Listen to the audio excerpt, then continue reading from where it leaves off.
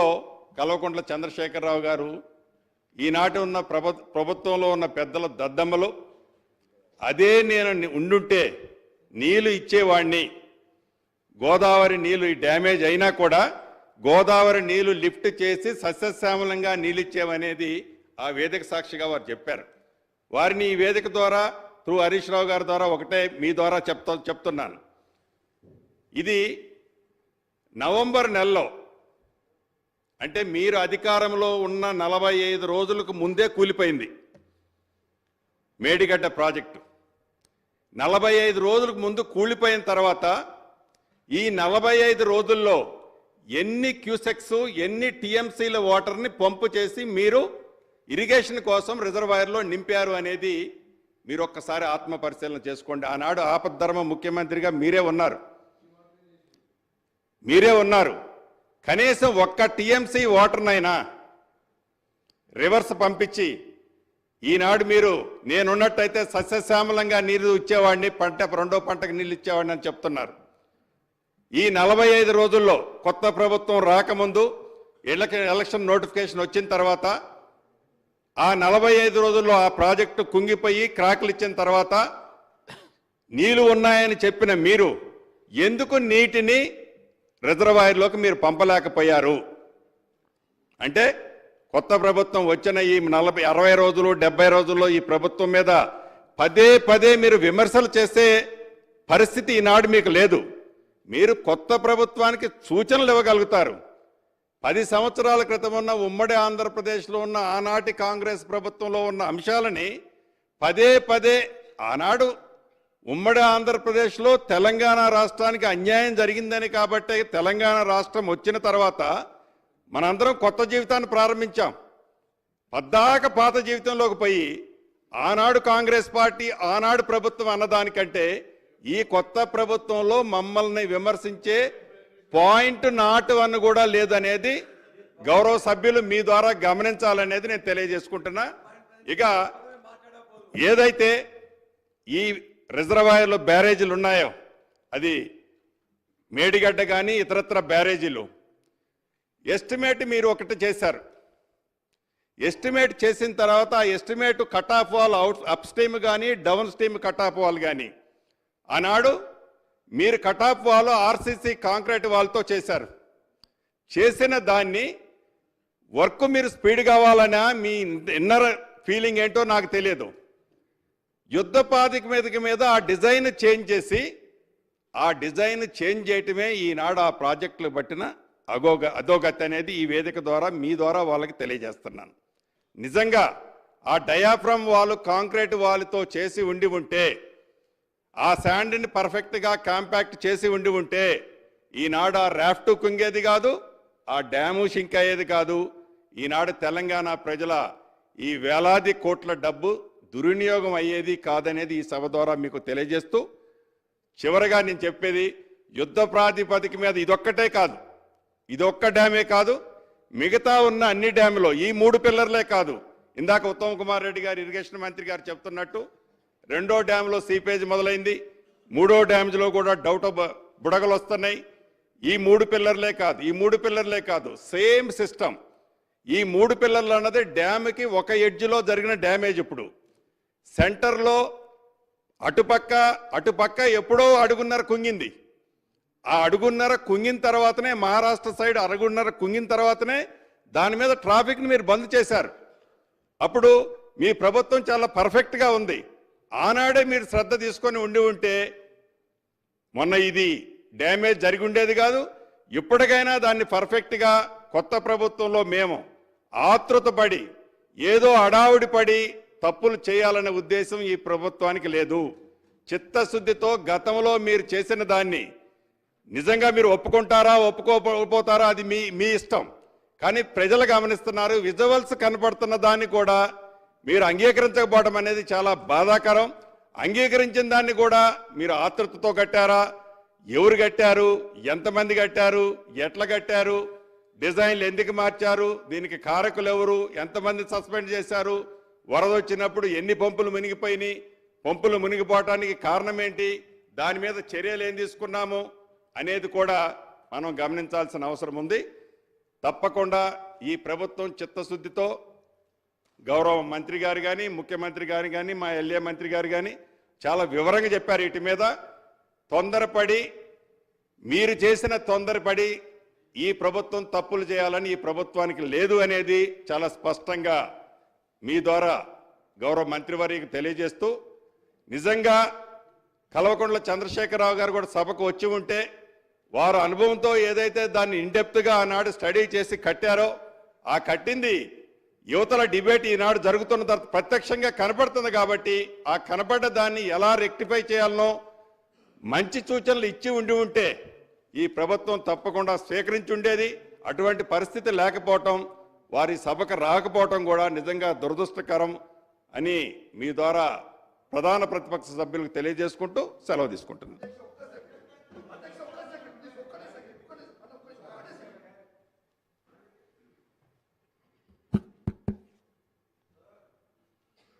అధ్యక్ష, ఈ అసెంబ్లీలో మొదటిసారి మాట్లాడేటువంటి అవకాశం ఇచ్చినటువంటి మీకు ధన్యవాదాలు తెలియజేసుకుంటూ, మరి మాట్లాడేది కూడా మొదలు మా ప్రాంతానికి సంబంధించి, మా ఉమ్మడి కరీంనగర్ జిల్లా సంబంధించి ఏదైతే అద్భుతమైన ప్రాజెక్టు, ఈ ప్రాజెక్ట్ అయితే కాళేశ్వరం ప్రాజెక్ట్ నిర్మాణం అయితే 1 కోటి ఎకరాలకు నీళ్ళు ఇస్తామని చెప్పి ఆనాడు అప్పటి ముఖ్యమంత్రి అనేక మార్లు ఎన్నోసార్లు ఈ తెలంగాణ రాష్ట్ర ప్రజానీకానికి చెప్పి, కనీసం మీరు నిన్న మొన్న లెక్కలు చూస్తూ ఉంటే 1,00,000 ఎకరాలకు కూడా నీళ్ళు ఇవ్వనటువంటి దుస్థితి. మరి ఇవాళ దీనికన్నా ముందు స్వాతంత్రం వచ్చిన దగ్గర నుంచి ఇప్పటి వరకు కాంగ్రెస్ పార్టీ ప్రభుత్వాలున్నప్పుడు ఈ రాష్ట్రంలో ఉమ్మడి ఆంధ్రప్రదేశ్లో కానీ తెలంగాణ ప్రాంతంలో కానీ అధ్యక్ష ఎన్నో ప్రాజెక్టులు నిర్మాణం అయినాయి. ఇవాళ విచిత్రం ఏంటంటే కట్టినాక ముచ్చటగా 3 సంవత్సరాలు కాకముందే ఇవాళ మేటిగడ్డ ఉంగిపోవడం, మరి ఇవాళ పెద్దలు గౌరవనీయులు ఉత్తమ్ కుమార్ రెడ్డి గారు కూడా చెప్తా ఉన్నారు. ఇవాళ అన్నారం బ్యారేజ్ కూడా అది కూడా లీక్ అవుతూ ఉంటే దాన్ని కూడా వాటర్ డివాటరింగ్ చేస్తూ ఉన్నాం. సుందిల్లా బుంగబడ్డదని చెప్పి కూడా మరి గతంలో విన్నాం, పత్రికలలో చూసినాం. మరి ఈ రకంగా ఉంటే ఇవాళ 1,00,000 కోట్ల రూపాయలు ఖర్చు పెట్టి పెద్ద ఎత్తున అప్పులు చేసి ఇవాళ మరి ఇక్కడటువంటి ఇంతకుముందు మాట్లాడినటువంటి మాజీ మంత్రివర్యులు హరీష్ రావు గారు ఆనాడు భారీ నీటి శాఖ మంత్రిగా ఉండి మరి ఆనాడు అనేక మార్లు ఆ కాళేశ్వరం ప్రాజెక్టునే నేను దగ్గరుండి నిలబడి కట్టిస్తా ఉన్నా, అది నా కన్సర్న్లో నడుస్తూ ఉందని చెప్పి అనేక సార్లు పత్రికలలో మరి రాయించుకొని మరి ఎక్స్పోజ్ అయినటువంటి విషయం మనందరికీ తెలిసిందే. ఇవాళ మొన్న మనందరం రేవంత్ రెడ్డి గారు ముఖ్యమంత్రి గారి ఆధ్వర్యంలో మరి ఏదైతే మేడిగడ్డ ఉంగిందని చెప్పి ఆనాడు దానికన్నా ముందు రోజు మరి అన్ని పక్షాలను, అన్ని రాజకీయ పార్టీలను, ఈ శాసనసభలో ఉన్నటువంటి అందరి సభ్యులను అధ్యక్ష ఆ రోజు మరి మీ ఆధ్వర్యంలో అప్పీల్ చేయడం జరిగింది. ఆనాడు వీళ్ళు రాక మరి ఎక్కడో నల్గొండలో మీటింగ్ పెట్టి వాళ్ళకి ఇష్టం వచ్చినట్టు మరి వ్యంగ్యంగా మాట్లాడి మీరు దేనికోసం పోతానో అక్కడ ఏం బీక్టానికి పోతానని చెప్పి ఆనాడు మరి అక్కడటువంటి మాజీ ముఖ్యమంత్రి గారు మరి ఇప్పుడున్నటువంటి ముఖ్యమంత్రి గారి గురించి మాట్లాడడం జరిగింది.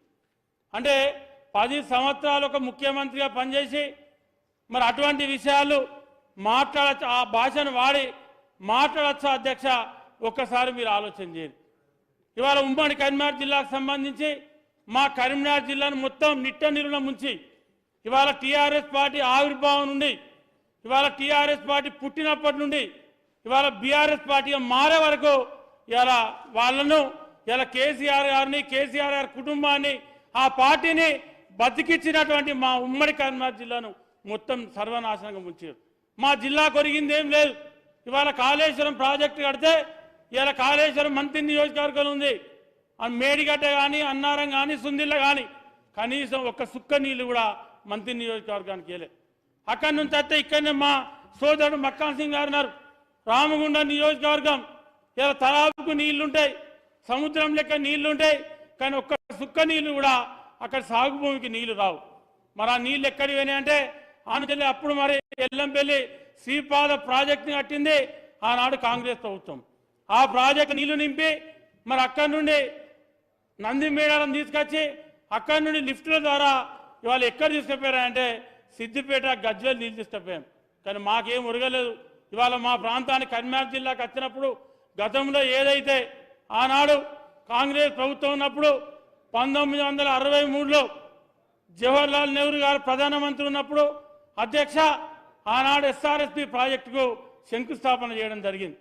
మరి ఆనాడు 112 టీఎంసీలతోని ప్రాజెక్టుకు శంకుస్థాపన చేసి పనులు ప్రారంభిస్తే మా ప్రాంతానికి ఉమ్మడి కరీంనగర్ జిల్లాకు 1983లో మరి మా ప్రాంతానికి ఎస్ఆర్ఎస్పి కాలువల ద్వారా నీళ్ళు వచ్చినాయి. ఎస్ఆర్ఎస్పి కాలువల ద్వారా నీళ్ళు వస్తే మరి ఆనాటి నుండి ఈనాటి వరకు మన మధ్యలో తెలుగుదేశం ప్రభుత్వం ఉన్నప్పుడు కాలువ లైనింగ్ జరగడం, డ్రాపులు పూర్తిగా సిమెంటు కాంక్రీట్తో నిర్మాణం జరగడం. మరి కాంగ్రెస్ ప్రభుత్వం ఉన్నప్పుడు ఉమ్మడి కరీంనగర్ జిల్లా అంతా కూడా ఆనాడు మొత్తం కాలువలు తవ్వడం జరిగింది. ఆనాడు ఫేజ్ 1 కానీ ఫేజ్ 2 కానీ ఎస్ఆర్ఎస్పి ప్రాజెక్టు ద్వారా ఆనాడు మా ప్రాంతానికి దాదాపు 9.5 లక్షల ఆయకట్టు ఆనాడు రావడం జరిగింది. మరి అప్పర్ ఏదైతే మిడ్ మానేర్ లోయర్ మానేర్ మీద 4,70,000 ఎకరాల అధ్యక్ష. ఇవాళ అది తప్ప ఇవాళ కనీసం ఇంతకుముందు గతంలో హరీష్ రావు గారు మాట్లాడినప్పుడు చెప్తా ఉన్నారు. అంతకుముందు 1 గంట క్రితం మేము కరీంనగర్ జిల్లాలో ఉన్నటువంటి ఎస్ఆర్ఎస్పి ప్రాజెక్టుకు ఏదైతే కాలువలు ఉన్నాయో ఆ కాలువలన్నింటినీ చివరి ఆయకట్టుకు నీళ్ళు ఇచ్చామని చెప్పి ఇవాళ మీరు ఎవ్వరు నాతో నచ్చినా మీరు రండి, నేను చూపిస్తా. ఎక్కడ కూడా చివరి ఆయకట్టుకు నీళ్ళు ఇచ్చిన దాఖలాలు లేవు. మా నీళ్లను మా రైతుల పుట్టగొట్టి, మా ప్రాంత రైతుల పుట్టగొట్టి మా దగ్గర మాయ మాటలు చెప్పి ఎప్పుడు ఎన్నికలు జరిగినా టీఆర్ఎస్ పార్టీకి బీఆర్ఎస్ పార్టీకి ఓట్లు వేయించుకొని కరీంనగర్ జిల్లా రైతులు ఉమ్మడి జిల్లా రైతుల పుట్టగొట్టింది తప్ప మీరు కానీ మాకు ఏ రోజు కూడా మా ప్రాంతానికి మీరు కాళేశ్వరం నీళ్ళు తీసుకొచ్చి మా నీళ్లతోని మా ప్రాంతాన్ని సస్యశ్యామలం చేసింది లేదు. మీరు ఏం చెప్పిండ్రు ఆనాడు ఉద్యమ సమయంలో ఏమున్నది, ఇది ఇప్పుడు నీళ్ళు వస్తలేవు, రేపు తెలంగాణ రాష్ట్రం వస్తే కాలడ్డం పెడితే నీళ్ళు వస్తాయని చెప్పారు కేసీఆర్ గారు. కాలడ్డం పెడితే నీళ్ళు వస్తాయని చెప్పారు. పొలాలు పాకులు పడతాయని చెప్పారు. పొలాలలో చేపలు పట్టొచ్చని చెప్పిండ్రు. పొలాలు ఎండిపోవని చెప్పిండ్రు. కానీ మీరు ఏం చేసిండ్రంటే మా ప్రాంత రైతులను మోసం చేశారు. మీరు మా దగ్గర ఏం చేయలేదు. మీరు ఆనాడు కాంగ్రెస్ ప్రభుత్వం కట్టినటువంటి డ్రాప్ కూలిపోతే కూడా కనీసం డ్రాప్ను రిపేర్ చేయలేదు. మీరు ఎక్కడైనా డీపీలు షటర్ పోతే ఒక్క షటర్ నిర్మాణం చేయలేదు. మీరు ఇలా మీకు మా ఉమ్మడి కరీంనగర్ జిల్లా గురించి కానీ తెలంగాణ రాష్ట్ర ప్రజాహితం గురించి కానీ మాట్లాడేటువంటి హక్కు లేదు. ఎందుకంటే ఇవాళ డబ్బులు ఖర్చు పెట్టిండ్రు కానీ ఎక్కడ కూడా అవి ఉపయోగానికి రాలేదు. ఇవాళ మా ఏదైతే మీరు కాళేశ్వరం ప్రాజెక్టు గురించి మీరు చెప్తా ఉన్నారు, ఆనాడు ఆ కాళేశ్వరం ప్రాజెక్టు పూర్తయితే 1 కోటి ఎకరాలకు నీళ్ళు వస్తాయని చెప్పారు. ఇవాళ 1 కోటి ఎకరాలకు నీళ్ళు వస్తాయని చెప్పి మీరు ఇచ్చిన లెక్కలనే 1 లక్ష ఎకరాలు దాటలేవు. ఇవాళ మీరు 4 సంవత్సరాలు 3 సంవత్సరాలు నీళ్లు ఎత్తిపోతే కనీసం మీరు ఏ రోజు కూడా 30 టీఎంసీలు దాటి నీళ్ళు ఎత్తిపోయలేదు.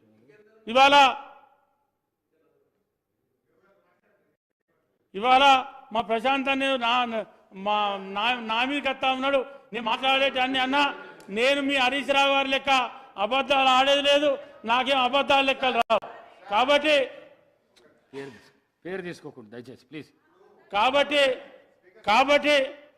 ఇప్పుడు వారు 2 గంటలు మాట్లాడినారు, 2 గంటలు మాట్లాడినారు. మేము ఏం మాట్లాడినా ఇప్పుడు ఏం మాట్లాడి వారు ఇంతకుముందు ఏం చెప్పారు మా ప్రాంతానికి కన్క్లూడ్ చేయండి. ఇప్పుడు ఉమ్మడి కరీంనగర్ జిల్లాలో 10 నిమిషాలు అవుతుంది నేను మాట్లాడు, 10 మినిట్స్ అవుతుంది సార్ నేను మాట్లాడు. 5 minutes అయితే మా ప్రాంతానికి నీళ్ళు వస్తున్నాయి, తేలేందుకు నీళ్ళు ఇస్తున్నామని చెప్పారు. మీరు ఎవరన్నా మీరు హరీష్ రావు గారు వస్తారా, లేకపోతే ఇంకా మీరెవరైనా స్పీకర్ గారు మీరెవరైనా పంపిస్తారా? మీరు రాండి, మా ప్రాంతానికి నీళ్లు ఎక్కడ కూడా కాళేశ్వరం జిల్లాలు మా పెద్దపల్లి జిల్లాలో 2 లక్షల ఆయకట్టు ఉంటుంది. పెద్దపల్లి జిల్లాలో 2 లక్షల ఆయకట్టు ఉంటుంది. 2 లక్షల ఆయకట్టు ఉంటే ఇలా రామగుండంలో 25,000 ఎకరాలు మంత్ని 4 గ్రామాలు కలుపుకొని ఎస్ఆర్ఎస్పి పార్క్ ఉంటుంది. ఒక్క ఎకరం కూడా కాళేశ్వరం నీళ్ళు రాలే. మా పెద్దపల్లి నియోజకవర్గానికి వచ్చి దగ్గర 1,52,000 చిల్లర ఎకరాలు ఉంటుంది. ఇవాళ చెరువుల కుంటలు కలుపుకొని 1,60,000 నుంచి 1,70,000 ఎకరాలు ఉంటాయి. ఈ రోజు వరకు మా పెద్దపల్లి కన్క్లూడ్ చేయండి. విజయరామారావు గారు చేస్తా ప్రశాంత్ రెడ్డి గారు మాట్లాడండి. ఒక్క నిమిషం సార్, గౌరవ సభ్యులు వారు ఆవేదన చెప్తున్నారు. సరే, వారి ప్రాంతానికి సాగునీరు రావాలి అనే ఆవేదన వారికి ఉండొచ్చు. అయితే ఇది సార్, ఇది ఎట్లుంటుందంటే సార్, ఇప్పుడు ఎస్ఆర్ఎస్పి ప్రాజెక్ట్ ఉంది సార్. 100 ఊర్లు మా ఆర్మూరు, ఆ పక్కన నిర్మలు, ఆ తాలూకా అంతా మునిగిపోయినాయి సార్. మా బాల్కొండ ప్రాంతం మునిగిపోయినాయి సార్. అయితే నా బాల్కొండ నియోజకవర్గంలో ఎస్ఆర్ఎస్పిది ఆయకట్టు ఎంత తెలుసా సార్? 7,000 ఎకరాలు. ఎస్ఆర్ఎస్పి మేము మునిగి వారి పెద్దపల్లికి నీళ్ళు పోతున్నాయి సార్. నా బాధ ఎవరికి చెప్పుకోవాలి సార్? అట్లా ప్రాజెక్టుల ఇప్పుడు అట్లా కాదు సార్. ఇప్పుడు సార్, ఆయకట్టు ప్రాజెక్టుల స్వరూపమే అట్లా ఉంటుంది సార్. అది అంతేగాని ఇక్కడ ప్రాజెక్టు కడితే ఇక్కడనే నీళ్ళు ఇవ్వాలి అట్లా ఉంటుందా సార్? అది శ్రీధర్ బాబు గారికి అన్నీ తెలుసుండి సార్ అట్లా ఉంటుందా సార్? అట్లా ఉండదు కదా. గౌరవ సభ్యులు అవకాశం ఉంటే ఇవ్వాలి సార్, అవకాశం ఉంటే ఇవ్వద్దని అనట్లేదు. వారి ఆవేదన వారు చెప్పుకొని నాకేం బాధ లేదు. కానీ నాకు అది చూసి నాకు ఆవేదన వచ్చింది సార్. ఇప్పుడు నాకు గుర్తుకొచ్చింది, నా 100 ఊర్లు మునిగిపోయినాయి కదా, నాకు 7,000 ఎకరాలే ఉన్నది ఎస్ఆర్ఎస్పిలో ప్రాజెక్ట్. ఇప్పుడు నేను ఎవరికి చెప్పుకోవాలి మరి? అప్పుడు డిజైన్ చేసింది, బిల్ట్ చేసింది అప్పుడు ప్రభుత్వాలే కదా అధ్యక్ష. ఇప్పుడు ఆ ప్రభుత్వాల మీద ఆక్రోశం వెలిబుచ్చుకోవాలన్నా? అట్లా ఉండదు. నాకు తెలుసు కాబట్టి, ప్రాజెక్టుల స్వరూపం నాకు తెలుసు కాబట్టి కాబట్టి దయచేసి సభ్యులు అర్థం చేసుకోవాలి. Thank you. కన్క్లూడ్ చేయండి ప్లీజ్. ప్లీజ్. ఇప్పుడు ప్రశాంత్ రెడ్డి గారు మాట్లాడినట్టు సరే, నేను మాట్లాడేదానికి మీకు బాధ అనిపిస్తుంది కావచ్చు, కానీ మా ఉమ్మడి కరీంనగర్ జిల్లా రైతులను వెళ్ళి పైప్ లైన్లు తీసుకుపోయి అక్కడి నుంచి వెళ్ళి ఆడ రిజర్వేయర్ కట్టి ఇప్పుడు ఇక్కడ మేడారం రిజర్వేయర్ ఉంటుంది, ఇది ధరంపూర్ కాన్స్టిట్యున్సీలో. మేడారం రిజర్వేయర్ ఉంటే ఆ రిజర్వేయర్ కింద కనీసం ఒక్క ఎకరానికి కూడా నీళ్ళు ఇవ్వలేదు. మేడారం చెరువు ఏదైతే ఉందో దాని కింద గతం కింద చెరువు కింద ఎంత పారకం ఉందో ఈరోజు కూడా గంతే పారకం ఉంది తప్ప కనీసం ఒక గుంటకు కూడా అక్కడ వాటర్ ఇవ్వలేదు. అదేవిధంగా మా పెద్దపల్లి నియోజకవర్గానికి వచ్చినప్పుడు DIT3, DIT6 2 కెనాలు ఉంటాయి. 2 కెనాల కింద దాదాపు 1,53,000 ఎకరాలు 2 కెనాల కింద ఉంటుంది. DIT6, DIT3 ఎస్ఆర్ఎస్పి ప్రాజెక్ట్ కింద. అదేవిధంగా చెరువు కుంటల కింద దాదాపు 20,000 ఎకరాలు అంటే 1,70,000 ఎకరాల పైచిలకు మా నియోజకవర్గంలో ఎస్ఆర్ఎస్పి నుంచి వెళ్ళి మాకు వాటర్ వస్తుంది. ఇవాళ మా నియోజకవర్గానికి వచ్చినప్పుడు నేనేమంటానంటే ఇది మా ఆవేదన.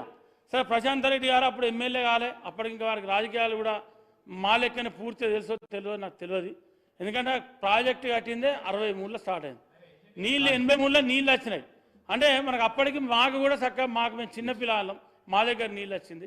ఇలా మా ప్రాంతం నుంచి వెళ్ళి నీళ్లు పోతాయి, మా నీళ్ళను మా జిల్లాకి వెళ్ళి ఎత్తుకుపోతారు, మా పెద్దపల్లి జిల్లాకి వెళ్ళి నీళ్లు పోతాయి. మాకు నీళ్లు రావన్నా వద్దా? మేము అడగన్నా వద్దా? తప్పకుండా అడిగే హక్కు మాకుంది, ఖచ్చితంగా అడుగుతాం, మాకు రావాలి నీళ్ళు. ఎందుకంటే ఇవాళ మీరు మీ ప్రభుత్వం ఉండి మీకు అధికారం ఉండి మీరు ఎక్కడ తీసుకుపోయారు నీళ్ళు? మెదక్ జిల్లా తీసుకుపోయారు. మెదక్ జిల్లా తీసుకుపోయే రోజు అక్కడ ఎక్కడికి పోయిన నీళ్ళు? ఫస్ట్ సిద్దిపేటకి పోయినాయి, అక్కడి నుంచి గజ్వేల్కి పోయినాయి. మీరు ఆ 2 ప్రాంతాలు ఉంటే ఆ 2 ప్రాంతాలలో రైతులు సస్యశ్యామలం అయితే తెలంగాణ రాష్ట్రం మొత్తం రైతులందరూ నీళ్ళు వచ్చారు. మీ దృష్ట్యా మేమంటున్నాం, మా దగ్గరికి నీళ్లు పోతా ఉన్నాయి కాబట్టి మీరు మాకు నీళ్ళు ఇవ్వకుండా తీసుకుపోయినది మేము బాధపడతాం. మంత్రి నియోజకవర్గం అక్కడ కాళేశ్వరం మొదలుపెట్టి దగ్గర 60, 70, 80 కిలోమీటర్లు పైప్ లైన్ తీసుకొచ్చారు మంత్రి కాన్స్టిట్యూన్సీకి వెళ్ళి. కనీసం ఒక్క గుంట కన్నా నీళ్ళు ఇచ్చారు ఎక్కడన్నా?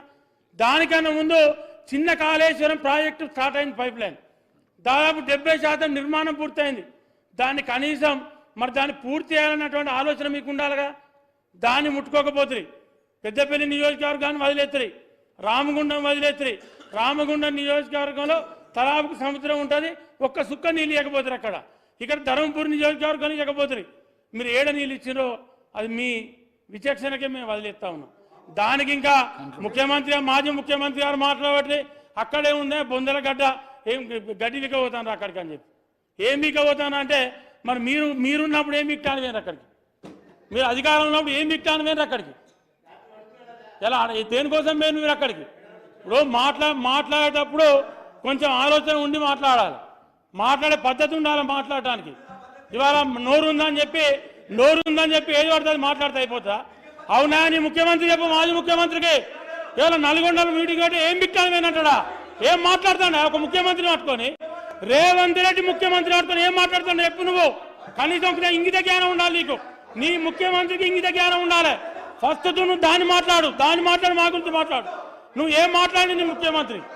ఇవాళ ఒక మాజీ ముఖ్యమంత్రి 10 ఏళ్ళు ముఖ్యమంత్రి ఉంటాడు. మేము బొందల గడ్డగా చూస్తానికి కూలిపోయినటువంటి కుంగిపోయినటువంటి మేడిగడ్డను చూస్తానికి మేము పోయినాం. మా ముఖ్యమంత్రి గారి ఆధ్వర్యంలో రేవంత్ రెడ్డి గారి నాయకత్వంలో మేము దాన్ని చూసి మీరు ఏదైతే ఈ రాష్ట్ర ప్రజలను ఈ రాష్ట్ర రైతాంగాన్ని ముంచి కాళేశ్వరం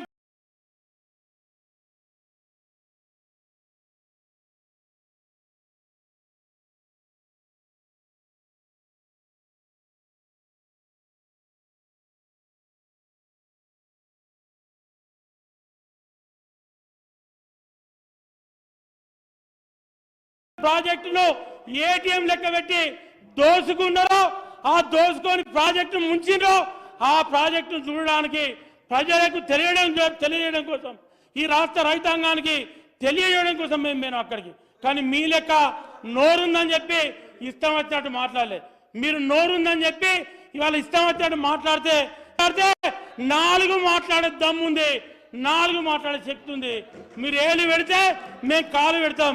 మామూలుగా మీరేం ఏదో వాటిగానే గవర్నమెంట్లో ఉండి పోలీసులను పెట్టి రాత్రిపూట అరెస్ట్ చేసి ముఖ్యమంత్రిలో లేకపోతే మంత్రులు తవ్వంటి పోతా అంటే ఇంట్లో ముంగట కావలు పెట్టే నైజాం మాది కాదు. కొట్లాడే దమ్ముంది, కొట్లాడే శక్తి ఉంది, మాట్లాడే శక్తి ఉంది. ఏదైనా చేస్తాం, మేము ఏదైనా చేయగలుగుతాం. ఇట్లా వాటిగానే మైకును ముంగట పెట్టుకొని ఏదో ఉనికిదంపుడు ముచ్చట్లు మాట్లాడే అవసరం మాకు లేదని చెప్పి ఈ సందర్భంగా ఇస్తూ నాకు మాట్లాడే అవకాశం ఇచ్చినటువంటి మా పెద్దలు గౌరవనీయులు మా స్పీకర్ గారికి ప్రత్యేక ధన్యవాదాలు, కృతజ్ఞతలు తెలియజేస్తూ ముగిస్తా ఉన్న పాయల్ శంకర్ గారు.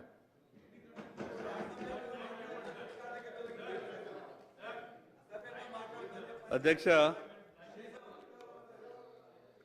మాట్లాడే అవకాశం ఇచ్చినందుకు మీకు ప్రత్యేకంగా ధన్యవాదాలు. పాయల్ శంకర్ గారు ఒక్క నిమిషం. ఫ్లోర్ లీడర్లకు 30 నిమిషాల టైం కేటాయించినాము. సాధారణ సభ్యులకు అందరికీ గౌరవ సభ్యులకు 5 నిమిషాలు. దయచేసి దీన్ని పాటించవలసిందిగా కోరుకుంటున్నాను. పాయల్ శంకర్ గారు. సార్ మా పార్టీ సమయంగా భావించి మాకు అరగంట సమయం ఇస్తేనే అది న్యాయం చేసినట్టు అవుతారు. అంటే నన్ను సభ్యుడిగా కాకుండా పార్టీ సమయంగా భావించండి. అధ్యక్ష, ముందుగా మీకు ధన్యవాదాలు. ఈ కాళేశ్వరం ప్రాజెక్టు గురించి చర్చ వచ్చినప్పుడల్లా శాసనసభలో ఈ పెద్ద పెద్ద స్క్రీన్లు ప్రత్యక్షమవుతాయి.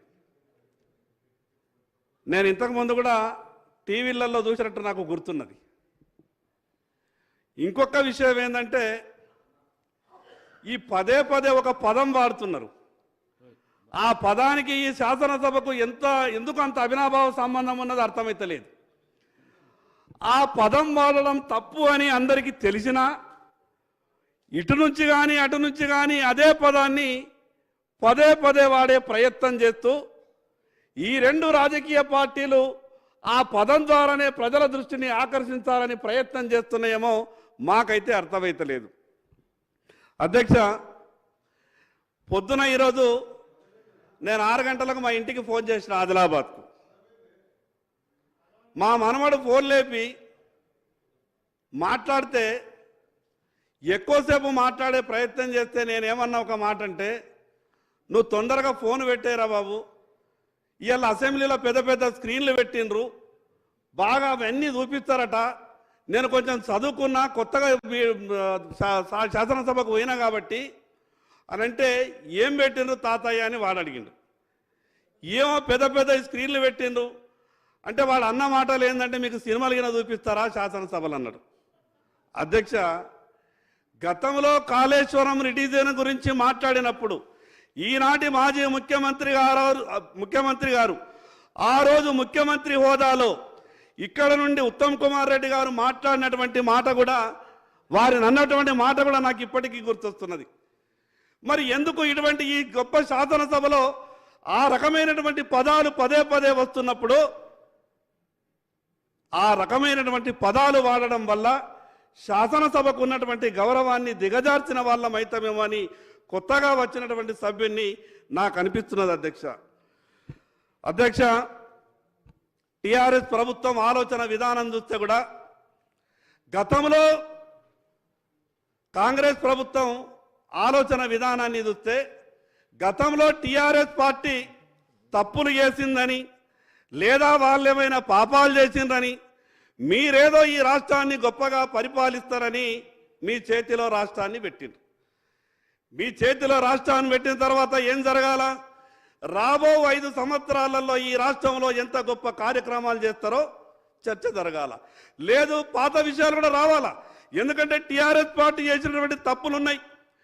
అంత పెద్ద లక్షల కోట్ల రూపాయల అప్పులు తీసుకొచ్చి ఒక్క రూపాయి కూడా పనికి రాకుండా అంత పెద్ద కాళేశ్వరంలో జరిగినటువంటి తప్పు మీద తప్పకుండా చర్చ జరగాల్సిందే.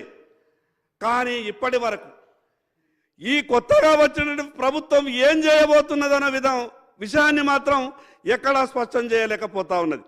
అధ్యక్ష, మేము అనుకున్నాం ఆంధ్రప్రదేశ్ రాష్ట్రం ఉన్నప్పుడే మా అటువంటి ఆదిలాబాద్కు అన్యాయం జరిగింది, తెలంగాణ రాష్ట్రం వచ్చిన తర్వాత మాకు న్యాయం జరుగుతుందని గొప్పగా ఆశపడ్డాం. మా జిల్లాలో ఏకైక ప్రాజెక్టు సార్ 10 సంవత్సరాలలో మొదలైంది కోటా చెనాక అనే ప్రాజెక్టు.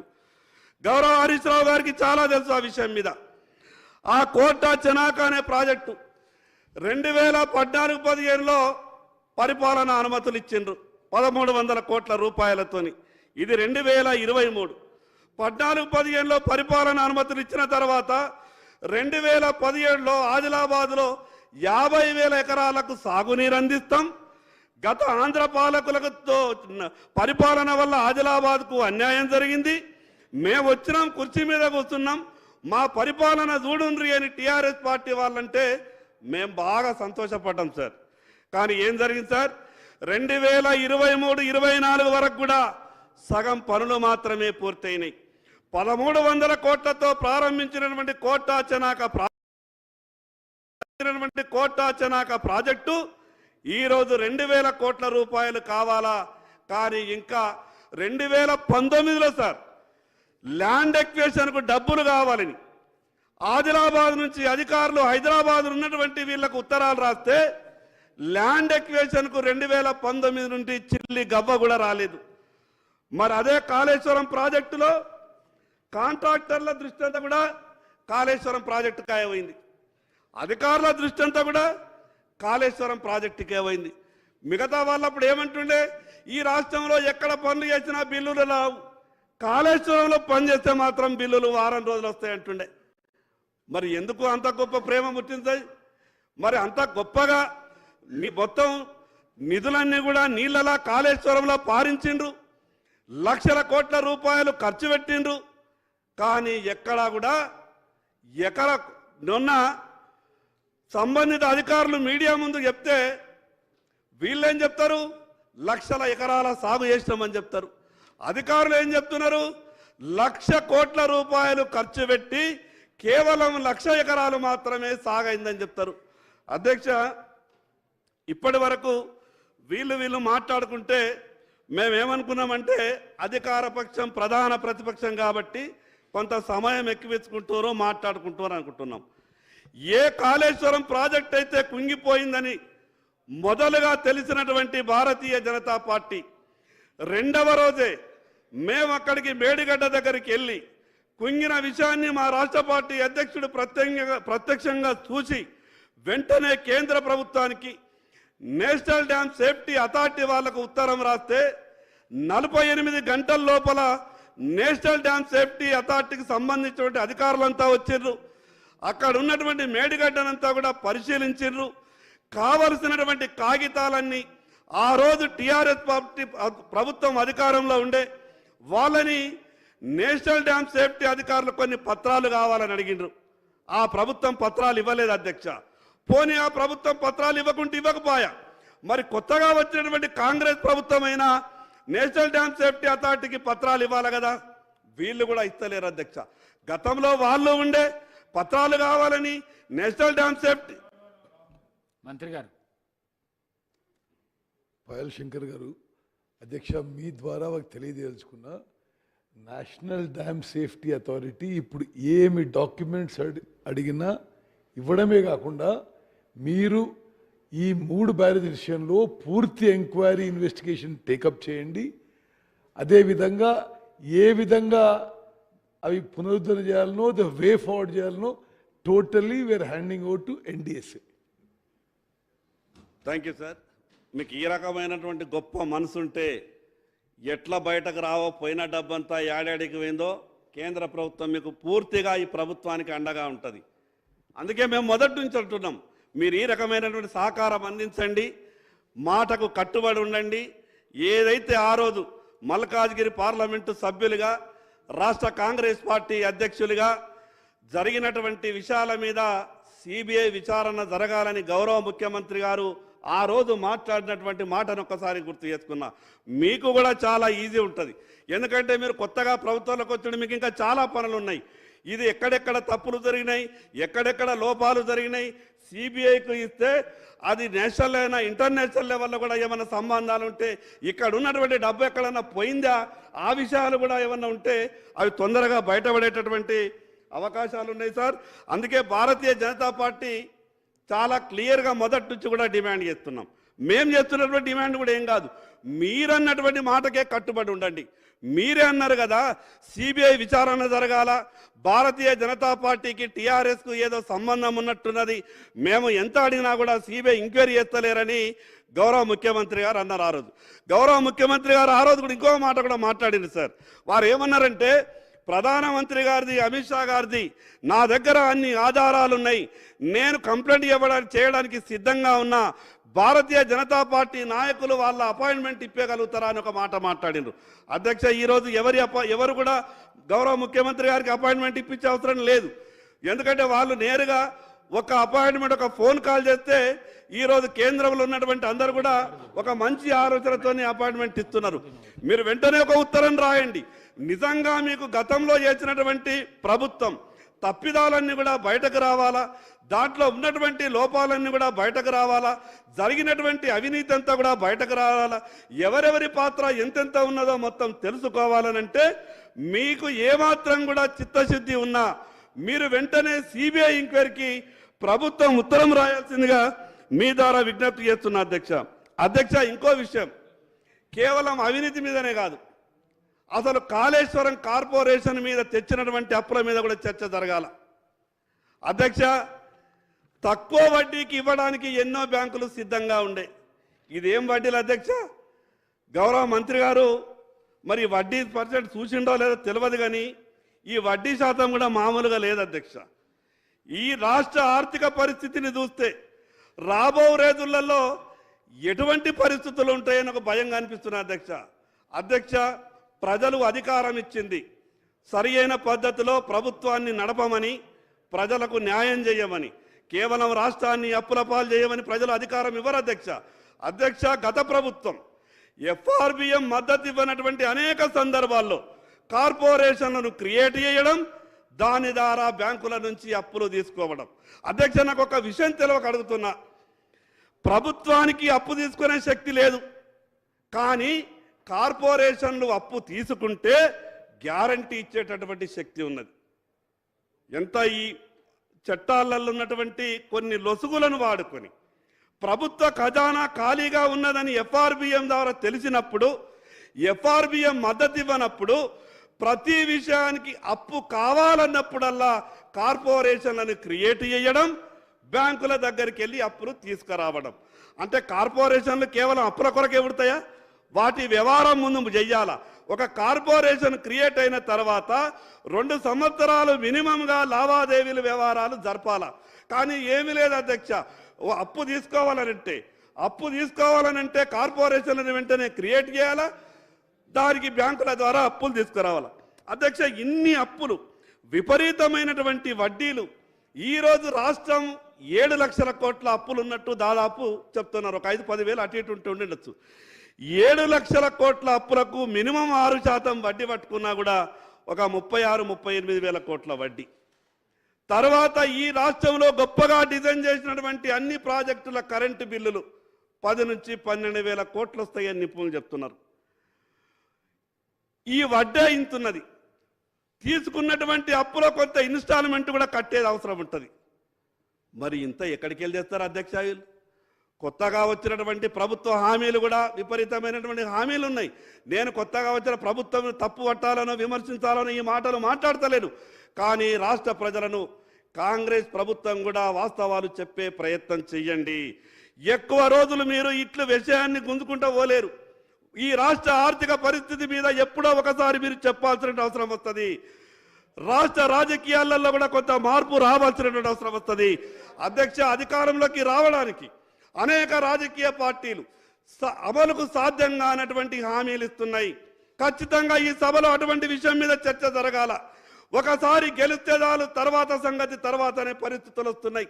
మరి ఈ రకంగా ప్రతి ఒక్కరు కూడా ఇదే వ్యవహారం చేసుకుంటూ పోతే ఈ రాష్ట్రాన్ని కాపాడే వ్యక్తులు ఎవరు? కేవలం 5 సంవత్సరాలు అధికారంలో ఉండడానికి, ఒకసారి గెలవడానికి మా నోటికి వచ్చినట్టు ఏమన్నా మాట్లాడతాం. గత పాలకులు అమలు చేసిండ్రా, మేము అమలు చేయకుంటే ఏమవుతుందనే ధోరణి ఏదైతే ఉన్నదో దాంట్లో ఖచ్చితంగా మార్పు రావాలా. అధ్యక్ష, మార్పు ఇక్కడి నుండే మొదలు కావాలి. ఈ మార్పు ఇక్కడి నుండే మొదలు కావాలా. గతంలో టీఆర్ఎస్ పార్టీ చేసినటువంటి తప్పులను కాంగ్రెస్ పార్టీకి కూడా తెలుసు.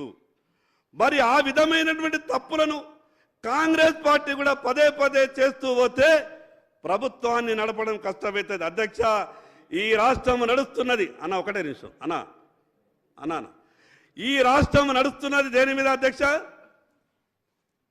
ప్రజల ఆరోగ్యం చెడిపోతున్నటువంటి ఆ ఏదైతే మత్తు పానీయాలు అమ్మితే నడిచే పరిస్థితి ఉన్నది.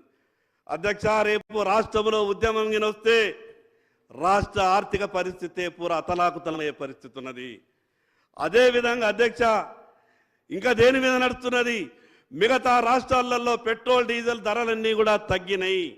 పెట్రోల్ డీజిల్ ధరలని తగ్గాలని, లేదా భవిష్యత్తులో అవి కూడా జిఎస్టీలకు పోతే రాష్ట్రం జీతాలు కాదు కదా, 6 నెలలకు ఒకసారి కూడా జీతాలు ఇచ్చేటటువంటి పరిస్థితి ఉన్నది.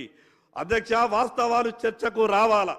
కేవలం రాజకీయ విమర్శలు చేసి ఒక రాజకీయ పార్టీని ఇంకో రాజకీయ పార్టీని తిట్టుకోవడానికే ఇది వేదిక చేసుకొని ఈ ట్రిక్స్తోనే రాజకీయాలు చేస్తూ సభలో ఇటువంటి వ్యవహారం జరిగితే తెలంగాణ రాష్ట్ర ప్రజల భవిష్యత్తు ఎప్పటికీ బాగుపడది. తెలంగాణ రాష్ట్రం వచ్చిన తర్వాత కూడా వాస్తవాలు సభలో చర్చ జరగాల. నేను ఒకటే విషయం ప్రభుత్వానికి విజ్ఞప్తి చేస్తున్న అధ్యక్ష, ప్రభుత్వం చాలా గొప్పగా చెప్పింది కాబట్టి మా అటువంటి ఆదిలాబాద్ జిల్లాకు గౌరవ ఇరిగేషన్ మంత్రి గారు సభలో ఉన్నారు కాబట్టి నాకు ఖచ్చితంగా కొంత నాకు మద్దతు ఇచ్చే విధంగా, నా మాటకు ఊరటనిచ్చే విధంగా జవాబు రావాలని కోరుకుంటున్నా. అధ్యక్ష, ఈ జిల్లాలో ఉన్నటువంటి ఏకైక ప్రాజెక్టు సార్, దాని మీద జిల్లాలో ఉన్నటువంటి ఆ ఏకైక ప్రాజెక్టు చూడడానికి స్మితా సబర్వాల్ గారు 2 సార్లు హెలికాప్టర్ పట్టుకొని వచ్చారు. హెలికాప్టర్ తిరిగినప్పుడల్లా మాకు అనిపిస్తుండే అయిపోతుందేమో, 2 నెలల నిధులు వస్తాయేమో. దాని తర్వాత సోమేష్ కుమార్ గారు హెలికాప్టర్ పట్టుకొని వస్తుండే, ఇంకా ఆశపడుతుండే. చీఫ్ సెక్రటరీ గారు వచ్చారంటే ఇంకేం కావాలా, అయిపోతుందేమో అనుకుంటుండే. మళ్ళీ 3వసారి ఈ నీళ్లకు సంబంధించిన నిపుణులు వస్తుండే, ఎవరు వచ్చినా హెలికాప్టర్ దిగలే. అధ్యక్ష, మాకేమనిపించిందంటే ఆదిలాబాద్ నుంచి హైదరాబాద్కు 3.5 గంటల తోవ కారులో, కానీ అధికారులంతా హెలికాప్టర్లను వచ్చారు. ఆ అన్నిసార్లు వచ్చినటువంటి హెలికాప్టర్ ఖర్చు ఆ ప్రాజెక్టు గిన ఇస్తే ల్యాండ్ ఎక్వేషన్కు ఒక 20% డబ్బులు గిన ముట్టిపోతుండేనేమో. అన్నిసార్లు హెలికాప్టర్ తిరిగింది, కుర్చేసుకొని కట్టిస్తామన్నారు. 2017లోనే నీళ్ళు ఇస్తామన్నారు. 2024 అయింది, చుక్క నీరు రాలేదు అధ్యక్ష. ఇంకొక విషయం చెప్తా అధ్యక్ష, ఆ ప్రాజెక్టు సంవత్సరానికి 60 కోట్ల రూపాయల కరెంటు బిల్లు కట్టాలి. ఇది సాధ్యమవుతుంది అధ్యక్ష? 60 కోట్ల రూపాయల కరెంటు బిల్లు కట్టాల. కేవలం 100 కోట్ల రూపాయలు ఖర్చు పెట్టి అక్కడ సోలార్ ప్లాంట్ ఏర్పాటు చేస్తే ఆ ప్రాజెక్టుకు సరిపడ కరెంటు ఉత్పత్తే కాకుండా ఇంకో 100 కోట్ల రూపాయలు మెయింటెనెన్స్ కూడా ఆ ప్రాజెక్టుకు వస్తుండే. అటువంటి ఆలోచన చేయలేదు అధ్యక్ష. ఈరోజు అక్కడ ఉన్నటువంటి ఆ కోర్టాచనాక అనే ప్రాజెక్టు ఈరోజు సగమే ఆగిపోయింది. మరి కొత్తగా వచ్చే ప్రభుత్వం దాన్ని పూర్తి చేయాలని కమిట్మెంట్ ఇవ్వాలి కదా. మాకు కావాల్సినవి 1000 కోట్లయితే పెట్టింది బడ్జెట్లో బహుశా 200 కోట్లే అనుకుంటా. నేను గౌరవ మంత్రివర్యులకు నా ఆదిలాబాద్ ప్రజల తరపున 2 చేతులు జోడించి విజ్ఞప్తి చేస్తున్నా, మీరు టీఆర్ఎస్ పార్టీ వాళ్ళ తిరగాకుండా. ఎందుకంటే జలయజ్ఞంలో మొదలుపెట్టినటువంటి ప్రాజెక్టులను టీఆర్ఎస్ పార్టీలు ముట్టుకోలేదు. చాలా తెలివిపరులు. వాళ్ళు చేసిన ప్రాజెక్టుల్లో మాకేమొస్తాయి అనుకున్నారో ఏమో కానీ ఆ ప్రాజెక్టులకాయ వాళ్ళు కన్నెత్తి చూడలేదు. మరి మీరు కూడా టీఆర్ఎస్ పార్టీ మొదలుపెట్టినటువంటి టీఆర్ఎస్ ప్రభుత్వం మొదలుపెట్టేటువంటి మధ్యలో ఉన్నటువంటి ప్రాజెక్టులను గిన వాళ్ళు ఆలోచించినట్టే మీరు కూడా ఆలోచించి వాటిని కంప్లీట్ చేస్తే మా పరిస్థితి ఏంటిది? ఎందుకంటే మీకు ఒక రాష్ట్రమే కాదు, మీరు కూడా దేశాన్ని చూసుకోవాల్సి వస్తుంది. కాబట్టి ఉన్నటువంటి 2 రాష్ట్రాలలోనే అదొక పరిస్థితి ఉన్నది దేశంలో మొత్తం కింద. వాళ్ళు కనీసం రాష్ట్రంలో కింద మీద చేసుకుంటుండే.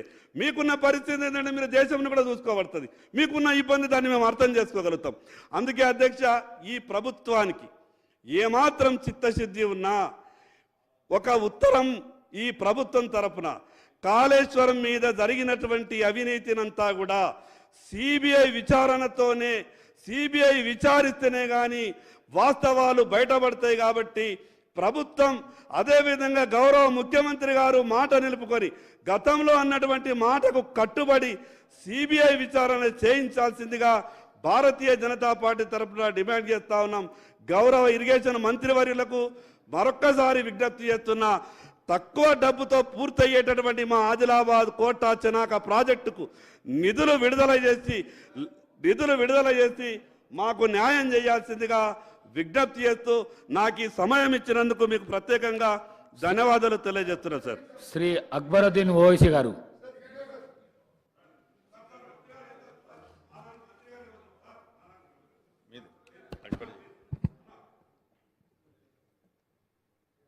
మినిస్టర్ గారు. సరే, బీజేపీ సభ్యులు పాయల్ శంకర్ గారి విషయం తప్పనిసరిగా మీరు ఈ ఇరిగేషన్ ప్రాజెక్ట్స్ విషయంలో నేను ప్రత్యేకంగా సమావేశం ఏర్పాటు చేస్తే మీరు కూడా రండి, అధికారులతో కూర్చొని వీళ్ళు. సరే అనిల్ జాదవ్ నువ్వు కూడా రా, అంటే ఆదిలాబాద్ ఉమ్మడి ఆదిలాబాద్ జిల్లా ఎమ్మెల్యేలు అందరినీ పిలిచి ఆదిలాబాద్ జిల్లా ఇరిగేషన్ ప్రాజెక్ట్స్ని మండే కానీ ట్యూస్డే కానీ ఒకరోజు ముందు చెప్పి నేను రివ్యూ మీటింగ్ పెట్టి ఏమి చేయగలిగితే తప్పనిసరిగా చేస్తానని మనం చేస్తూ, అదేవిధంగా మీరు స్పీకర్ సార్ మీ ద్వారా శాసనసభ సభ్యులందరికీ నేను మనవి చేస్తున్నా, వారి హై కాస్ట్ లోన్స్ గురించి ప్రస్తావించారు. గౌరవ ముఖ్యమంత్రి గారు, నేను కేంద్ర ఆర్థిక శాఖ మంత్రివర్యులు నిర్మలా సీతారామన్ గారిని కలిసి గత ప్రభుత్వం చాలా పెద్ద amount high cost short term loans తీసుకుని రాష్ట్రంపై చాలా పెద్ద ఆర్థిక భారం పెట్టారు. మరి కేంద్ర ప్రభుత్వం మీరు సహాయం చేయండి, ఈ high cost loans, high interest loans swap చేసి మాకు కొంత మరి సాఫ్ట్ లోన్స్, లో ఇంట్రెస్ట్ లోన్స్ ఇవ్వవలసిందిగా ఫార్మల్గా రిక్వెస్ట్ చేసాం కేంద్ర ప్రభుత్వాన్ని. అది ఫాలోఅప్ చేస్తున్నాం. Thank you sir. Akbaruddin Owaisi sir. Floor leader. Honorable Speaker, sir.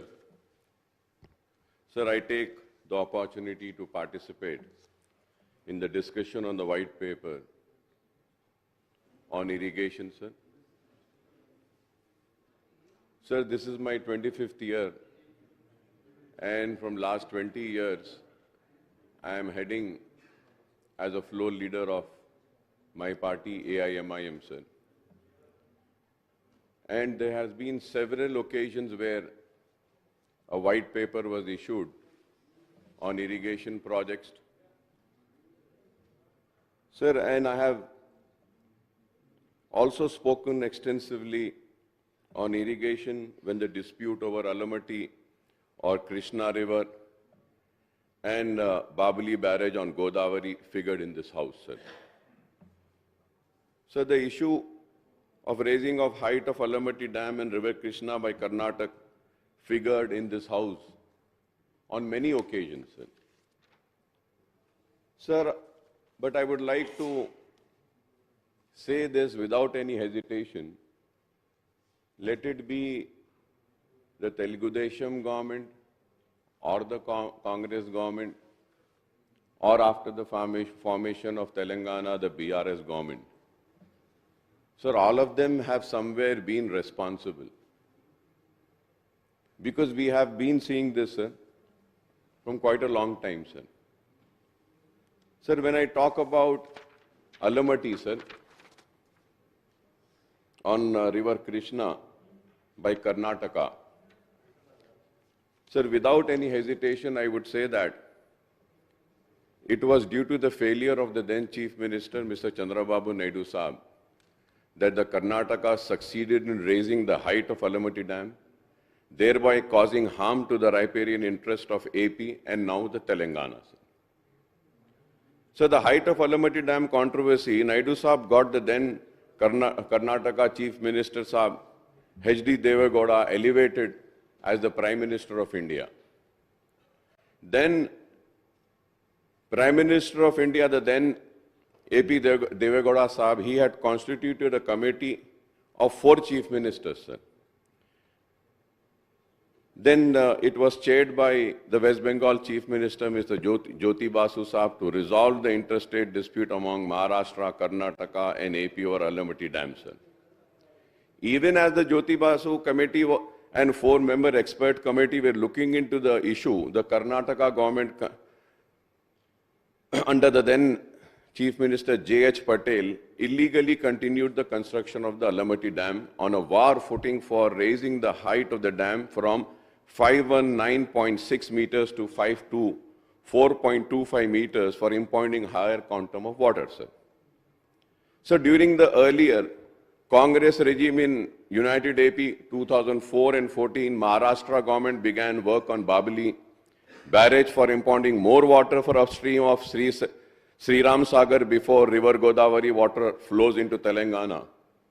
Sir, it was in 2004 that the Maharashtra expedited the construction of Babali and 10 other barrages on the Godavari, raising the alarm in Andhra Pradesh. So the Babali issue also snowballed into big political issue, sir, in AP, with the main opposition, TDP and other parties, including, I was also there, sir, then, the AIMIM mounting pressure on the then YSR regime to get the work of Babali and other barrages stopped by the Congress government in Maharashtra. Sir, incidentally, United AP government took the dispute over Alamati Dam and Babali barrage Supreme Court, but could not get any relief. Sir, I'm just going into the history briefly, sir.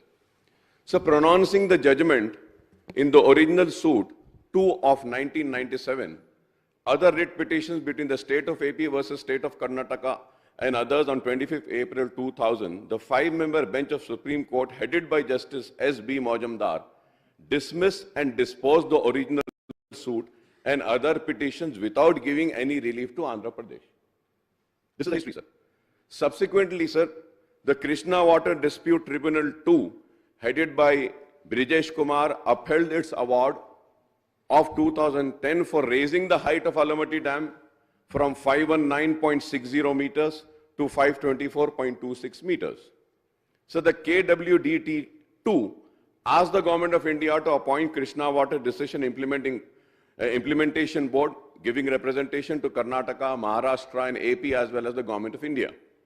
Pronouncing the judgment in the original suit number 1 of 2006, other writ petitions and the content petitions between the state of AP versus state of Maharashtra and others on 20th February 2013, a 3-judge bench on Supreme Court headed by Justice R.M. Lodha dismissed and disposed the original suit and other petition without giving any relief to Andhra Pradesh. Sir, when I was going through the CAG reports on performance, audit on Kaleshwaram, in the note of the background of the KLIS, the CAG pointed out that the audit had reviewed the Pranahita, Chevella, Sujala, Saravanti as part of performance audit of Jalayagnam CAG report number 2 of 2012, Andhra Pradesh government, sir. Sir, I may recall that irrigation projects always quoted controversies in the state because of several reasons, sir. Some of the projects were taken up on the assured water, that is the quantum of water for river allocation of the states, and some others were taken up on so-called surplus water. That is the quantum of water not allocated to the state but available for use when the monsoons are normal or there are floods into the rivers. So some of the projects were completed within the stipulated time frame. Some other projects were delayed for years and decades despite the best efforts of the successive governments to complete them. Some projects were taken up without the mandatory clearance from the Central Water Commission, Ministry of Water Resources, Jal Shakti, Ministry for Environment and Forest and other authorities, sir. For some other projects, the clearance were obtained while they were being constructed. Time and cost overrun have been the common feature of the most of the irrigation projects taken up in United Andhra Pradesh and thereafter in Telangana state also, sir. Sir, when the Jalayagnam program was launched in 2004 by the Congress government headed by Dr. Y.S. Rashekar Reddy, the main opposition TDP mounted a barrage of criticism, sir, and even termed it as the Dhanayagnam scheme for milking the contracts and the contractors. This was said, sir, then. Sir, after the formation of Telangana state, the TRS government redesigned the Pranahita Chevella project as Kaleshwaram lift irrigation scheme, launched several new projects and also expedited the work for the completion of some ongoing projects which were delayed for many years, sir. And this is also a fact, none can deny this.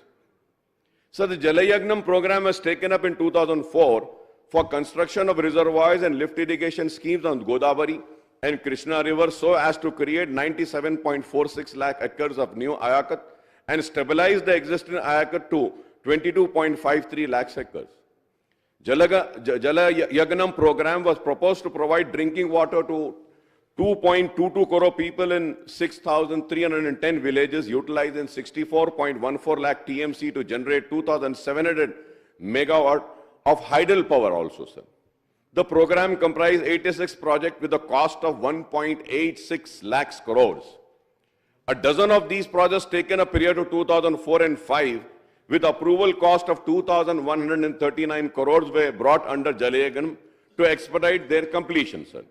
Also, 74 new projects were sanctioned between 2004 and 5 and 2008 and 9 with an approved cost of 1,83,470 crores. Sir, I repeat, sir. Sir, new projects were sanctioned between 2004 and 5 and 2008 and 9 with approved cost of 1,83,470, sir. Sir, I may also recall some observation of the CAG report on Jalayagnam with regard to B.R. Ambedkar, Pranahita, Chevella, Sujala, Saravanti, sir. The Pranahita Chevella project was envisaged to create irrigation potential of 16.4 lakh acres in 7 districts of Telangana by utilizing 160 TMC from Pranahita and 20 TMC from Godavari, sir. The project cost was fixed for rupees 17,875 crores in May 2007, but it further enhanced to more than 115% to rupees 38,500 crores within a year and a half, that is December 2008, sir. 2008, sir. Sir, it is the same Pranahita Chevella project that was designed and renamed as Kaleshwaram lift irrigation scheme by the previous BRS regime, sir. And once again, the CAG has exposed the irregularity and lapses in the execution of Kaleshwaram project, sir. Now coming to the issue highlighted in the white paper, sir, I would like to speak on few of them, Honorable Speaker, sir. Sir, I may point out that Honorable Irrigation Minister Janab Uttam Kumar Reddy Saab has presented in this House on the projects and issues of Krishna River on 12th of February 2024. He also made a presentation on report on Medigadda Barrage and the Kaleshwaram project on the barrage site on 13th February when the legislators were taken there on field visit. Most of the issues relating to the projects on Godavari and Krishna River has been discussed at length in these two presentations. According to the presentation on project and issues of Krishna River, there are 17 existing projects in Telangana and marked by erstwhile AP with water requirement of 298.96 TMC and average utilization from 2014 to 15 to 2022-23 of 197.83 TMC for an ayakat of 15,68,104 crores, sir. The 5 ongoing projects of Telangana state with water utilization of 225.4 TMC and contemplated ayakut of 25,64,500 acres. In addition, there are 7 contemplated projects with planned utilization of 206.5 TMC and planned ayakut of 23,07,983 acres. So there are total 29 irrigation projects completed, ongoing and proposed on Krishna River in Telangana state with water requirement of 731 TMC of ayakat for 64,40,587 acres. The total allocation for United AP is, now it is very important, sir. Sir, the total allocation for United AP is 811 TMC as per KWDT award, and the requirement for Telangana for existing, ongoing and contemplated project is 731 TMC. Right. I don't know how and from where we will get the required quantum of 731 TMC for all the 29 projects on River Krishna in Telangana, sir. Sir, you have only Honorable Irrigation Minister Saab, only in his presentation he has said that कि पूरे तेलंगाना के लिए जो allocation है 800 change बोले आप, और तेलंगाना के ये projects के लिए इतना पानी 731 होना है, तो ये कहां से आएगा? This needs to be replied, sir. Sir, Telangana state is not able to get its due share of Krishna waters ever since formation from the year 2014, sir. In fact, in construction of Alamatti and Upper Krishna project in Karnataka in mid-90s, the inflows into United AP were considerably reduced year after year. So who's responsible for this, sir? So I would say that the people who failed to protect the interest of the then AP are the ones who are responsible, sir. कि हमारा पानी हमको मिल ही नहीं रहा है, चाहे वो उस वक्त के आंध्र प्रदेश की कांग्रेस की हुकूमत हो या उस वक्त आंध्र प्रदेश की तेलुगु देशम की हुकूमत हो. ये लोग उस वक्त नाकाम होने की वजह से आज तेलंगाना को पानी के लिए तरसना पड़ रहा है, पानी नहीं मिल रहा है, और यही एक वजह थी जिसके लिए कि तेलंगाना की आवाम ने अलहदा रियासत का मुतालिबा किया और तेलंगाना की जिद्दोजहद की और हासिल किया.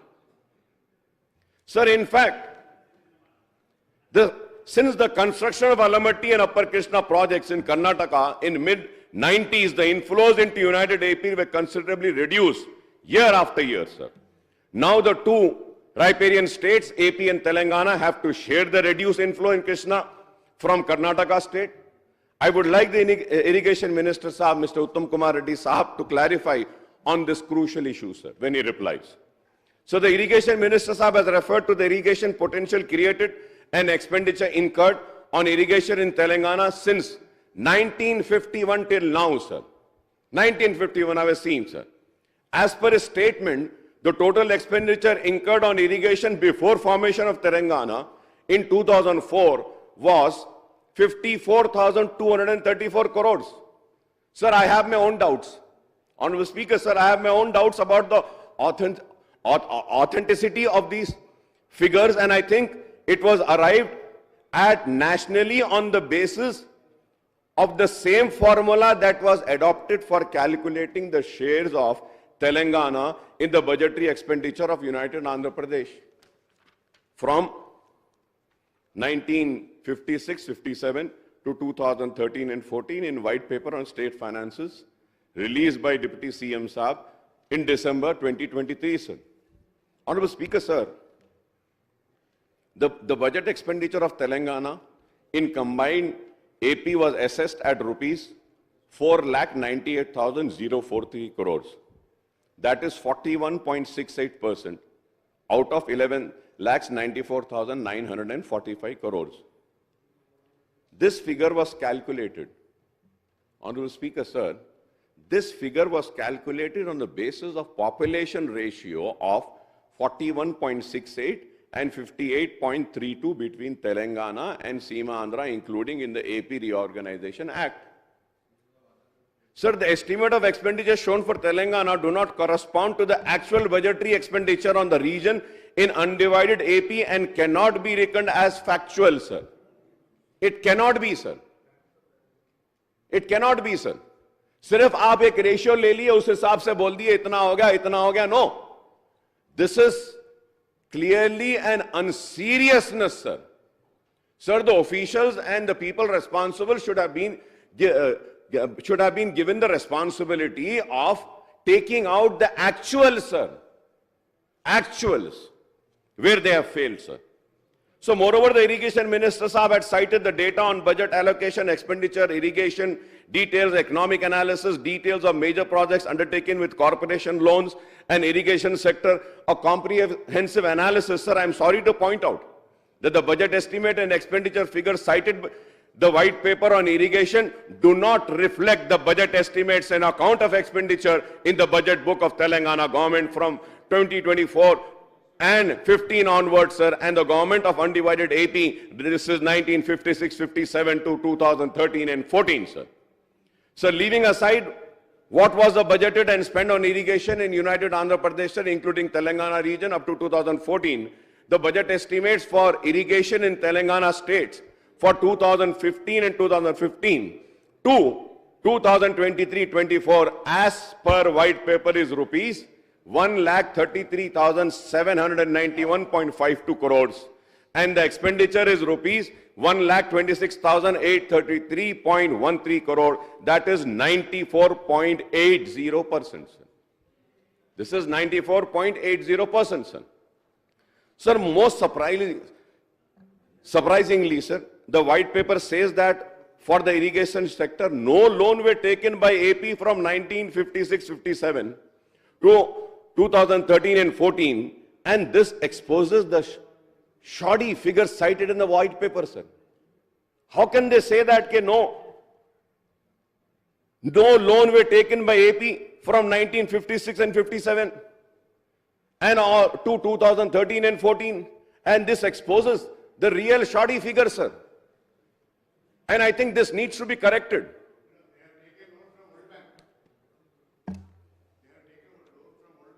But they haven't mentioned here. They are supposed to mention it. I'm coming to that point, sir, what you're saying. I'm coming to that also. Sir, as the white paper, the expenditure on irrigation in Telangana is rupees 54,234 crores out of the total budgetary expenditure of 4,98,053 crores in the region. That is only 11%, which also appears unrealistic. This also needs to be corrected, sir. How can it be, sir? I repeat once again. As the white paper figures, the expenditure on irrigation in Telangana is rupees 54,234 crores out of the total budgetary expenditure of 4,98,053 crores in the region. That is only 11%, which also appears unrealistic. So going further ahead, sir, similarly, the loan figures for irrigation in Telangana state at rupees 84,090 crores do not match the actual loan amounts provided in the state budget account, and more so when the state is said to have taken zero loans in the 3 financial year, that is 2014 and 15, 15 and 16, and 23 and 24, sir. आपका देख लीजिए sir, उसमें है आपके उसमें 3 years, sir. Speaker, sir, about these borrowings, I want to clarify one thing. This issue of off-budget borrowings did not exist earlier, prior to 2014. and also probably not in the first 2-3 years of the new government coming in the new state. It's only after that, under the name of Kaleshwaram Corporation, under the name of Telangana Water Resources Development Corporation, 2 new corporations were formed exclusively for irrigation, and they were borrowings against both these corporations, which if I remember right, the total figure of both the corporation comes to 84,000 crores. That is how this reflection is there. In the combined state, there was no such procedure. There was no procedure of a separate corporation to borrow for irrigation only. So this is the difference about borrowing for irrigation. And the central government is not, earlier, earlier the central government was not taking this under the FRBM limit.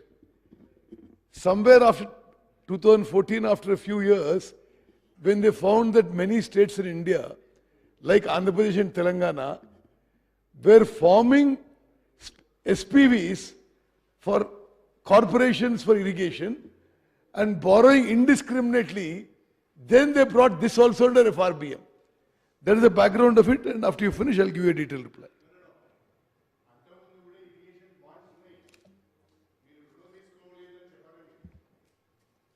Yes.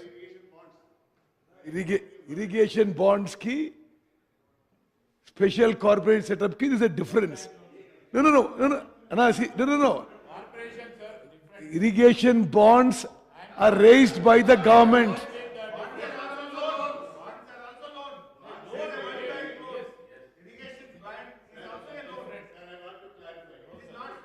No, 1 minute. See, irrigation bonds may have been floated by the then government for the purpose of irrigation. But I'm telling you, after TRS government came in Telangana, they set up special corporations to borrow for irrigation. That is a fact. I mean, I'm not stating something opinion. Akbar Sahab. Akbaruddin Sahab. మీకు ఉన్నది, మీకు అవకాశం ఉన్నది. Sahab, Akbar Sahab. Honorable Speaker, sir, I thank the irrigation minister. అధ్యక్ష, గౌరవ నీటిపారుదల శాఖ మంత్రులు 2014కు ముందు నీటిపారుదల ప్రాజెక్టులపైన ఏ రకమైన రుణము అప్పులు తీసుకోలేదనే ఒక మాట మాట్లాడారు. అధ్యక్ష, నాకు బాగా గుర్తుంది, 2014కు ముందు కూడా మనం వరల్డ్ బ్యాంక్ నుంచి అప్పు తెచ్చుకున్నాం. మనము ఇరిగేషన్ బాండ్స్ను ఫ్లోట్ చేసినాం. ఆ ఇరిగేషన్ బాండ్స్ ద్వారా వచ్చిన నిధులను, వరల్డ్ బ్యాంక్ నుంచి వచ్చిన అప్పులను కూడా మనము ఇరిగేషన్ ప్రాజెక్ట్స్లో వాడుకున్నాం. ఇరిగేషన్ బాండ్స్ అన్న అప్పులే, వరల్డ్ బ్యాంక్ నుంచి వచ్చింది కూడా అప్పే. కాబట్టి అప్పే తీసుకోలేదని అనడము ఇది సభను తప్పుదో పట్టించినట్టుగా భావించవలసి వస్తుంది. అక్బర్ సాబ్, ఐఎమ్ సారీ, ఇంత సీనియర్ మెంబర్ మీరు, you're making basic mistakes. Irrigation bonds or World Bank is borrowed by the government of Andhra Pradesh or state government. 1 minute.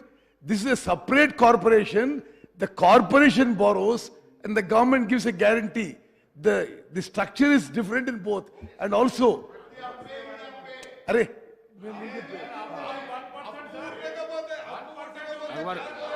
Akbar Sahab.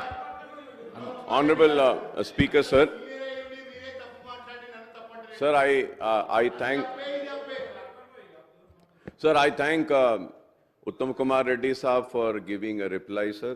And I also thank Kadiyam Srihari Saab for once again replying. So I don't want to go into the detail. The only thing I would say that, sir, he's right in his place. He's also right, sir. But at the same time, bonds existed then. World Bank loan also existed then. Now, after the formation of Telangana, what Irrigation Minister Saab says that corporations were formed and corporation took the loan, that is also right. This also cannot be denied, that also cannot be denied. Sir, going further ahead, sir. Yeah, it is. No doubt, sir. So the white paper, page number 27 to 29, sir, the list out the 24 ongoing loan-based project for which the administrative sanction cost of rupees 2,93,440.48 crore, the loan raised so far amount of rupees 1,95,666.58 crore, that is 66.68%, and the balance loan to be raised are rupees 97,773.90 crores, sir. So these projects envisage creation of irrigation potential of 73.58 lakh acres, and out of this, the IP created till now is only 20 lakhs 51,000 acres, that is 27.87%, and the balance IP to be created is 53.09 lakh acres, sir. And this is as per the white paper, sir.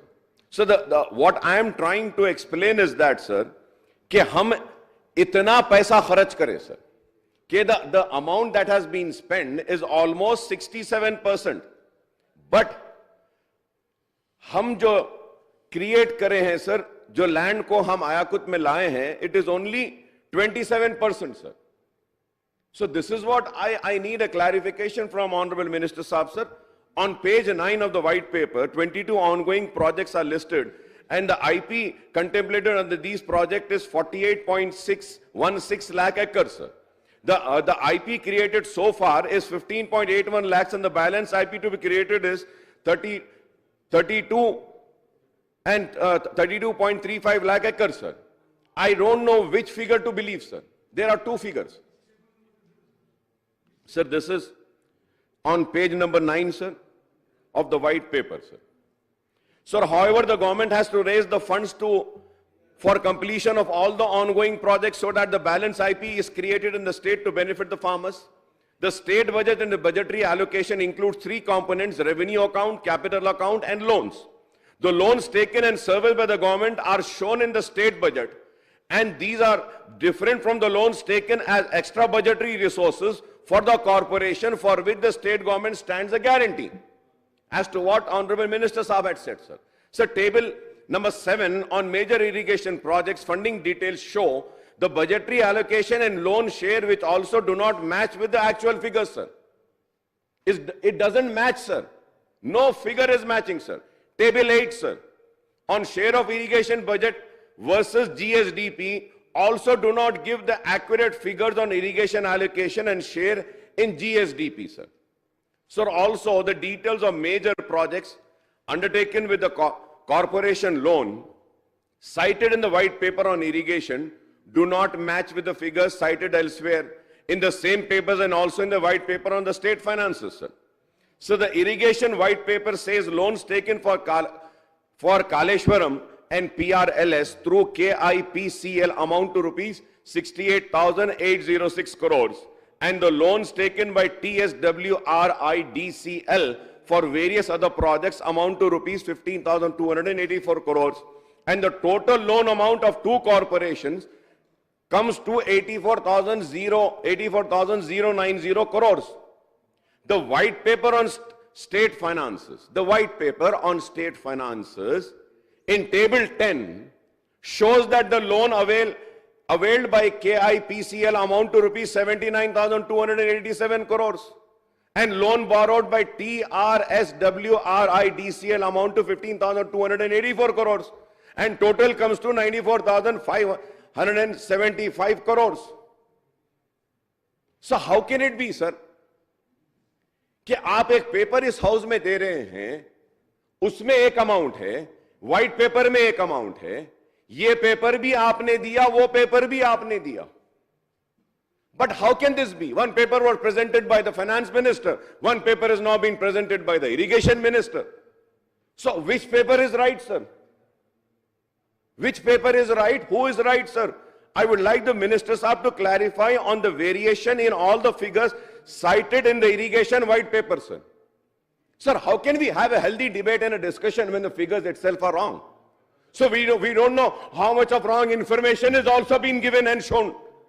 I have gone through a lot of documents, including budget books, CAG reports, and account on my findings are follows, sir. Sir, as per the budgetary data, sir, Sir, if I am wrong, sir, I have this paper, sir. Through you, I can send this to Honorable Minister Saab also, if he wants, sir, when I complete, or if he wants, he can see it, sir.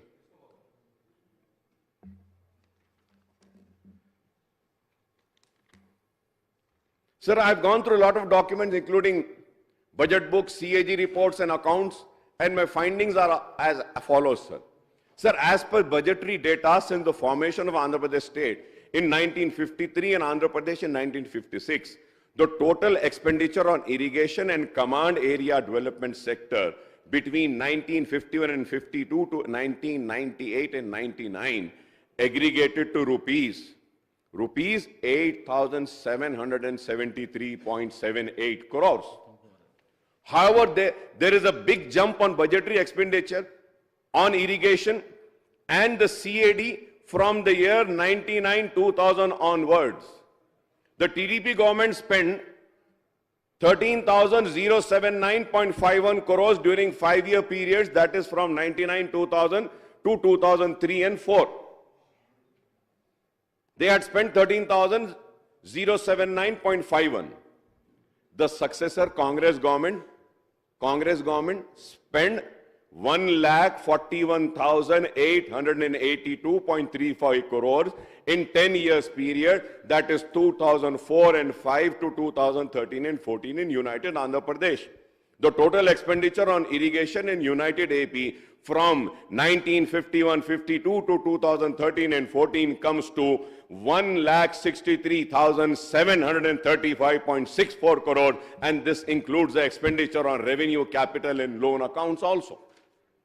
Subsequently, sir, after the formation of Telangana state, the BRS government spent 1,41,041.32 crores in 10 years period, that is from 2014 and 15 to 2023-24, including budget estimate of rupees 26,868.91 crores in the year 2023 and 2024, the current financial year, I mean.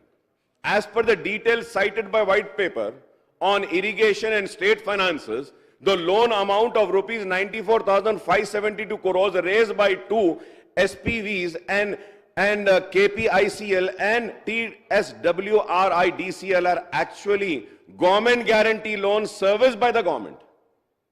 Right. This means that these loans do not form a part of state budget allocation for irrigation department and are actually extra budgetary resources raised by the concerned corporations. If we, now, it is very important, sir. If we add these loans raised by the two corporations to the budgetary expenditure of irrigation by Telangana government in the last 10 years, the total figure comes to 2,35,613.32 crore. This is budgetary expenditure of rupees 1,41,041.32 crores and loan amount of 94,572. Sir, so I would request the Irrigation Minister Sahab, Mr. Uttam Kumar Reddy Sahab, and Deputy CM Sahab, Bhatti Vikrama Sahab, to clarify on all issues regarding the allocations and loans for the state irrigation sector. This is very important, sir. It has not been shown properly and corrected. Sir, the irrigation projects include the project that we completed, ongoing projects and proposed projects. Most of the ongoing are the ones which were sanctioned in United AP, and some of these remain ongoing for 4 decades or even more SLBCs in case in point, as the work is going on since 1980s, sir. So talking about Krishna Basin projects, the white paper points out that the paper says that the previous Telangana government agreed for allocation of 299 TMC of water and 512 TMC to AP from Krishna without considering the state needs. The white paper, page number 5, says that based on Krishna Basin catchment area in Telangana, the state is entitled to get 68.5% of water. That is 555 TMC out of total allocation of 811 TMC for the 2 states.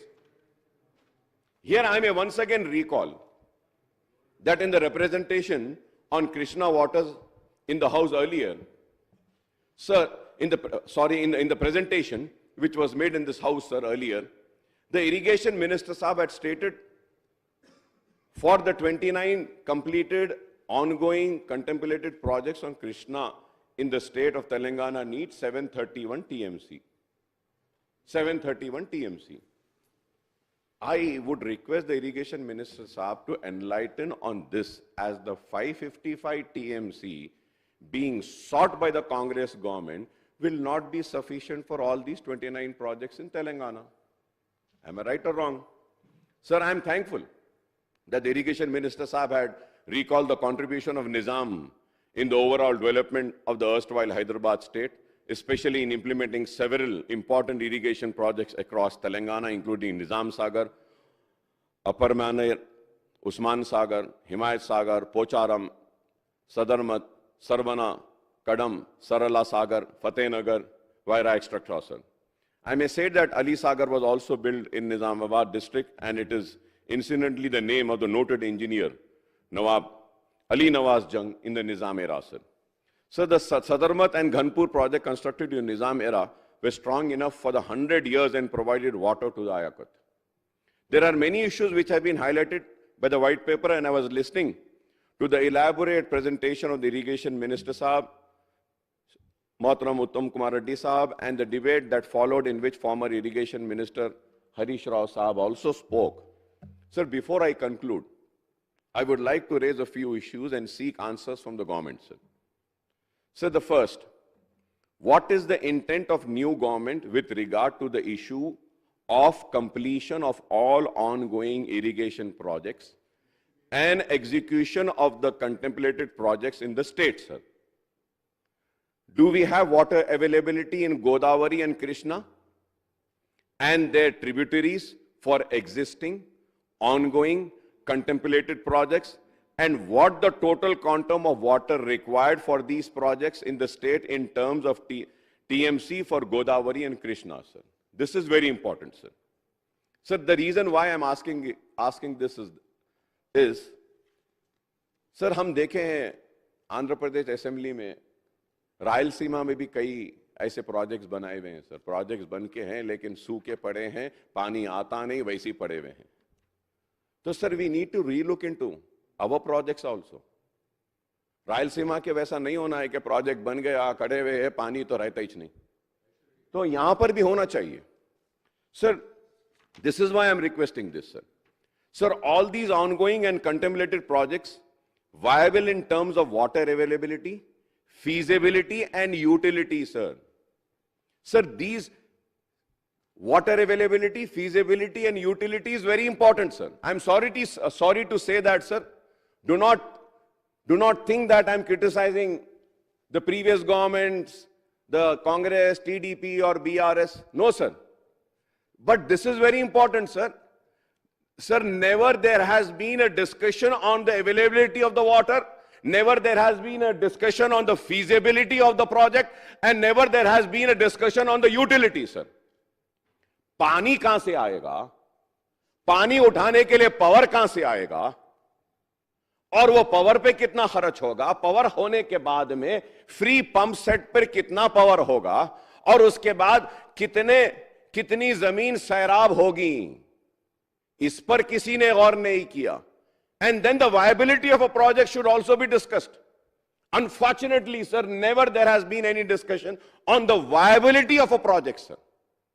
I'm sorry to say, sir, and please excuse me, I'm not using this term for anyone, but I feel that ye irrigation projects have become an ATM.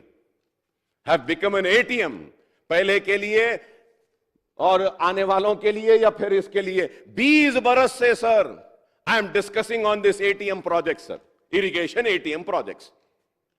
आवाम को कितना फायदा होता है नहीं मालूम, sir. Sir, it is estimated, sir, most of the irrigation projects are irrigation project which needs power for the lifting of the water for supply. The CAG report on Kaleshwaram and white paper points out that if all pumps in the project are used, more electricity will be required than the requirement of the entire state for the day, sir. Sir, when I say, sir, Few members might say that कि अकबर साहब आप 20 साल से हैं, आप क्या करें? Sir, I have these proceedings, sir. I have these proceedings of the House, sir. Sir, I have been saying this right from the time. Yes. From the year 2000, sir, I have, sir. 2016 में भी last. I told the same thing, sir. कि power कहां से आएगा, कितना आएगा, कैसा आएगा? Sir, if I am wrong, I may be corrected, sir. Sir, it is estimated that the power bill for lifting water under Kaleshwaram project will be 10,000 crores per year, sir. Am I right or wrong? Yeah, you have to reply to me, sir. Sir, it is estimated the power bill for lifting water under Kaleshwaram projects would be 10,000, and what will be the quantum of power required for all lift irrigation projects in the state, sir? Honorable Minister Saab should reply, sir, on this. Sir, also, do we have the required installed capacity in the power sector for lifting the water from all the lift irrigation projects simultaneously? This also needs to be replied, sir. What will be the cost of power for lifting the water from these projects every year, apart from meeting the demands of all other consumers? When I say all other consumers, sir, Honorable Speaker, sir, free power cost every year estimated that, I might be wrong, but again, this was there in the white paper which was presented by the Power Minister, sir. Sir, 24 hours to agricultural sector, 12,000 crores. 200 units free to consumers, 4,800 crores. For Kaleshwaram project pumps, 10,374 crores. Remaining lift irrigation, 5,000 crores. The total comes to 32,174 crores. Sir, ये कैसा है, sir? This is why I am requesting and demanding that a viability study needs to be conducted, sir, on each and every project, sir. Sir, we need power to supply free power to farmers for their pump sets also. 200 units for free power to eligible households and power for the lift irrigation scheme in addition to all existing power consumers. What is the viability and feasibility of supply of power for these lift irrigation schemes, and what is the annual cost that has to be incurred by the government through budgetary allocation? This also needs to be replied, sir. All the existing ongoing and contemplated projects include the loan component, and the government needs to earmark huge amounts of funds running into thousands of crores of rupees for repayment of interest and principal amount also. It is not just this amount, sir. So the white paper points out that the state would have to pay the debt amounting to rupees 1.35 lakh crore in the next 10 years, sir. The total repayment of loan with interest in the next 5 years will require 77,369 crores. The total requirement of funds, now sir, the total requirements of funds to complete the ongoing and contemplated project is rupees 1,75,143 crores. Sir, I don't know whether we have the water availability and required power for all these irrigation projects. More importantly, do we have the financial resources available to the government for completion of the ongoing contemplated projects, sir? Sir, through you, sir, without blaming anyone, I would like to make one suggestion to the government. Please prepare a draft action plan on irrigation sector and convey an all-party meeting to elicit views and suggestions from the political parties. There has to be consensus on what the state is doing in this key infrastructure sector, as the agriculture sector is the main source of livelihood for the farming community. It is very important, sir. Viability, feasibility has to be studied. हम पैसे पे पैसा खर्चते जा रहे हैं, पानी कहां से आएगा? पहला सवाल. अगर पानी आ गया तो वो पानी को लिफ्ट करने के लिए पावर कहां से आएगा? अगर पावर भी आ गया तो फ्री पंप पे फिर क्या? फिर उसके बाद क्या is it I mean, as in any business, an investor looks into the investment and also the returns after the investment. What are the returns, sir? What are the returns? It is very unfortunate, sir. Sir, मैं कह रहा हूं कि with a very heavy heart I am talking today, sir. Very heavy heart. कि पैसा किस तरीके से जा रहा है, चाहे वो हो या कोई और हो, बस खाली खर्चते हैं प्रोजेक्ट्स पे। अरे फायदा कितना हो रहा है, किसान को कितनी मदद हो रही है, स्टेट कितना प्रॉस्पर हो रहा है। स्टेट की प्रॉस्पेरिटी को किसी को फिक्र नहीं है, अपनी अपनी प्रॉस्पेरिटी के ऊपर तवज्जो दी जा रही है। एटीएम मशीन की तरह पैसा निकल रहा है और लोग खुशहाल हो रहे हैं। रियासत में हमारी खुशहाली नहीं दिखाई देती है। Sir, I would request the government to take all steps to ensure that Kaleshwaram project is restored to safety before the monsoon, sir. Sir, regarding the financial irregularities and technical flaws and lapses in the Kaleshwaram project, I would say the government is free to order whatever type of inquiry and investigation it wants. Harish Rao Saab also has said, they are free, sir. But, sir, Honorable Speaker, sir, I would like to remind that the irrigation department, engineers, officials are not the ones responsible for whatever has happened, and they should not be made, sir, scapegoats for the financial irregularities and technical flaws in the Kaleshwaram project, sir. ऐसा ही होता है कि बड़े बड़े लोगों के झगड़े में एक गरीब पीछे में आ जाता है। ये बड़ों के झगड़ों में गरीब को ना पीसे, गरीब को ना सजा दें। और आपने जो मुझे मौका दिया है, इसके लिए मैं आपका शुक्रिया अदा करता हूं स्पीकर साहब, और उम्मीद करता हूं कि हुकूमत की जानिब से जो सवालात मैंने उठाए हैं उसका मुझे मौसर जवाब मिलेगा। I thank you very much for giving me this opportunity, sir. Shri Rajagopal Reddy garu. I'll just finish whatever I have. Sir, Minister గారు. Speaker, sir, on the issues raised by Mr. Akbaruddin OAC, the first is, I'd like to, yes, the government will organize an all-party meeting to discuss irrigation projects. We have no issues on that. I'll myself call for it very soon. Second, about the water allocation, what I'd like to submit is existing projects.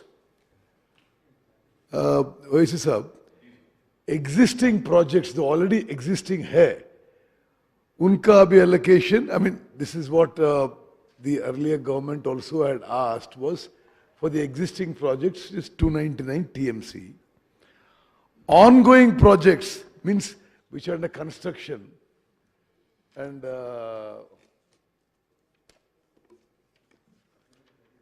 which are under construction.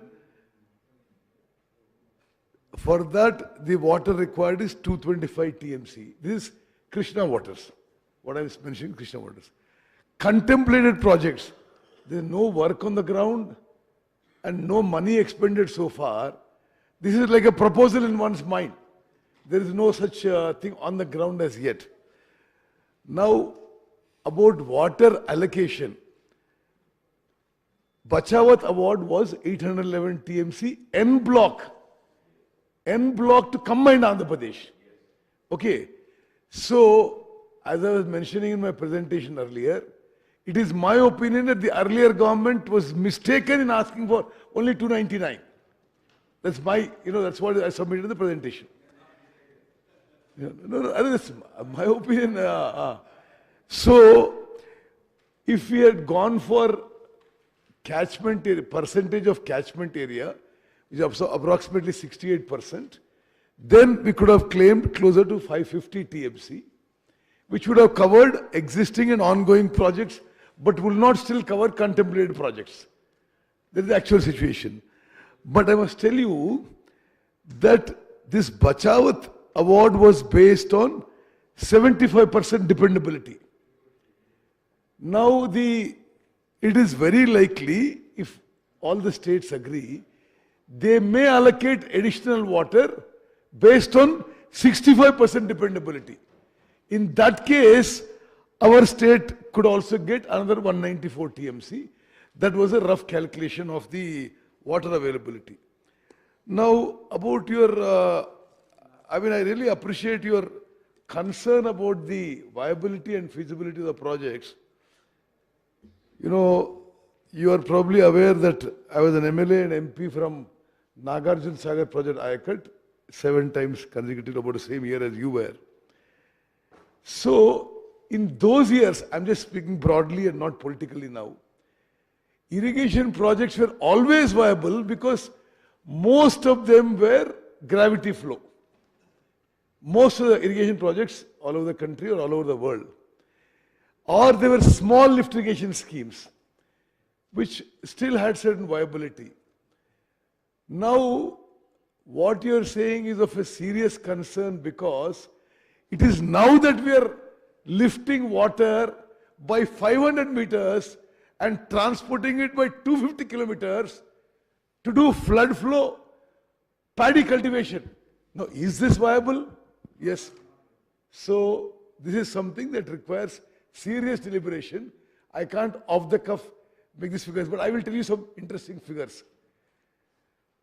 Kaleshwaram project, it should concern any citizen of the state that when all pumps in Kaleshwaram project work, the cost is at today's power cost is 10,600 crores a year. Okay.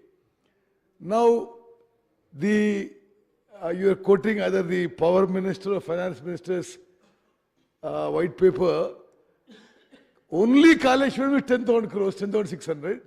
When all the lift works, it will be 15,000 crores. So now how much does it work out to? And like you rightly said, it is more than the rest of the power consumption in the state. It is a matter of serious concern. Why is it coming now like this? Because there never was, even when long innings in the assembly and in parliament, this kind of a huge lift. So governments may have the justification, and it can be another day of detailed discussion on the finances, the viability, the feasibility which you said. In my opinion, water is available, but at a cost when you lift. Now, when you lift water from Kaleshwaram, energy cost alone per acre is 43,000. This CAG report. And cost of finance is another 50,000 more. Actually, I'm quoting the lower end. So about a lakh of rupees per acre. So now, no, annual cost per acre. Now, whether it is a viable, feasible, that judgment I leave it to you, because it's a government of the day, it's a policy decision.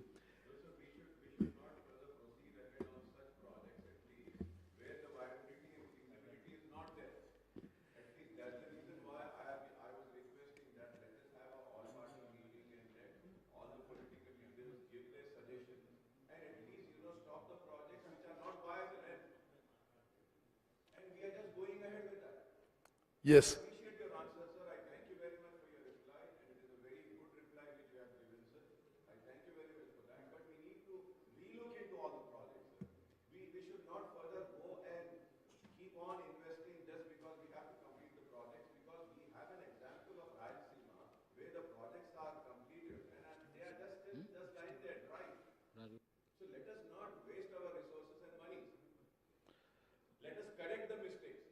I agree with you. And all the queries you had on the finances and the differences in the white papers, I will give you a detailed reply about it. And our government policy about completion of ongoing projects is, we realize that we don't, have the resources to take up all projects simultaneously and complete them. So as per directions and the consultative meetings we had chaired by the Honorable Chief Minister, we said we will take up those projects where at a minimum or optimal cost, we could generate more Ayakat. If something is going to take a lot of money and a lot of time, that will take second priority. Lesser money and shorter time, we are going to take up, we have prioritized projects and we are going to take it up. And our target for this financial year is 7 lakh acres new Ayakat. Thank you. ధన్యవాదాలు అధ్యక్ష. అధ్యక్ష, నేను మాట్లాడదామనుకున్న చాలా విషయాలు నీటిపారుదల శాఖ మంత్రులు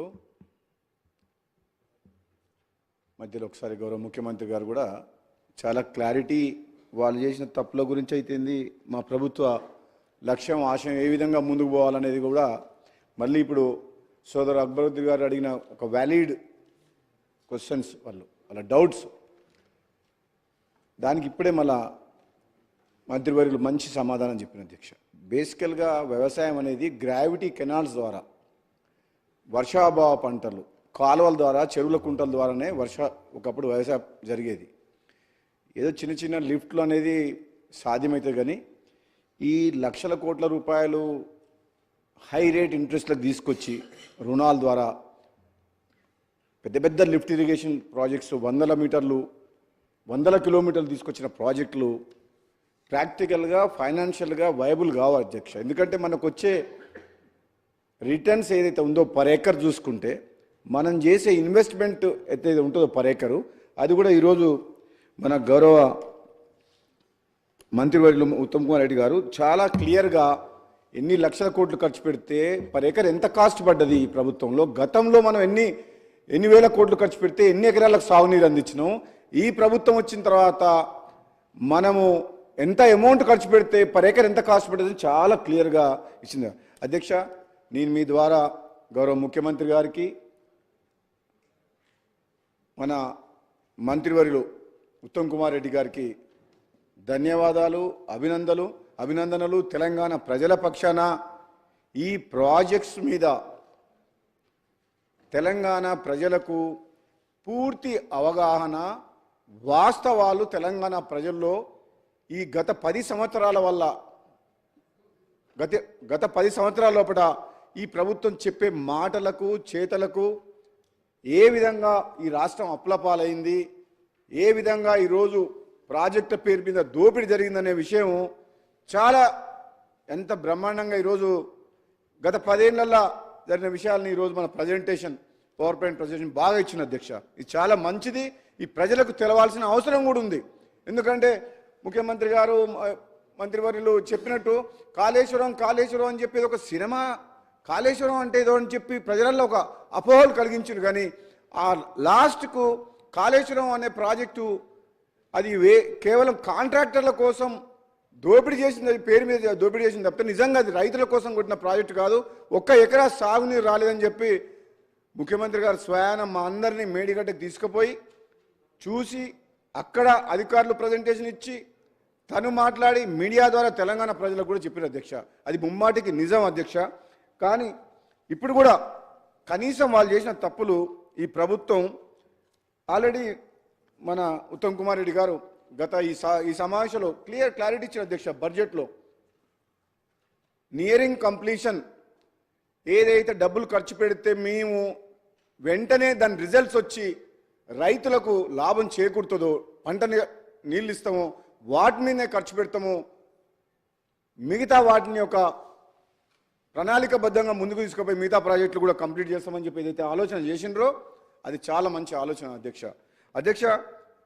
మీ దృష్టికి సరే గతంలో ముఖ్యమంత్రి అయిన పొలిటికల్ బెనిఫిట్ కోసం, రాజకీయ ప్రయోజనాల కోసం తన మార్క్ ఉండాలని చెప్పి ప్రాణహిత చేవెళ్ళ పేరు మార్చి గ్రావిటీ ద్వారా వచ్చే తుమ్మిడెట్టుని కాదని కాళేశ్వరం పేరు పెట్టిన పేరు మార్చి మళ్ళీ ఆయన ఏదో తన ప్రతి విషయంలో సెక్రటరేట్ కానీ యాదాద్రి కానీ ఎక్కడైనా మార్క్ ఉండాలనుకుంటాడు ఆయన.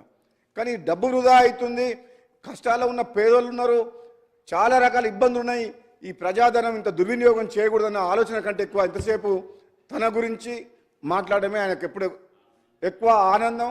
ఈ పత్రికలు పేపర్ల అడ్వర్టైజ్మెంట్లు ఇదే ఎక్కువ అధ్యక్ష. అంటే హంగామా, దాన్ని ఏమంటారు తెలుగులో ఆర్భాటం. అరే ఆర్భాటం అంటే ఎట్లా అంటే మామూలుగా అయితే ఎవరైనా చూస్తే కూడా ఈ తెలంగాణ రాష్ట్రంలో ఏదో అద్భుతాలు జరిగిపోయినాయి అన్నట్టు చూపించిన అధ్యక్ష. అప్పులు చేసినాం అంటే ఎందుకంటే అప్పులు చేసి మేము ఏం చేసినాం ఊరికనే అన్నాం. అప్పులు చేయాల్సిన అవసరం లేదు అధ్యక్ష. అప్పులు ఎప్పుడు చేస్తారంటే తప్పనిసరి పరిస్థితుల్లో అప్పులు చేయాలి తప్పితే అనవసరంగా ప్రాజెక్టుల పేరు మీద అప్పులు చేసి మిగులు బడ్జెట్ ఉన్న రాష్ట్రాన్ని అప్పుల పాలు చేసిన అధ్యక్ష. అది బాధ మా అందరికీ. గత అసెంబ్లీ సమావేశాల్లో మన హరీష్ రావు గారు ఉన్నారు, నేను అటుపక్క నుంచి మాట్లాడినా కాళేశ్వరం వద్దు అని చెప్పిన సార్ నేను 2018లో. ఈ యాదాద్రి పవర్ ప్లాంట్ కట్టొద్దు అని చెప్పిన సార్ నేను. అప్పు తీసుకొచ్చి కట్టకండి, బయట హై రేజ్ ఇంట్రెస్ట్ తీసుకొచ్చి మనం అని చెప్పి అయినా వినలేదు అధ్యక్ష. ఇప్పుడు ఈరోజు ఈ కాంగ్రెస్ పార్టీ ప్రభుత్వం వచ్చిన తర్వాత వాళ్ళు ఇంత తొందరపడుతున్నారంటే సమయం ఉంది, 5 ఏళ్ల పాటు ప్రజలు తీర్పిచ్చిండ్రు. తప్పకుండా కాంగ్రెస్ పార్టీ మా ముఖ్యమంత్రి గారి ఆధ్వర్యంలో మంచి టీం ఉన్నది అధ్యక్ష, కమిట్మెంట్ ఉన్నది, ఆలోచన ఉంది. ఈ రాష్ట్రాన్ని మంచిగా చేయాలన్న ఆలోచనతోటి ముందు పోతున్నాం. హరీష్ రావు గారికి బాధ అనిపిస్తుండొచ్చు, కానీ గతంలో మీరు సరే మీ నిర్ణయమా అది కేసీఆర్ గారి నిర్ణయమా తెలంగాణ ప్రజలందరికీ తెలుసు. ఆ రోజు ఆనాడు ముఖ్యమంత్రి ఎదురుగా గట్టిగా మాట్లాడే ధైర్యము మంత్రులకు, ఎంపీలకు, ఎమ్మెల్యేలకు, అధికారులకు లేదు అధ్యక్ష. అది వాస్తవం, వాళ్ళు ఒప్పుకోవాలి గుండె మీద చేసుకొని.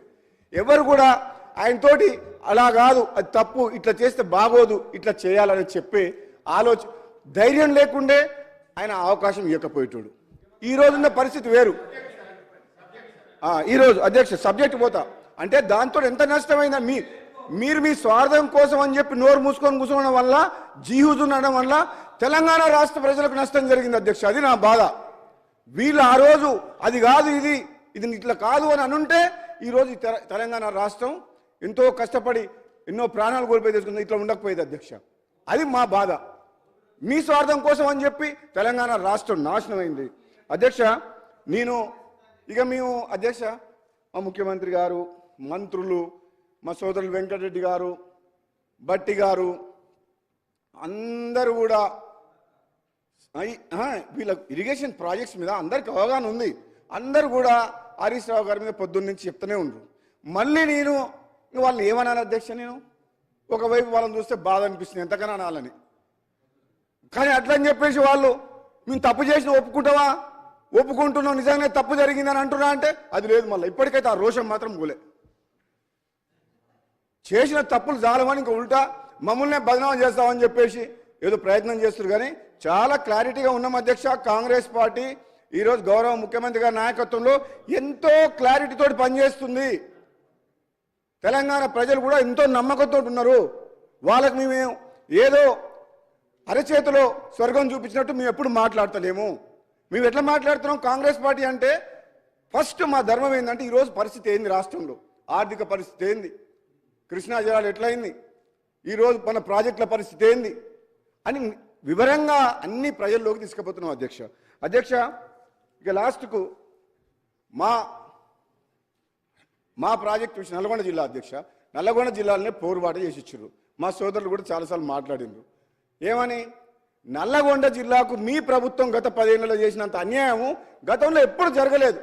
అది సొరంగ మార్గమే కావచ్చు, ఉదయ సముద్రం ద్వారా బ్రాహ్మణ వెన్నెల ప్రాజెక్టు కుర్చేసుకొని కూర్చొని కంప్లీట్ చేస్తా అన్న మా శివనగూడెం రిజర్వాయర్ ఫ్లోరైడ్ పీడిత ప్రాంతమైన మా మున్గోడు దేవరకొండ కావచ్చు. ఏమైంది అధ్యక్ష? 2015లో కొబ్బరికాయ కొట్టేసి కంప్లీట్ చేపిస్తాను. ఆ కుర్చీ డైలాగ్ ఎక్కడ పోయినా కుర్చీ వేసుకొని కూర్చుంటా అన్నాడు. మరి ఇప్పుడు కుర్చీ లేదు, లాస్ట్కి ఇప్పుడు వీల్ చైర్లో కూర్చొని ఉన్నాడు. ఆ కుర్చీ పోయింది.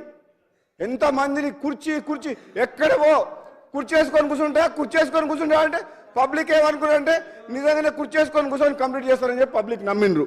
కానీ కుర్చీ లేదు, టేబుల్ లేదు, బెంచ్ లేదు, ఏమి లేదు అధ్యక్ష. ఒక్క పని కూడా కాలేదు. మీకు ఒక్క విషయం చెప్తా అధ్యక్ష, ఎక్కువ సమయం తీసుకొని నేను అధ్యక్ష. మేము గతంలో నల్లగొండ జిల్లా SLBC సొరంగ మార్గం ద్వారా మా AMRP నల్గొండ జిల్లా రైతాంగానికి నేను రాకముందుకే పుట్టంగండి లిఫ్ట్ ఇరిగేషన్ స్కీమ్ అని నాగార్జున సార్ ఫోర్షోర్ నుంచి తీసుకొని first lift irrigation scheme south east ఏషియాలో స్టార్ట్ చేసినాం అధ్యక్ష. సక్సెస్ఫుల్గా రన్ అయింది. సరే అది అప్పుడు ఎట్లా సక్సెస్ అవుతుందో లిఫ్ట్ ఇరిగేషన్ ఫస్ట్ అని చెప్పి సొరంగ మార్గం 2005లోనే వైఎస్ రాజశేఖర రెడ్డి గారు అప్పుడు సొరంగ మార్గం ద్వారా వాటర్ తీసుకురావాలని చెప్పి శ్రీశైలం ఫోర్షోర్ నుంచి అని చెప్పి డిసైడ్ చేసి టెండర్లు కూడా పిలిచిండు. ఆ తర్వాత కొన్ని రోజుల తర్వాత లిఫ్ట్ సక్సెస్ అయిన తర్వాత ఏం డిసైడ్ చేసిందంటే మా జానారెడ్డి గారు అప్పటి నాయకులు, సీనియర్ నాయకులు, జిల్లా నాయకులు ఇట్లా ఈ లిఫ్ట్ ఇరిగేషన్ బాగా పనిచేస్తుంది కదా, ఈ సొరంగం ద్వారా వచ్చే వాటర్ని 2 లిఫ్ట్ల ద్వారా 2 స్టేజెస్లో డిండికి తీసుకుపోయి ఈ ఫ్లోరైడ్ ఎఫెక్టెడ్ ఏరియా అయిన దేవరకొండకు మునుగోడు నియోజకవర్గానికి 4 లక్షల ఎకరాలకు సాగునీరు ఇవ్వాలని అప్పుడు డిసైడ్ చేసింది అధ్యక్ష. ఆ తర్వాత పరిణామంలో మళ్ళీ ఎప్పుడైతే మన టీఆర్ఎస్ ప్రభుత్వం వచ్చిందో పాలమూరు రంగారెడ్డికి 60 రోజులలో రోజు 2 టీఎంసీలు 120 టీఎంసీ వాటర్ తీసుకొని దాంట్లోకి వెళ్ళి 0.5 టీఎంసీ అంటే 30 టీఎంసీ 60 రోజులలో డిండి లిఫ్ట్ ఇరిగేషన్కి ఇస్తాం. ఈ మునుగోడు దేవరకొండ నియోజకవర్గం బ్యాక్వర్డ్ ఉంది, ఫ్లోరైడ్ ఎఫెక్టెడ్ ఏరియా అని చెప్పి డిసైడ్ చేసింది. బాధ ఏంటంటే అధ్యక్ష, లాస్ట్కు మీకు 2 నిమిషాలు బాధ ఏంటంటే మన హరీష్ రావు గారు ఏం చేసినా నాకు తెలియదు, కానీ ఆ కాళేశ్వరం మీద చూపించిన శ్రద్ధ మరి మా ప్రాంతం మీద ఎందుకో వివక్ష నాకు అర్థం కాలేదు. మరి అప్పుడు చాలామంది టీఆర్ఎస్ ఎమ్మెల్యేలు బ్రహ్మాండంగా గెలిచిండ్రు, కానీ ఇక్కడ మాత్రం ఏ ఒక్క ప్రాజెక్టు మీద, కేవలం మూసీ ప్రాజెక్టు మీద ఒక 300 కోట్లు ఖర్చు పెడితే ఒక 5 నియోజకవర్గాలకు లక్షల ఎకరాలకు సాగునీరు వచ్చేది. అది వేస్ట్గా పోతుంది, అది మంచినీళ్ళు కూడా కావు. ఒక 300 కోట్లు అది కూడా ఇవ్వలేదు. మాకు లక్ష ఎకరాలకు సాగునీరు నుంచే మా బ్రాహ్మణవేల ప్రాజెక్టుకి ఏమని చెప్తే హరీష్ రావు గారిని గత సభలో అంతకుముందుకు వెంకటరెడ్డి గారు అడిగినా రాజకీయ కోణంలో ఆలోచించిండ్రు. ఇది వైఎస్ రాజశేఖర రెడ్డి గారు కాంగ్రెస్ ప్రభుత్వం స్టార్ట్ చేసిన ప్రాజెక్టు. ఈ ప్రాజెక్టు కంప్లీట్ చేస్తే నకరికల్ మున్గోడు నల్గొండకు వస్తే వీళ్ళ అన్నదమ్ములకు పేరు వస్తుందని చెప్పి ఉత్తమ్ కుమార్ రెడ్డి గారు ఉన్నారు ఇక్కడ.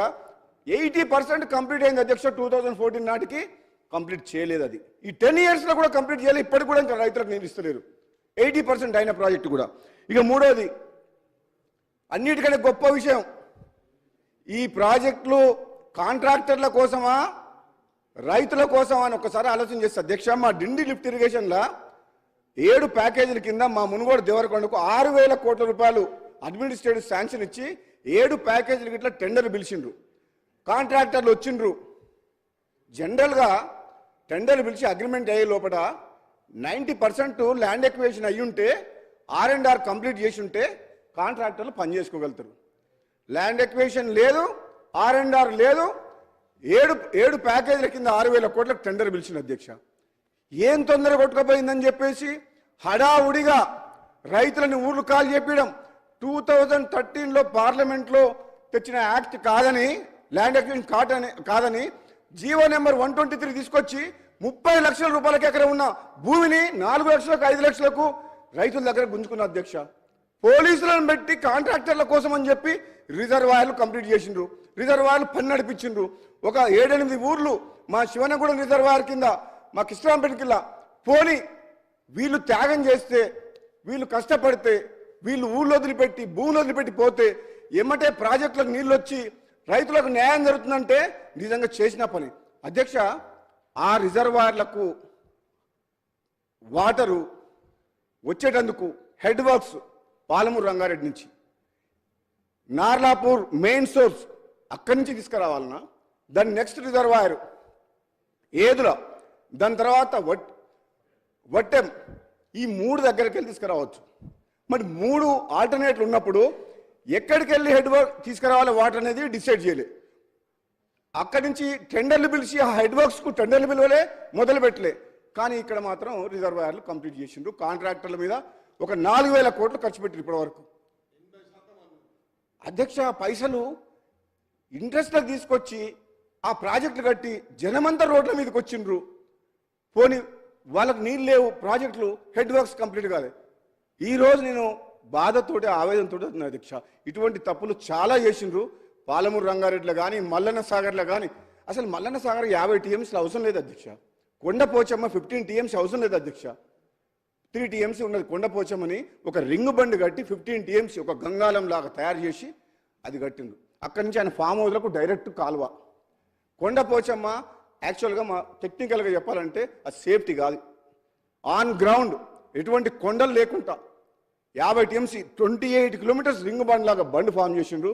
అది సేఫ్టీ కాదు. ఇవన్నీ విషయాలు తెలిసే చేసిండ్రు అధ్యక్ష. నేను మీ ద్వారా మా మంత్రి గారిని, ముఖ్యమంత్రి గారిని, ఈరోజు తెలంగాణ రాష్ట్రంలో కాంగ్రెస్ పార్టీ వచ్చిన తర్వాత ఉత్తర తెలంగాణ, దక్షిణ తెలంగాణ, ఇది గజ్వేల, సిరిసిల్ల, సిద్దిపేటన అనే వివక్ష లేకుండా తెలంగాణ రాష్ట్రం మొత్తాన్ని అభివృద్ధి చేసుకోవాల్సిన బాధ్యత మన మీద ఉన్నది. కాబట్టి మన ప్రభుత్వం మీద ముఖ్యమంత్రి గారిని, మంత్రి గారిని కూడా అధ్యక్ష నేను మీ ద్వారా ఇస్తున్నా. ఎందుకంటే ఈరోజు ప్రజెంటేషన్లో మాట్లాడినప్పుడు జిల్లా మంత్రి అయినా సరే, మా జిల్లా మంత్రి ఉత్తమ్ కుమార్ రెడ్డి గారు ఎట్లా మర్చిపోయారు, మమ్మల్ని మర్చిపోయారు. SLBC పెట్టిండ్రు, అన్ని పెట్టిండ్రు. కానీ మా డిండి మునుగోడు దేవరకొండ మన బాలనాయక్ గారు ఉన్నారు అధ్యక్ష. అక్కడ మొత్తం కంప్లీట్ ప్రపంచంలోనే హైయెస్ట్ ఫ్లోరైడ్ మునుగోడు నియోజకవర్గం. సాగునీరు తాగునీరు విషయంలో చాలా ప్రయారిటీ ఇవ్వాల్సిన కాన్స్టిట్యున్సీ. ఈ 2 నియోజకవర్గాల్లో ఫ్లోరైడ్ ఉంది, ఎక్కువ ఎఫెక్టెడ్ ఏరియా, బాగా కరువు కూడా ఉంది. కాబట్టి ఆ ప్రాజెక్ట్స్ ఆల్రెడీ వాళ్ళు వదిలేసిండు గాలికి. ఆ హెడ్ వర్క్స్ ఏదుల నుంచి అయితేనే కరెక్ట్ అనేది నేను కూడా గత 5 సంవత్సరాలుగా రీసెర్చ్ చేసిన, అధికారులతో ఇంజనీర్లతో రివ్యూ చేసిన ఎమ్మెల్యేగా ఉన్నప్పుడు. గతంలో నేను శాసనసభ్యునిగా ఉన్నప్పుడు చాలాసార్లు మాట్లాడినా వాళ్ళు పట్టించుకోలేదు, కనీసం డిసైడ్ చేయలేదు, టెండర్లు పిలవలే. కనీసం ఇప్పుడన్నా కాంగ్రెస్ పార్టీ ప్రభుత్వం వచ్చింది కాబట్టి మీ ద్వారా ముఖ్యమంత్రి గారిని మరి గౌరవ నీటిపారుదల శాఖ మంత్రి తొంగుమారెడ్డి గారిని కూడా వేడుకొని ఈ రిప్రజెంటేషన్ ఇచ్చి అధ్యక్ష ఒక్క నిమిషం అయిపోయిన తర్వాత ఏం లేదు అధ్యక్ష, ఒక 1890 ఒక 2000 crores ఆ హెడ్ వర్క్స్ దగ్గర ఏదో నుంచి ఒక టన్నలు 16 kilometers కెనాల్ తీసుకొచ్చి అక్కడ ఉలపరకాడ నీళ్ళు వేస్తే వాగులు వేస్తే అధ్యక్ష ఈ 7 ప్యాకేజీలు కంప్లీట్ అయిపోతే అధ్యక్ష ఆన్గోయింగ్ వర్క్స్ ఆల్మోస్ట్ ఇప్పుడు ల్యాండ్ ఎక్స్ప్లోరేషన్ ఇప్పుడు అయింది.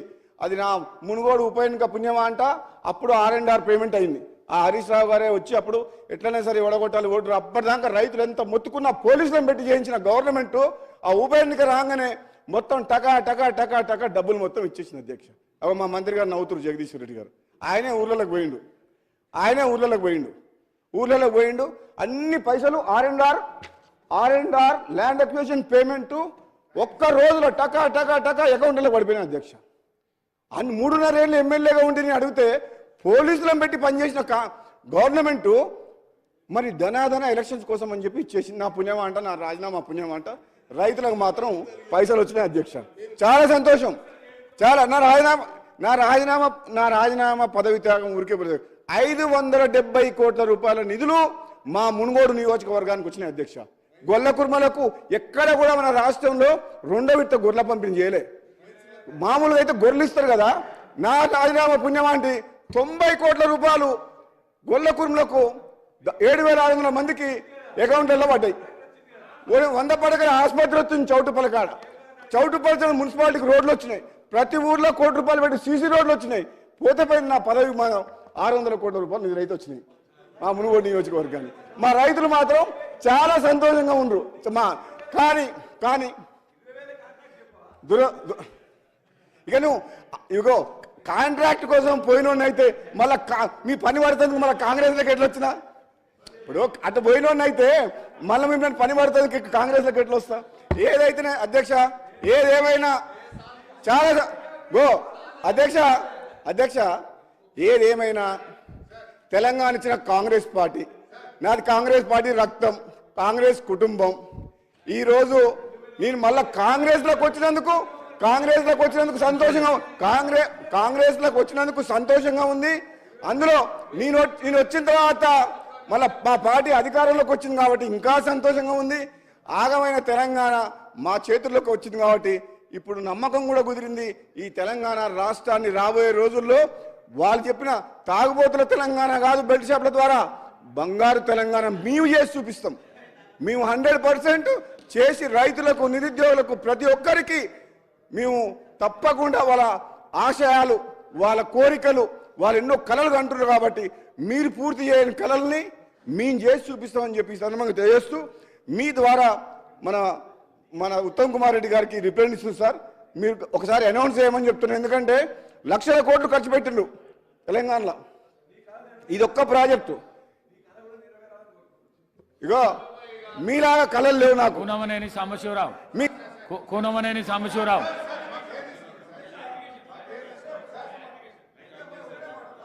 లాస్ట్ అధ్యక్ష ఒకటే లాస్ట్ మాట చెప్తా. నేనేమంటున్నా అధ్యక్ష, వీళ్ళు ఏమనుకుంటుండ్రు, ఒక్క నిమిషం, వీళ్ళు ఏమనుకుంటుండ్రు, 10 ఏళ్ళు పరిపాలించిన వీళ్ళు చేసిన తప్పులు వాళ్ళు సరిదిద్దుకోకపోయినా వాళ్ళ ఆలోచన విధానం మారలేదని మాకు అర్థమైపోయింది. కానీ మీరు అధికారంలోకి ఎట్లా మళ్ళీ రారు, కానీ మిమ్మల్ని మీరు కాపాడుకుంటే కూడా గొప్ప వాళ్ళే. మీరు చేసిన తప్పులతోటి చట్టం తన పని తను చేసుకుంటూ పోతుంది. మిమ్మల్ని కాపాడటం బ్రహ్మదేవుని వల్ల కూడా కాదు. అంటే కొన్ని లక్షల కోట్ల రూపాయలు, వేల కోట్ల రూపాయలు ప్రజాధనం లూటి చేసింది కదా. మీరు అవినీతి కాదు, దోపిడీ చేసిండ్రు మీరు ప్రాజెక్టుల పేరు మీద. కాబట్టి తప్పకుండా మీరు మీ శిక్ష అనుభవిస్తారు. మీరు కొంచెం టైం తొందర పట్టకండి. మీరు ఇంకా టైం ఉంది, ఇప్పుడే వచ్చినాం గవర్నమెంట్లో కాబట్టి కాబట్టి మాకు సహకరించండి, మేము చెప్తే వినండి. విన్నా కానీ మిమ్మల్ని వదిలిపెట్టే ప్రసక్తే లేదు. మేమైతే వదిలిపెట్టే ప్రసక్తి. థ్యాంక్ యూ అధ్యక్ష, ఇది మీకు పంపిస్తున్నాం. Thank you.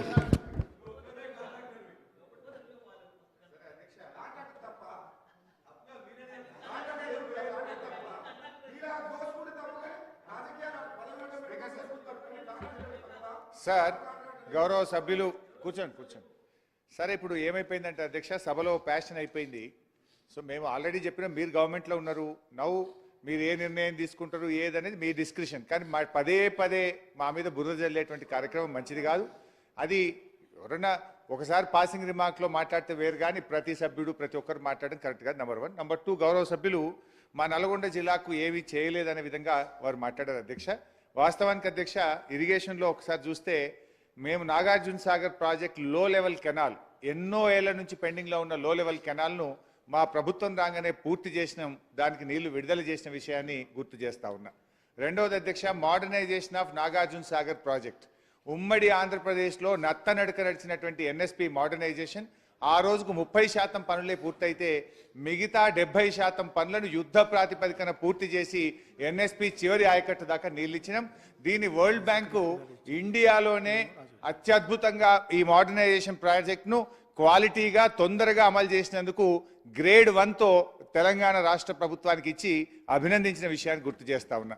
ఇదే నల్గొండ జిల్లాలో ఎస్ఆర్ఎస్పి స్టేజ్ 2కు గత కాంగ్రెస్ ప్రభుత్వంలో 1 ఎకరా నీళ్లు రాకపోతే తుంగతుర్తి, సూర్యాపేట, కోదాడలకు 3 నియోజకవర్గాలకు 2 పంటలకు కూడా మేము నీళ్లు ఇవ్వడం జరిగింది. నాగార్జున సాగర్ ప్రాజెక్టు ఎడమ కాలువ మీద లిఫ్ట్లన్నీ కూడా డిఫంక్ట్ అయిపోయి ఒక్క లిఫ్ట్ కూడా పనిచేయకపోతే మొత్తం కొత్త లిఫ్ట్లు పెట్టి 1,00,000 ఎకరాలకు ఎడమ కాలువ మీద లిఫ్ట్లు కూడా ఇచ్చి నీళ్ళు ఇచ్చిన విషయాన్ని కూడా గుర్తు చేస్తా ఉన్నా. అదేవిధంగా దిండి ప్రాజెక్టు కూడా ఇవాళ రిజర్వాయర్లన్నీ కూడా కట్టినాం. ఇప్పుడు వారు గౌరవ సభ్యులు కోరినట్టు నేను కూడా ఐ రికమెండ్ ఉత్తమ్ కుమార్ రెడ్డి గారు ఆ టనల్ను తొందరగా ఏదుల నుంచి చేసి నీళ్ళు ఇచ్చినట్టయితే ఫ్లోరైడ్ ప్రాంతానికి నీళ్ళు వస్తాయి. మేము 70% పనులు చేసినాం, మిగతా 30% చేయాలని కోరుతున్నాం. నల్గొండ జిల్లాకు అధ్యక్ష, ఇదే సభలో గౌరవనీయులు కోమటిరెడ్డి వెంకటరెడ్డి గారు, రాజగోపాల్ రెడ్డి గారు నన్ను మెచ్చుకున్నారు. మేము బత్తాయి మార్కెట్ కావాలని, నిమ్మకాయ మార్కెట్ కావాలని ఎన్నిసార్లు అడిగినా మా కాంగ్రెస్ పార్టీ ఇయ్యలేదు, నువ్వు ఇచ్చిన హరీష్ రావు గారు ధన్యవాదాలని హౌస్ లో ఆన్ రికార్డ్ చెప్పినారు. నల్గొండ అధ్యక్ష ధన్యవాదాలు అధ్యక్ష. ఇంతకుముందు మా గౌరవ శాసనసభ్యులు చాలా విషయాలు ఈ సభ దృష్టి తీసుకొచ్చారు అధ్యక్ష. కానీ పేరు తీసుకోవద్దని హరీష్ గారు ఇప్పుడే చెప్తున్నారు. నేను ఆయన ఒక విషయం చెప్పిండు కాబట్టి అందులో నేను చెప్తున్నాను, ఆయన వారి పేరు ఉచ్చరిస్తున్నాను. ఏదైతే నల్లగొండ జిల్లాకు సంబంధించినటువంటి ప్రాజెక్టులు మీరు ఇవాళ నాగార్జున సాగర్ అంటున్నారు, ఎస్ఆర్ఎస్పి అంటున్నారు, అదేవిధంగా ఈ కెనాల్స్ అన్ని పూర్తి చేసిన, మోడరేషన్ పూర్తి చేసిన అంటున్నారు. మేమేం పాపం చేసినాం అధ్యక్ష? కరువు పీడిత ప్రాంతమైనటువంటి దేవరకొండ, మునుగోడు నియోజకవర్గాలు, అచ్చంపేట నియోజకవర్గాల అధ్యక్ష, అడవి బిడ్డలైనటువంటి మా గిరిజన ప్రాంతం, కనీసం తాగడానికి నీరు లేనటువంటి ప్రాంతం అధ్యక్ష. దాదాపు ఆనాడు 2004లో కాంగ్రెస్ పార్టీ ప్రభుత్వం అధికారంలో వచ్చిన తర్వాత అధ్యక్ష, ఎస్ఎల్బిసి టన్నల్ను పూర్తి చేసి నీరు అందించాలే, సాగునీరు ఆలోచనతోటి ఆ ప్రాంతానికి ఆనాడు కాంగ్రెస్ ప్రభుత్వం మొదలుపెట్టినటువంటి ప్రాజెక్టు అధ్యక్ష. వీరు అధికారంలోకి వచ్చిన తర్వాత ఆ ప్రాజెక్టు వైపు కనీసం కన్నెత్తి కూడా చూడలే అధ్యక్ష. కనీసం ఒకసారి వచ్చే అధ్యక్ష, మీరేం చెప్పలేదు. మీరు చూసిన అధ్యక్ష 10 సంవత్సరాల్లో ముఖ్యమంత్రి గారు కానీ ఇతర మంత్రులు కానీ ఎవరు కూడా దాన్ని సందర్శించిన పాపాలు పోలేదు అధ్యక్ష. మీరు ఒక్కసారి వచ్చినారు అధ్యక్ష, నాకు తెలుసు అధ్యక్ష, చూసినా నేను. మీరు ఒక్కసారి వచ్చినారు అధ్యక్ష, చూసిపోయినారు. ఇవాళ 10% మిగిలిపోయిన నక్కలగండిని పూర్తి చేయలే, మీరు పెళ్లిపాకలను పూర్తి చేయలే. ఆ ఎస్ఎల్బిసి టన్నలు కేవలం 10 కిలోమీటర్ మాత్రమే మీ ఆయంలోనే. ఆనాడు 23 కిలోమీటర్ 10 కిలోమీటర్ సరిగా పూర్తి చేయలేదు మీరు. అది పూర్తి చేసి ఉంటే మా ప్రాంతం ఇవాళ సాగునీరులోకి వచ్చి శాశ్వతంగా మనం కరుబారి నుంచి బయటపడేటువంటి అవకాశం ఉండేది అధ్యక్ష. అదొక్కటే కాదు అధ్యక్ష, ఇప్పుడు మా గౌరవ మునుగోడు శాసనసభ్యులు రాజగోపాల్ గారు చెప్పినట్టు అధ్యక్ష, మా ప్రాంతానికి కరువు నుంచి బారి నుంచి కాపాడాలని ఆనాడు నక్కలగండి నుంచి డిండికి లిఫ్ట్ చేయాలన్నటువంటి స్కీమ్ని ఆనాడు కాంగ్రెస్ పార్టీ ప్రభుత్వంలో సర్వే చేసిన అధ్యక్ష. కానీ తర్వాత వీళ్ళు దేనికి మార్చారో తెలియదు. కానీ మళ్ళీ కూడా ఏదైతే పాలమూరు రంగారెడ్డి నుంచి తీసుకోవాలని చెప్పేసి ఇవాళ నార్లాపురం అదేవిధంగా వెట్టం ఏదుళ్ళ నుంచి తీసుకోవాలని ఆ రోజు ఆలోచన చేసి కింద ఏమో రిజర్వాయర్లన్నీ కట్టినారు అధ్యక్ష. రిజర్వాయర్లు కట్టినారు కానీ తలకాయ తీసేసి మొండే ఉంటే ఏమో లాభం అధ్యక్ష. మీరు నిజంగానే పూర్తి చేసి ఉంటే మీకు గొప్పగా పేరు వచ్చే అధ్యక్ష. మా ప్రాంతంలో ఇవాళ అటువంటి కష్టాలు ఉన్నటువంటి గిరిజన ప్రాంతం అన్నట్టు మా ప్రాంతంలో మీరు చేయలేకపోయినారు. అందుకనే ఇవాళ ఈ సభ ద్వారా అధ్యక్ష మీరు ఎట్లా మాకు దేవరకొండ మునుగోడు ప్రాంతానికి నీరు అందించలేదు, నల్లగొండలో మీరు మొదలుపెట్టినటువంటి ప్రాజెక్టులు ఏవి కూడా పూర్తి చేయలేదు అధ్యక్ష. మీరు హరీష్ రావు గారు గౌరవ శాసనసభ్యులు మాజీ మంత్రివర్యులు ఒప్పుకోవాల్సిందే. మీరు నల్లగొండ జిల్లాలో మన సభలో ఎన్ని మాటలు మాట్లాడినా నల్లగొండ ప్రజలు మీరు ఈ ప్రాంతంలో ఉన్నటువంటి కొత్త ప్రాజెక్టులు ఒక్కటి కూడా మేము ఆనాడు మొదలుపెట్టిన ప్రాజెక్టులు ఒక్కటి కూడా మీరు పూర్తి చేయలేని మాట వాస్తవం ఒప్పుకోవాలి. నేను రాజకీయాల వరకు మాట్లాడతలేదు అధ్యక్ష. నాకున్నటువంటి అవకాశాన్ని బట్టి సందర్భాన్ని బట్టి మీకు మాట్లాడతాం. మీరు ఆనాడు కాంగ్రెస్ ప్రభుత్వం మొదలుపెట్టిన ఏ ఒక్క ప్రాజెక్ట్ని 10% మిగిలి ఉన్నటువంటి ప్రాజెక్టును కూడా మీరు పూర్తి చేయలేదు అధ్యక్ష. కానీ ఇవాళ అధ్యక్ష నేను గౌరవ ముఖ్యమంత్రి గారికి అదేవిధంగా మా ఇరిగేషన్ శాఖ మంత్రి గారికి అధ్యక్ష నా ప్రాంతం శాశ్వతంగా కరుబారిని ఇవాళ మంచినీళ్ళు తాగడానికి నీళ్ళు లేవు అధ్యక్ష.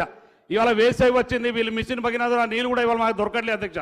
ఇవాళ మాకు సాగునీరు కానీ మంచినీరు కావాలంటే మాకు ఏకైక లక్ష్యం డిండి ఎత్తిపోతులను పూర్తి చేయడం తప్ప మాకు ఇంకో మార్గం లేదు అధ్యక్ష. అందుకే నేను గౌరవ ముఖ్యమంత్రి గారిని ఇరిగేషన్ శాఖ మంత్రి గారిని ఈ సభ ద్వారా కోరుకుంటాను అధ్యక్ష. ఎక్కడి నుంచి మనం ఆ సోర్స్ని తీసుకొని పూర్తి చేయాలో అది త్వరగా పూర్తి చేసి మా గౌరవ ఇరిగేషన్ శాఖ మంత్రి గారు మాకు అంతకుముందు నాకు పార్లమెంట్ సభ్యులు కూడా వారికి కూడా ఆ కాన్స్టిట్యున్సీ వారి పార్లమెంట్ ఉంది అధ్యక్ష.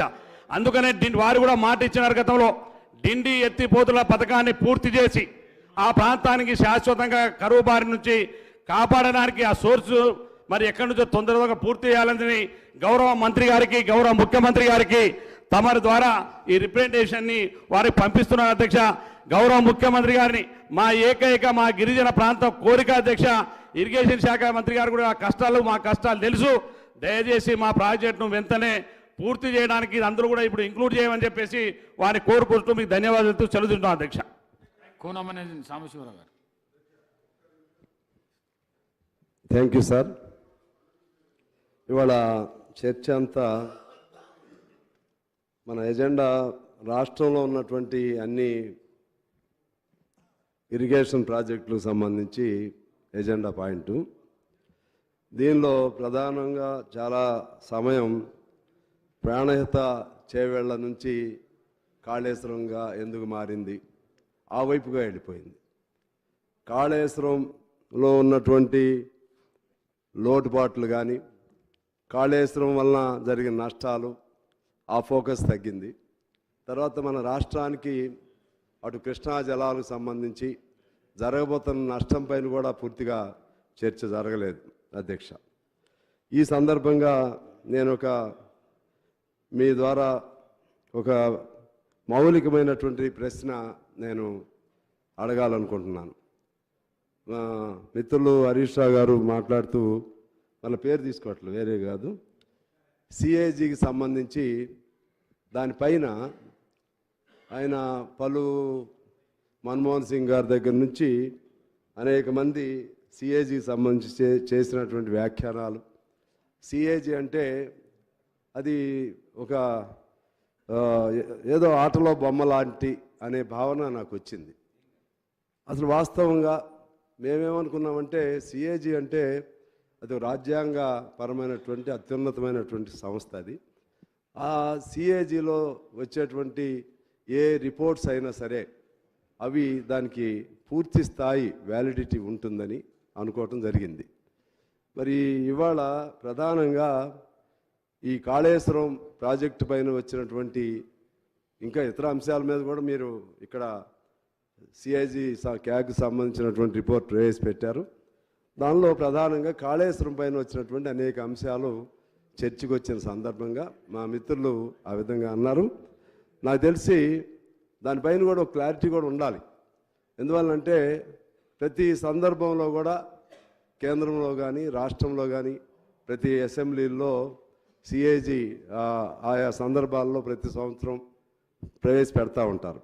అసలు దానిపైన విలువ లేనటువంటి కేవలం అందులో రిపోర్ట్స్ పెట్టి ఆ రిపోర్ట్స్లో లోపాలున్నా లోటుపాట్లున్నా లేకపోతే ఏదైనా వాళ్ళ అబ్జర్వేషన్స్ ఉన్నా రిమార్క్స్ ఉన్నా దానిపైన చర్యలు లేకపోతే ఆ క్యాగ్కి అర్థం కూడా ఉండదు. అందువలన నేను దానికి ఇప్పుడు కూడా విలువైనటువంటి రిపోర్ట్గా నేను భావిస్తూ ఆ క్యాగ్ రిపోర్ట్లో ఉన్నటువంటి అంశాల ప్రాతిపదికన కొన్ని మీ దృష్టికి తీసుకొద్దాం అనుకుంటున్నాను. దానిలో ప్రధానంగా ప్రాజెక్టు కాస్ట్ బెనిఫిట్ ప్రయోజనం 1.1:51 అని మెన్షన్ చేశారు అధ్యక్ష. అంటే 1:51 అంటే కేవలం రూపాయి ఖర్చు పెడితే 51 పైసలు మాత్రం ఇప్పుడు ఉపయోగం జరిగింది. అలాగే ఇంకొద్ది రోజులైతే 75కు తగ్గిపోతుంది. అంటే పావలా వరకే. అంటే ఆ ప్రాజెక్టులో ఇప్పుడు ఇదే పద్ధతిలో నడిస్తే మొత్తం 1,00,000 కోట్లు ఖర్చు పెడితే లేదా ఇంకా చాలా పెరుగుతుంది చెప్తాను. అది చివరికి దానిలో 1,00,000 ఖర్చు పెడితే ఉదాహరణకి 25,000 కోట్లు మాత్రమే ఉపయోగంలో ఉంటుంది. ఆ 75,000 కోట్లు కాగ్ రిపోర్ట్ ప్రకారమే. అది ఎలా ఎటుపోతుంది అనేది మనం ఆలోచన చేసుకోవాల్సినటువంటి అవసరం ఉంది అధ్యక్ష. అలాగే మిత్రులు మాట్లాడుతూ బడి పిల్లలు మార్క్స్ రాకపోతే తల్లిదండ్రులకు చెప్పే సంజాయిషిలాగా చెప్తా ఉన్నారు. అప్పుడు అది కూలిపోయింది ఇది కూలిపోయింది కాబట్టి ఇది కూలిపోతే తప్పేమిటి అన్నట్లుగా ఆ భావన వస్తుంది. అంటే నాకంటే తక్కువ మార్కులు వచ్చిన పిల్లాడు ఉన్నాడు కదా, నేను బెటర్ కదా అని చెప్పినట్లుగా ఉంది. అందువలన అదే కాకుండా ఒక్కో ప్రాజెక్టు పూర్తి అవడానికి అప్పుడు 40 ఏళ్ళు పట్టింది, అది 35 ఏళ్ళు పట్టింది. అంటే అవి కాదు కదా ఉదాహరణ తీసుకోవాల్సింది. ఇవాళ మరి సరైన పద్ధతుల్లో వాస్తవం జరిగింది. మీరు విచారణ చేసుకోండి, తప్పేంటో ఒప్పేంటో చూడండి, భవిష్యత్తులో ఎలా పోవాలో చూడండి. ఇటువంటి కన్స్ట్రక్టివ్గా మాట్లాడాలి. అది అలా కాకుండా చిన్నపిల్లలు మాట్లాడుకున్నట్టుగా అనిపించింది అధ్యక్ష. దానికి సంబంధించి దాంతోపాటు ఇక నేను కొన్ని అంశాలు టకటగా చదువుతూ ఉంటాను టైం సేవ్ చేయటంలో భాగంగా. ఇవాళ ప్రాణహిత చేవేళ్ళ 2005లో ప్రవేశపెట్టినప్పుడు 16,000 కోట్లు, ఆ ప్రభుత్వ కాలంలోనే 17,000 కోట్లు ప్రాథమిక అంచనా, ఆ తర్వాత 38,000 కోట్లు. తర్వాత టీఆర్ఎస్ ప్రభుత్వం అధికారంలోకి వచ్చిన తర్వాత కేంద్ర జల సంఘానికి సమర్పించిన నివేదికలో 81,911 కోట్లు, ప్రస్తుత అంచనా 1,47,427 కోట్లు. ఇది ఇంకా ఎంతైనా పెరగొచ్చు అనేది దాదాపు 2 లక్షల కోట్లు కూడా వచ్చని అంటున్నారు. అంటే ఆ ప్రాజెక్టులో ఉన్నటువంటి దానిలో కాస్ట్ బెనిఫిట్కి సంబంధించి అసలు ఎంత మేరకు ప్రయోజనం ఉంది, దాన్ని ఎలా చేయాలనేది గౌరవనీయులైనటువంటి ముఖ్యమంత్రి గారు అలాగే ఇరిగేషన్ శాఖ మంత్రి గారు ఇప్పుడు దీన్ని బేస్ చేసుకుని జాగ్రత్తగా ఆలోచన చేయాలని చెప్పి నేను కోరుతా ఉన్నాను.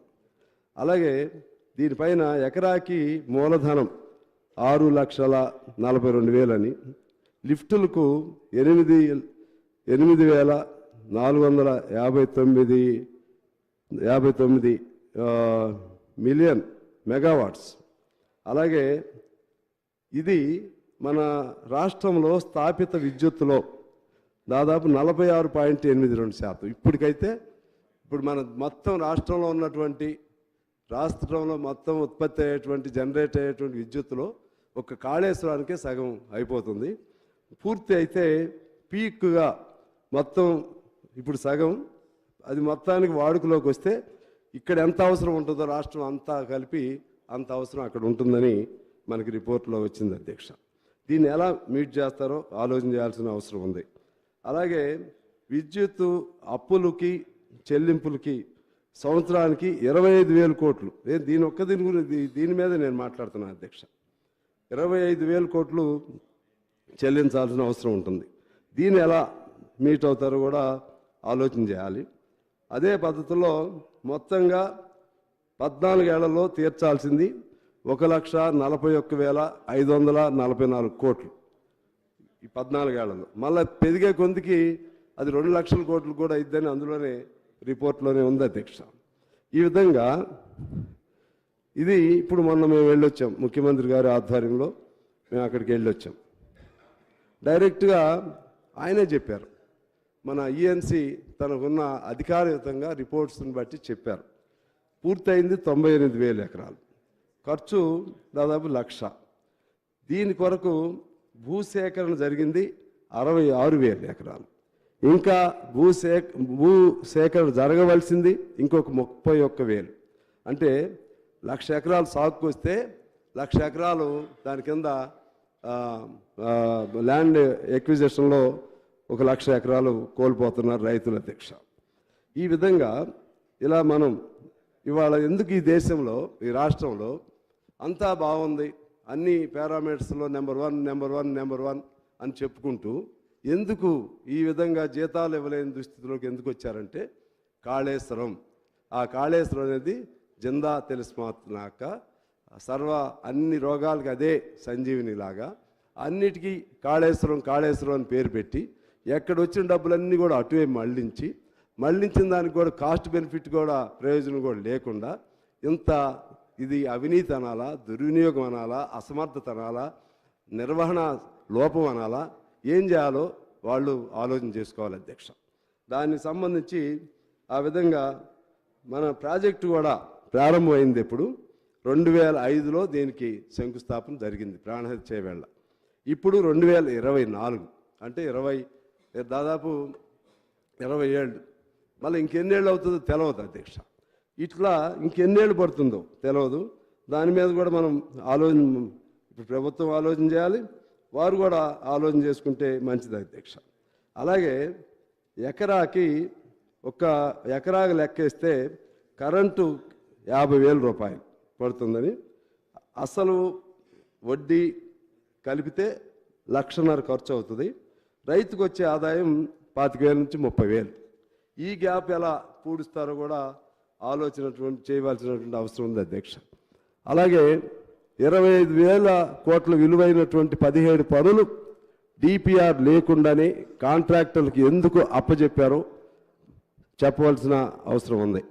అలాగే అవసరం లేకున్నా కూడా 2 టీఎంసీలే అవసరం ఉన్నా సరే ఇంకొక 25,000 కోట్ల కోసం ఇంకొక టీఎంసీని ఎందుకు పెంచారో చెప్పాల్సిన అవసరం ఉంది అధ్యక్ష. మల్లన్న సాగర్లో అక్కడ భూకంప జోన్ అని ముందే తెలిసి ఉన్నప్పుడు కూడా కాగు నివేదిక, ఆ ప్రాంతంలో కాగు నివేదిక ప్రకారంగా ఇప్పుడు డీప్ సీటెడ్ వెర్టికల్ ఫాల్స్ అంటే లోతైనటువంటి పగుళ్లతో ఉన్నదని తెలిసిన తర్వాత కూడా 50 టీఎంసీల నీరు అక్కడ నిలవ ఉండే విధంగా మల్లన్న సాగర్ని తయారు చేసి అక్కడ రైతులను ఇబ్బంది పెట్టి రైతుల మీద అక్కడ ఆ ప్రాంతంలోనే అనేక నెలల తరబడి నిరాహార దీక్షలు చేశారని కూడా మనకు తెలుసు అధ్యక్ష. దానివల్ల అటువంటిది ఎందుకు గత ప్రభుత్వం ఆ విధంగా నిపుణుల సలహాలను కూడా పక్కన పెట్టి ఎందుకు దాన్ని టేకప్ చేసిందో వాళ్ళు చెప్పాల్సినటువంటి అవసరం ఉంది అధ్యక్ష. అలాగే ఒక టీఎంసీతో 10,000 ఎకరాలు సాగు వస్తుందని మనందరికీ తెలుసు. 10,000 ఎకరాలది వీళ్ళు చూపెట్టింది 17,666 ఎకరాలు ఎందుకు చూపెట్టారో వాళ్ళు సమాధానం చెప్పాల్సిన అవసరం ఉంటుంది. అలాగే మన ఈ లిఫ్ట్కి సంబంధించినటువంటి ఐరన్ కానీ ఇటువంటి కొనుగోలుకు సంబంధించి వాస్తవ ధర 1,686 కోట్లు అయితే వీళ్ళు అంచనాలకన్నీ మించి దాదాపు 7,000 కోట్లు వేశారు. 7,000 కోట్లు. ఒకవేళ ఇతర ఖర్చులు అవి ఇవన్నీ తీసేసినా నేను ఆ రిపోర్ట్ ప్రకారమే మళ్ళీ ఒకసారి మీ దృష్టికి తీసుకొస్తున్నాను అధ్యక్ష.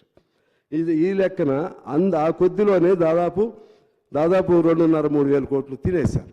ఎవరు తిన్నారు, కాంట్రాక్టులు తిన్నారా, ఎవరు తిన్నారో అది వేరు, కానీ తినేశారు. దీన్ని కూడా సమాధానం చెప్పాల్సినటువంటి అవసరం ఉంటుంది అధ్యక్ష. అలాగే వీటికి సంబంధించి కూలిపోయిన దెమ్మలు 148 కోట్ల రూపాయలు అప్పుడు. ఇప్పుడు వాటిని నిర్మించాలంటే ఆ కాంట్రాక్టులు రావట్లేదని గవర్నమెంట్ గట్టి ఒత్తిడి చేస్తే ఇప్పుడు ఒప్పుకున్నారని అంటున్నారు. ఆ విధంగా 10,450 కోట్లు ఇప్పుడు అవసరం అవుతుంది. అలాగే మేడిగడ్డ, అన్నారం, సుందెళ్ళ ఈ 3 మేడిగడ్డ దాదాపు వాళ్ళు 3 పిల్లర్స్ 4 పిల్లర్స్ అన్నా మేము కూడా చూసాం. పైన ఉన్నటువంటి ఆ ఓవర్ స్లాబే కిందకి రోడ్డే దిగిపోయి ఉంది. అది దాదాపు పనికి రాదని చాలామంది చెబుతున్నారు. ఇంకా నిపుణులు కరెక్ట్ తెలుస్తుంది. అది పోతే సేమ్ టెక్నాలజీతో నిర్మించిన సుందేళ్లను ఇంకా అన్నారం కూడా ఈ దెబ్బతింటే అది అప్పుడు 10,000 కోట్లు, 3 కలిపితే దాదాపు 10,000 కోట్లు. ఇప్పుడు నిర్మించాలంటే మళ్ళీ ఎంత అవుతుంది? అక్కడ 148 కోట్లు, ఇప్పుడు 450 కోట్లు అయితే 10,000 కోట్లు ఈ లెక్కన మరలా ఇప్పుడు ఆ 3 నిర్మించాలంటే ఎంత ఖర్చు అవుతుంది? ఇది ఆలోచన చేయాల్సినటువంటి అవసరం ఉంటుంది అధ్యక్ష. అలాగే అసలు మేడిగడ్డ లేకుండా దాని కింద చాలా ఉన్నాయి, బ్యారేజ్లు ఉన్నాయి, ఇంకేయో ఉన్నాయి. ఏ నీళ్ళైనా సరే త్రూ మేడిగడ్డ వెళ్ళాల్సిందే. మేడిగడ్డ లేకుండా అసలు ఉపయోగం ఎలా ఉంటుంది? మన ఎల్లంపల్లి వరకు మేడిగడ్డ నుంచి వెళ్ళాల్సిందే, లేకపోతే పాత ప్రాణ చేవెళ్ళైనా సరే ఎల్లంపల్లి వరకు వెళ్ళాల్సిందే. ముందు ఈ మేడిగడ్డ ఉండాల్సిందే, అన్నారం ఉండాల్సిందే, సుందేళ్ళు ఉండాల్సిందే. ఇవి లేకుండా అసలు నీళ్ళు ఎక్కడి నుంచి వస్తాయి? అది కాళేశ్వరం ఏమైపోతుంది? ఇవన్నీ కూడా సీరియస్గా ఆలోచన చేయాల్సినటువంటి అవసరం ఉంది అధ్యక్ష. అదేవిధంగా కాళేశ్వరం ప్రాజెక్ట్ని దాని డిజైన్ వీటికి సంబంధించి వ్యాప్కోస్ సంస్థ అనేది అప్పటికే అది బాగా అప్రతిష్ట పాలైనటువంటి సంస్థ ఇయ్యొద్దని చెప్పారు. ప్రత్యేకించి మరలా ఆ డిజైన్ అదంతా వాళ్ళకే ఎందుకు ఇచ్చారనేది కూడా వాళ్ళు సమాధానం చెప్పాల్సినటువంటి అవసరం ఉంది అధ్యక్ష. అదేవిధంగా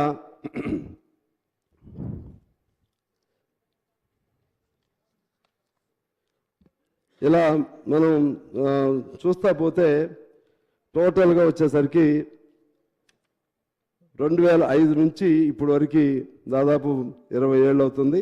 దీనిపైన జాగ్రత్తగా త్వరితగతిన పూర్తి చేయడానికి ప్రభుత్వం ఎలా చేయాలనేది అన్ని పార్టీలతో నిపుణులతో కూర్చుని దాన్ని అలా వదిలేస్తే చాలా నష్టం.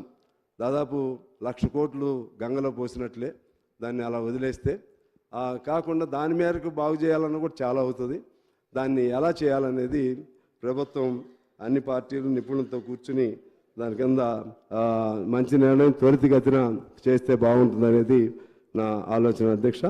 అదే పద్ధతుల్లో దాంతోపాటు మన ప్రాణహిత చేవేళది కూడా ఆదిలాబాద్ జిల్లాకు అప్పుడే అన్యాయం జరిగింది.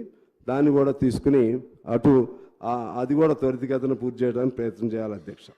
ఇది గోదావరికి సంబంధించి. గోదావరితో పాటు కింద మాకు కొన్ని ఉన్నాయి. అది గోదావరి, ఇక మేడిగడ్డ కిందంతా గోదావరి. మేడిగడ్డలో బ్యారేజ్ పెట్టి గోదావరి నీళ్ళని అక్కడి నుంచి వెనక్కి మళ్ళించే క్రమం అది దాటిన తర్వాత మా ఎన్ని వస్తాయి. సీతారాం ప్రాజెక్ట్ కానీ, సీతమ్మ సాగర్ కానీ, లేకపోతే దేవాదులు కానీ వరుస అట్లా పైనుంచి రావటం జరిగింది అధ్యక్ష. మరి మాకు సంబంధించి ఇంతవరకు 1 ఎకరం కూడా, ఇంతకుముందు శ్రీనివాసరెడ్డి గారు కూడా చెప్పారు, 1 ఎకరం కూడా ఇంతవరకు రాలేదు అధ్యక్ష. అది అప్పుడు నాకు గుర్తుంది, రాజశేఖర రెడ్డి గారు ఉన్నప్పుడు దాని మీద పెద్ద ఎత్తున మేము కూడా ఆందోళన చేసాం. అప్పట్లో మా తమ్ముల గారికి కూడా తెలుసు. అది 2 అప్పుడు రాజీవ్ దుమ్ముగూడెం, ఇందిరా దుమ్ముగూడెం పేరుతో 2 విడివిడిగా 2 ప్రాజెక్టులుగా ఉండేది. 1,200, 24,000. ఇప్పుడు అది 26,000 కోట్లుగా అయింది అధ్యక్ష. 26,000 కోట్లుగా అయింది. ఎంత పూర్తయిందో కూడా తెలియదు, ఎప్పుడు పూర్తవుతుందో కూడా తెలియదు. ఇంతవరకు ఇన్నేళ్ళు అయినా సరే, అది కూడా 20 ఏళ్ళు అయింది. ₹1 కూడా దానిలో కూడా 1 ఎకరం కూడా ఎందుకు సాగు కాలేదో చెప్పవలసిన బాధ్యత పాత ప్రభుత్వం పైనే ఉంటుందని నేను మీకు తెలియజేస్తున్నాను అధ్యక్ష. అలాగే కృష్ణా సంబంధించి ఇంకోటి భక్త రామదాస్కు సంబంధించి మా నాగేశ్వరరావు గారు చాలా శ్రద్ధ పెట్టి చేశారు. దానికి సంబంధించి కూడా ఒకటి కరెక్ట్ చేసుకోవాల్సిన అవసరం ఉంటుందని నా అభిప్రాయం. దాని ఒరిజినల్ ఆయకట్టు అంటే పాలేరులో తీసుకొచ్చేటువంటి అది కాకతీయ కాలువ నుంచి రావాలి.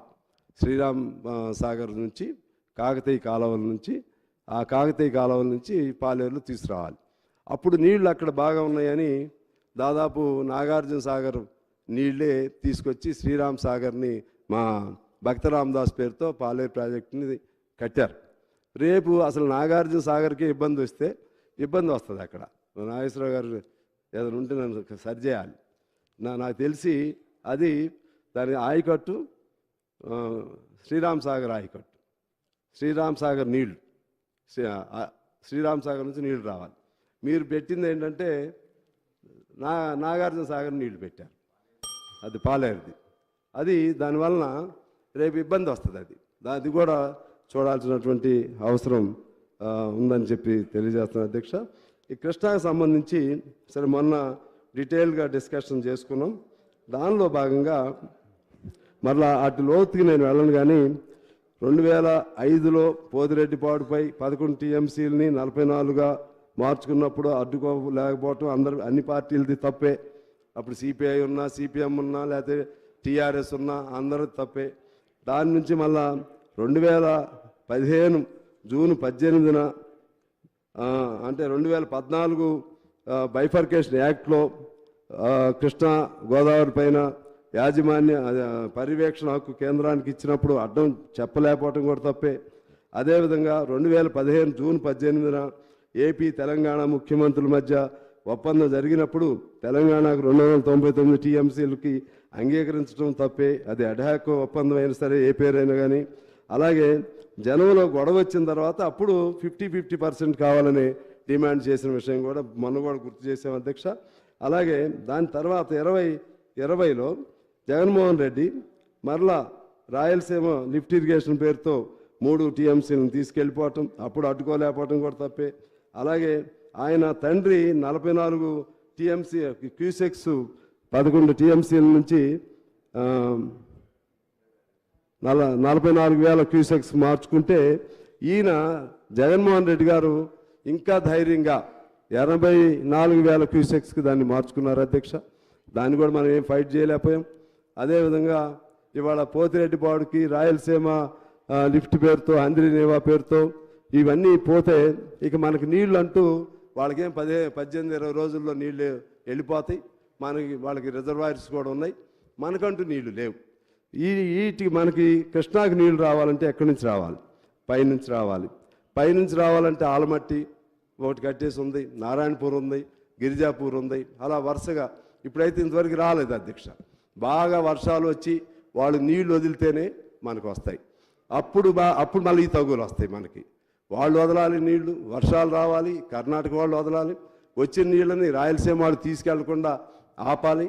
అప్పుడు ఆ నీళ్లు మనకి మిగిలితే మా జిల్లాకైనా లేకపోతే నల్గొండ జిల్లాకైనా ఉపయోగం ఉంటుంది. అందువల్ల అసలు నీళ్లే లేనటువంటి పరిస్థితుల్లో మనం పడ్డాం అధ్యక్ష. రేపు భయానకమైన పరిస్థితి ఏంటంటే నీకు మొత్తం మన రాష్ట్రంలో దాదాపు 1 కోటి ఎకరాలు, 1,20,000 ఎకరాలు సాగుకు ఉంది. 40 ఎకరాలు, 40,000 అటు ఇటు పోయిన 1,20,000లో అంచనా ఒక్క కాళేశ్వరం నుంచే దాదాపు వాళ్ళ అంచనా 18 లక్షల ఎకరాలు పెట్టారు. 18 లక్షల ఎకరాలు పెట్టారు, 5 లక్ష 1 కోటి ఎకరాలు ఇచ్చామంటున్నారు. 1 కోటి ఎకరాలు ఇప్పటికే నీళ్ళు ఇచ్చామంటున్నారు. అసలు వాళ్ళు పెట్టిందే 18 లక్షలు. సరే వాళ్ళు ఏదైనా అన్నేయండి, కానీ రేపు భవిష్యత్తులో కాళేశ్వరం లేకపోతే గోదావరి దెబ్బతింటుంది. ఎందుకంటే మొత్తం లింక్ దాని అట్లా ఆ చక్రబంధంలో బిగుసుకుపోయింది గోదావరి. అటు నుంచి చూస్తే కర్ణాటక నుంచి రాకపోతే మన కృష్ణా డెల్టా అటు దెబ్బతింటాం. రాయలసీమని కట్టడి చేసుకోకపోతే ఇంకా దెబ్బతింటాం. టోటల్గా మీ మీద చాలా ఇప్పుడు గురుతర బాధ్యత ఉంది ముఖ్యమంత్రి గారు. గోదావరి కృష్ణా రెండింటినీ సమన్వయం చేసుకోకపోతే రాష్ట్రం దుర్భిక్ష ప్రాంతమైనటువంటి ప్రమాదం కనపడతా ఉంది. ఎందుకంటే గోదావరి నీళ్ళు ఎక్కువ ఉన్నాయి, కానీ ఎక్కువ ఉన్న నీళ్ళని తీసుకెళ్ళడానికి అవకాశం లేకుండా అక్కడ బంధించబడింది. మేడిగడ్డ దగ్గర బంధించబడింది, అటు అంతా ఆగిపోయింది. సరే మా ఎప్పుడుగో అవుతాయి, మా కిందయి సీతారామ సాగర్ ఇవన్నీ, కానీ కృష్ణాయి మాత్రం మన చేతుల్లో లేదు. అందువలన బీజేపీ కానీ కేంద్ర ప్రభుత్వం కానీ అందరిని కలుపుకుని ఆ వైపుగా చేయాలని నేను కోరుతూ ఆఖరిగా 2-3 అంశాలు చెప్పి నేను సెలవు తీసుకుంటాను అధ్యక్ష. ముఖ్యంగా ఈ పెద్ద ప్రాజెక్టుల వలన చాలా ఇబ్బంది వచ్చింది. పెద్ద భవిష్యత్తులో దానివల్ల అన్ని రకాల అటు భూకంపాలు కానీ ఇంకా చాలా వస్తాయి. తర్వాత ఇదే విధంగా సంవత్సరాల తరబడి నడుస్తూ ఉంటుంది. ఈ సంవత్సరాల తరబడి నడిచే క్రమం ఆ లోపు ఇంకా చిన్న మైనర్ ఇరిగేషన్ ప్రాజెక్టులు ఉన్నాయి. వాటిని పూర్తి చేసుకుంటే ఒక 2-3 వేలు పెడితే మైనర్ ఇరిగేషన్ చెరువులు కానీ ఇవన్నీ పూర్తవుతాయి. అదేవిధంగా మధ్య తరహా ప్రాజెక్టులు ఒక 35-36 ఉన్నాయి. దాని మీద ఒక 2-3 వేలు పెడితే మొత్తం కూడా ఇవి ఒకసారి పూర్తవుతాయి. గత 20-25 ఏళ్ల నుంచి దాని మీద డబ్బులు పెడతానే ఉన్నారు. కొద్దిగా పెడుతున్నారు, అది అవ్వట్లేదు. అలాగే ఐడీసీ లిఫ్ట్కి సంబంధించి కూడా దాదాపు 614 ఉన్నాయి. దాని కింద కూడా అవి కూడా త్వరితగతిన పూర్తి చేసుకుని ఆ లిఫ్ట్ నిర్వహణ గ్రామ పంచాయతీలకు కానీ ప్రభుత్వ ఆధ్వర్యంలో చేయాలి అధ్యక్ష. ఇప్పుడు రైతులకు ఇవ్వటం వలన రైతుల్లో సమన్వయం చేయలేకపోవటం వలన చాలా లిఫ్టులు మూలన పడ్డాయి. దాన్ని కూడా మీరు ఆ విధంగా చేయాల్సినటువంటి అవసరం ఉందని మీకు తెలియజేస్తున్నాను. అలాగే బోర్లు 27 లక్షలు ఉన్నాయి. ఆ బోర్లకు సంబంధించి భూగర్భ జలాలను మెయింటైన్ చేసే విధంగా కూడా ప్లాన్ చేస్తూ ఆ విధంగా బోర్లకు లింకప్ చేయాలి. అలాగే దానిలో ఇప్పుడు మా ప్రాంతంలో ఏంటంటే ఫారెస్ట్ ఏరియాలో మనకు అటవీ హక్కుల పట్టా అయితే ఇచ్చారు కానీ ఈ బోరు వేయడానికి ఫారెస్ట్ వాళ్ళు ఒప్పుకోవట్లేదు. దాన్ని కూడా కొంచెం జాగ్రత్తలు చూడాల్సిన అవసరం ఉందని తెలియజేస్తూ కృష్ణాకు సంబంధించి ఒకటి మన ఒక్క సెకండ్ అధ్యక్ష, జోరాల తర్వాత అక్కడ ఒక 2 లక్షల ఎకరాల్లో ఇంకా 2 లక్షలు అయింది, ఇంకా 50,000 మిగిలి ఉంది అంటున్నారు. అలాగే భీమా 1, భీమా 2 అక్కడ కూడా అలాగే పూర్తి అవ్వలేదు, సగం అయినాయి అంటున్నారు. జోరాల బ్యాక్ నెట్టెంపాడు పూర్తి అవ్వలేదు. శ్రీశైలం బ్యాక్ వాటర్ కింద మన కలవకుర్తి పూర్తి అవ్వలేదు. అదేవిధంగా ఇంకా ఇతర పాలమూరు ఎత్తిపోతల ఇంతకుముందు కూడా నన్ను మా పల్లా వెంకటరెడ్డి గారు మా నాయకులు కూడా వచ్చి అప్పటికే రాజగోపాల్ రెడ్డి గారితో మాట్లాడామన్నారు. ఎందుకంటే మా 2 నియోజకవర్గాలు మాకు అనుబంధం ఉంది. ఇప్పుడు బాలనాయక్ గారు చెప్పిన మునుగోడైనా లేకపోతే దేవరకొండ అయినా అది కూడా గౌరవ మంత్రి గారు దాన్ని కూడా చేరుస్తారు. ఏదో ఓవర్ సైట్లో మిస్టేక్ అయి ఉంటుంది. అదేవిధంగా ఆ విధంగా చేసి దిండిని కూడా త్వరితగతిన దిండికి సంబంధించి మన శ్రీశైలం అదేమంటారు దాన్ని లోపల టనెల్ది కూడా పూర్తి చేయాలి. పక్కన ఇప్పుడు కొత్తగా టేకప్ చేసినవి కూడా ఇది కూడా చేయాల్సిందే. టనెల్ కూడా ఇంకో 10 కిలోమీటర్లు అయితే అది కూడా అవుతుంది. ఇవన్నీ కూడా చేస్తే అధ్యక్ష మీ ద్వారా ప్రభుత్వానికి తెలియజేస్తున్నాను, ఖర్చు తక్కువ. ఇవన్నీ కూడా ఇన్ని రోజులు కేవలం కాళేశ్వరం పేరుతో పెట్టి ఈ ప్రాజెక్టులన్నింటినీ కూడా వదిలేశారు. ఇవన్నీ కూడా ఒక్క సంవత్సరంలో ముఖ్యమంత్రి గారికి మన ఇరిగేషన్ మంత్రి గారు ఉత్తమ్ గారికి కూడా చెప్తున్నా, మీరు ఇవన్నీ ఒక్క సంవత్సరంలో ఉన్నాయి. చిన్న చెరువులు, మధ్య చెరువులు, అదేవిధంగా ఇప్పుడు ఈ ఆగిపోయినటువంటి కృష్ణా కింద ఉన్న జోరాల బ్యాక్ వాటరు, అలాగే శ్రీశైలం బ్యాక్ వాటరు, ఈ ప్రాజెక్టులన్నింటినీ ఒక్క ట్రిప్తోనే లేపేయచ్చు. లిఫ్ట్లకు సంబంధించి కూడా మీరు దాని నిర్వహణ బాధ్యతని గ్రామ పంచాయతీలకు ఇచ్చే విధంగా చేస్తే అవి కూడా నడుస్తాయి. అలా మొత్తంగా ఒక సమగ్రమైనటువంటి వాటర్ ప్లాన్, ఇరిగేషన్ ప్లాన్ ఉండి ఏ చుక్కను కూడా పోనీయకుండా, ఏ చుక్క కూడా వృధా కానీయకుండా భారీ ప్రాజెక్టుల పేరుతో పెట్టుకుని దానికి భారీగా డబ్బులు పెడుతూ భారీగా సమయాన్ని కేటాయించే కంటే అవి ఉంటే కొంత అవసరం ఉంటే దాన్ని కొన్ని మేరకు పరిమితం చేసుకుని ఈ చిన్న మైనరు ఇటువంటి వాటి మీద ఎక్కువ శ్రద్ధ పెట్టి ఆ విధంగా ఒక వాటర్ పాలసీ, ఒక స్పష్టమైన పాలసీతో మనము రాష్ట్రాన్ని ముందుకు తీసుకెళ్లాలని కోరుతూ మీకు ధన్యవాదాలు అధ్యక్ష. శ్రీ కడియం శ్రీహరి గారు,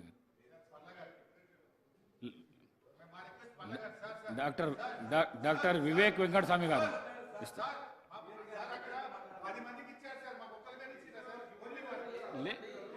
కడియం శ్రీహరి గారు అధ్యక్ష, నేను మీకు ధన్యవాదాలు.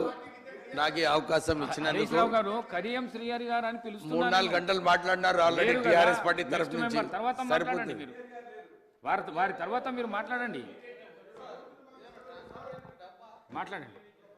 అధ్యక్ష ధన్యవాదాలు నాకు టైం ఇచ్చినందుకు. ఇంతకుముందు ఈ ప్రాణహిత చేవెళ్ళ గురించి మాట్లాడేటప్పుడు గౌరవ ముఖ్యమంత్రి గారు రేవంత్ రెడ్డి గారు ఆ రోజు చెప్పారు. కీర్తిశేషులు వెంకటస్వామి గారు ఆ రోజు ప్రాణహిత చేవెళ్ళ ప్రాజెక్ట్ పెట్టాలని రాజశేఖర్ రెడ్డి గారితో చాలా చర్చలు చేశారు. అప్పుడు ఆ రోజులలో అందరూ అనుకున్నారు ప్రాణహితలో నీళ్ళు లేవు, ఇది ఫెయిల్డ్ ప్రాజెక్ట్ అని చెప్పి చాలామంది ఆ రోజులలో చర్చ పెట్టారు. కానీ అప్పుడు వెంకటస్వామి గారు రాజశేఖర్ రెడ్డి గారిని 3 సార్లు హెలికాప్టర్లు తీసుకువెళ్ళి అక్కడ నీళ్లు ఉన్నాయి, ఈ ప్రాజెక్ట్ పెడితే తెలంగాణలో కరీంనగర్, ఆదిలాబాదు తెలంగాణ ప్రజలకు న్యాయం అవుతుందని చెప్పి ఆ రోజులలో ప్రాణహిత చేవెళ్ల ప్రాజెక్టు శాంక్షన్ చేయడం జరిగింది. చాలామంది ఆల్రెడీ ఈ విషయం మాట్లాడినారు. 38,000 కోట్ల ప్రాజెక్టులో ఆల్రెడీ 11,000 కోట్ల రూపాయలు ఖర్చు పెట్టినారు. కేవలం ఇంకా 25,000-26,000 కోట్ల ఖర్చు పెడితే ఈ ప్రాజెక్ట్ పూర్తిగా అవుతుందని. కానీ ఈ రీడిజైనింగ్ పేరుతో అందరు కూడా ఇదే చెప్పారు. ఈ రీడిజైనింగ్ ఎందుకు చేసినారు? ఇంజనీర్లు, ముఖ్యమంత్రి ఆ రోజులలో కేసీఆర్ గారు అన్నారు, నేను 80,000 పుస్తకాలు చదివినాను, నాకు డిజైనింగ్ నేనే కష్టపడి ఈ ప్రాజెక్ట్ని డిజైన్ చేసినానని చెప్పి చాలా గొప్పగా చెప్పుకున్నారు. కానీ నిజంగా చూస్తే ఇది 5 సంవత్సరాలలో ఈ కాళేశ్వరం ప్రాజెక్ట్ ఇంప్లిమెంట్ చేసిన తర్వాత 180 టీఎంసీ మీరు క్యాల్కులేట్ చేసుకుంటే ఇప్పటి వరకు ఈ 5 సంవత్సరాలలో 940 టీఎంసీ నీళ్లు పంపింగ్ చేసే అవసరం ఉండే. కానీ కేవలము 18% పంపింగ్ జరిగింది. అంటే ఎంత ఇన్ఎఫిషియెంట్గా ఈ ప్రాజెక్ట్ వయబిలిటీ గురించి ఇప్పుడే అక్బరుద్దీన్ గారు, మన గౌరవ ఇరిగేషన్ మంత్రి గారు ఏదైతే చెప్పారో, నిజంగా ఇన్ఎఫిషియెంట్గా ఈ ప్రాజెక్ట్ కన్స్ట్రక్ట్ చేయడం జరిగింది. గ్రావిటీతో వచ్చే నీళ్లకు దీన్ని లిఫ్ట్ ప్రాజెక్ట్ చేసి మోర్ దెన్ 100 మీటర్స్ లిఫ్టింగ్ కాళేశ్వరం నుంచి చేస్తున్నారు అధ్యక్ష. ఈ ప్రాజెక్ట్ వలన ప్రత్యేకంగా మా చెన్నూరు నియోజకవర్గం, మంత్రి నియోజకవర్గం, మంచిర్యాల నియోజకవర్గం ఇవన్నీ కూడా బ్యారేజ్ కట్టడం వలన ఈ బ్యాక్ వాటర్స్తో సుమారు 1,00,000 ఎకరాలు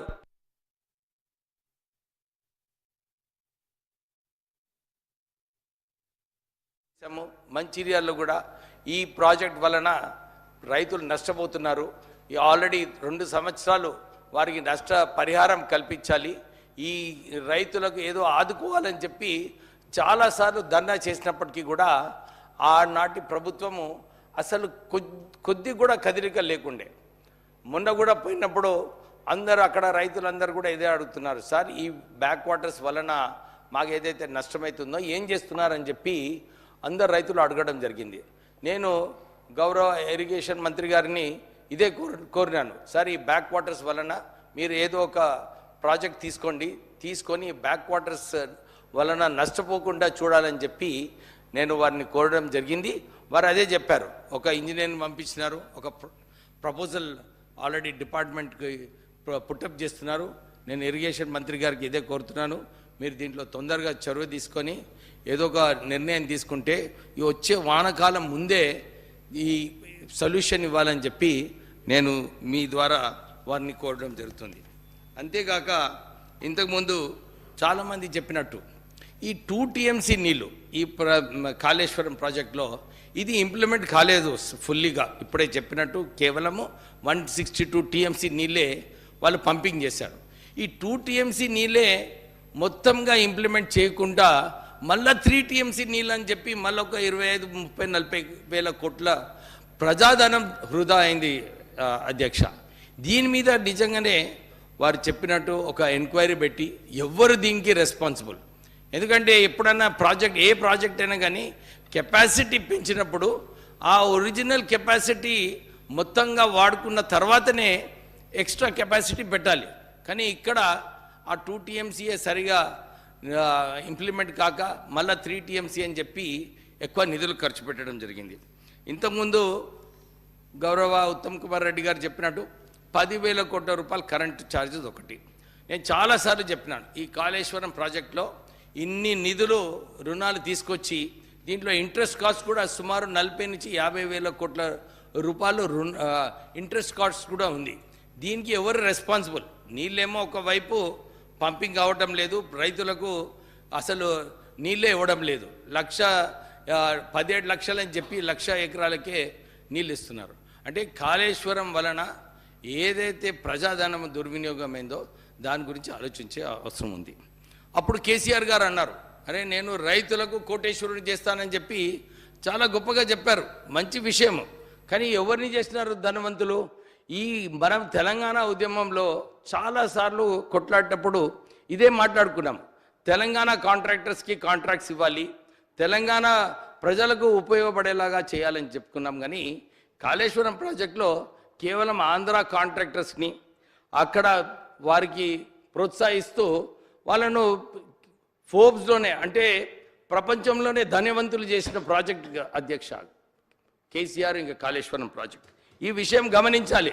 ఎందుకంటే తెలంగాణ నిధులు దుర్వినియోగం ఎట్లా అయినాయో, అప్పుడేమో మనం తెలంగాణ ఉద్యమంలో ఆంధ్ర కాంట్రాక్టర్లు ఆంధ్రలో దోచుకుంటున్నారని చెప్పి మనం చాలాసార్లు చెప్పడం జరిగింది. కానీ తెలంగాణ వచ్చిన తర్వాత కూడా ఇదే పరిస్థితి. కేవలం కాళేశ్వరం ప్రాజెక్టులో కాదు అధ్యక్ష, మన కృష్ణా వాటర్స్లో కూడా ఇంతకుముందు చాలాసార్లు చర్చించడం జరిగింది. కృష్ణా వాటర్స్లో ఎవరు రెస్పాన్సిబుల్ దీనికి? 2018 నుంచి చాలాసార్లు మా V6 వెలుగు ఈ విషయం పైన చాలాసార్లు చెప్పడం జరిగింది. ఎందుకు అపెక్స్ కౌన్సిల్ పోలేదు? అప్పుడు ముఖ్యమంత్రి, ఆనాటి ముఖ్యమంత్రి కేసీఆర్ గారు, జగన్ గారు వాళ్ళిద్దరు కూడా చాలా సన్నిహితులుగా ఉండి వాళ్ళు చర్చ చేసుకొని ఒక మ్యాచ్ ఫిక్సింగ్ అయినట్టు కనపడింది అధ్యక్ష.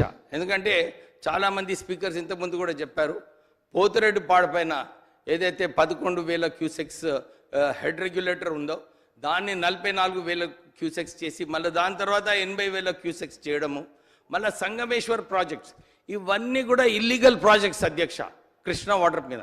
అప్పుడు ఆనాటి ప్రభుత్వం ఎందుకు దానికి వ్యతిరేకంగా మాట్లాడలేదు?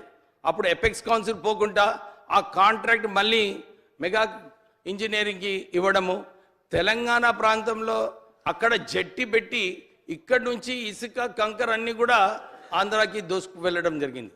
ఇంత దాని గురించి రాసినప్పుడు కూడా ప్రభుత్వం ఏం చర్యలు తీసుకోలేదు. కానీ V6 వెలుగు ఈ దీనిపైన కథనాలు వేసినందుకు బ్యాన్ చేయడం జరిగింది అధ్యక్ష.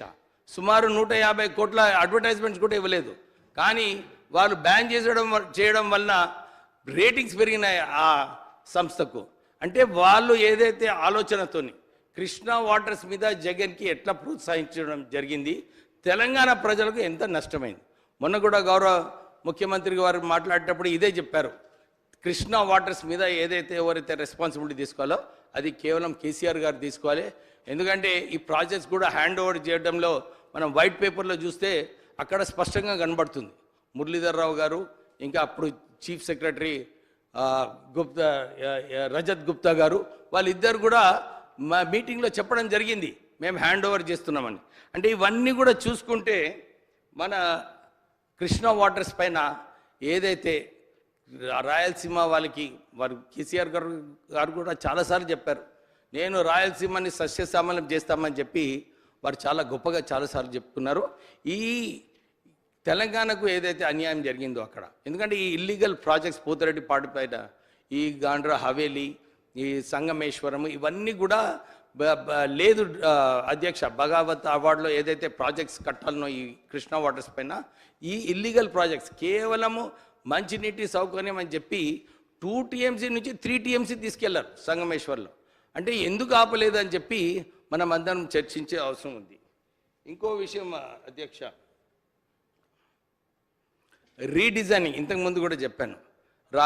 మన ఖమ్మంలో కూడా ఈ ఇందిరా సాగర్, రాజీవ్ సాగర్ ప్రాజెక్ట్ కూడా అక్కడ కూడా ఒక బొట్టు నీళ్ళు ఇవ్వకుండా 7,000 కోట్ల రూపాయలు అక్కడ రీడిజైనింగ్ పేరుతో అక్కడ కూడా ఖర్చు పెట్టడం జరిగింది.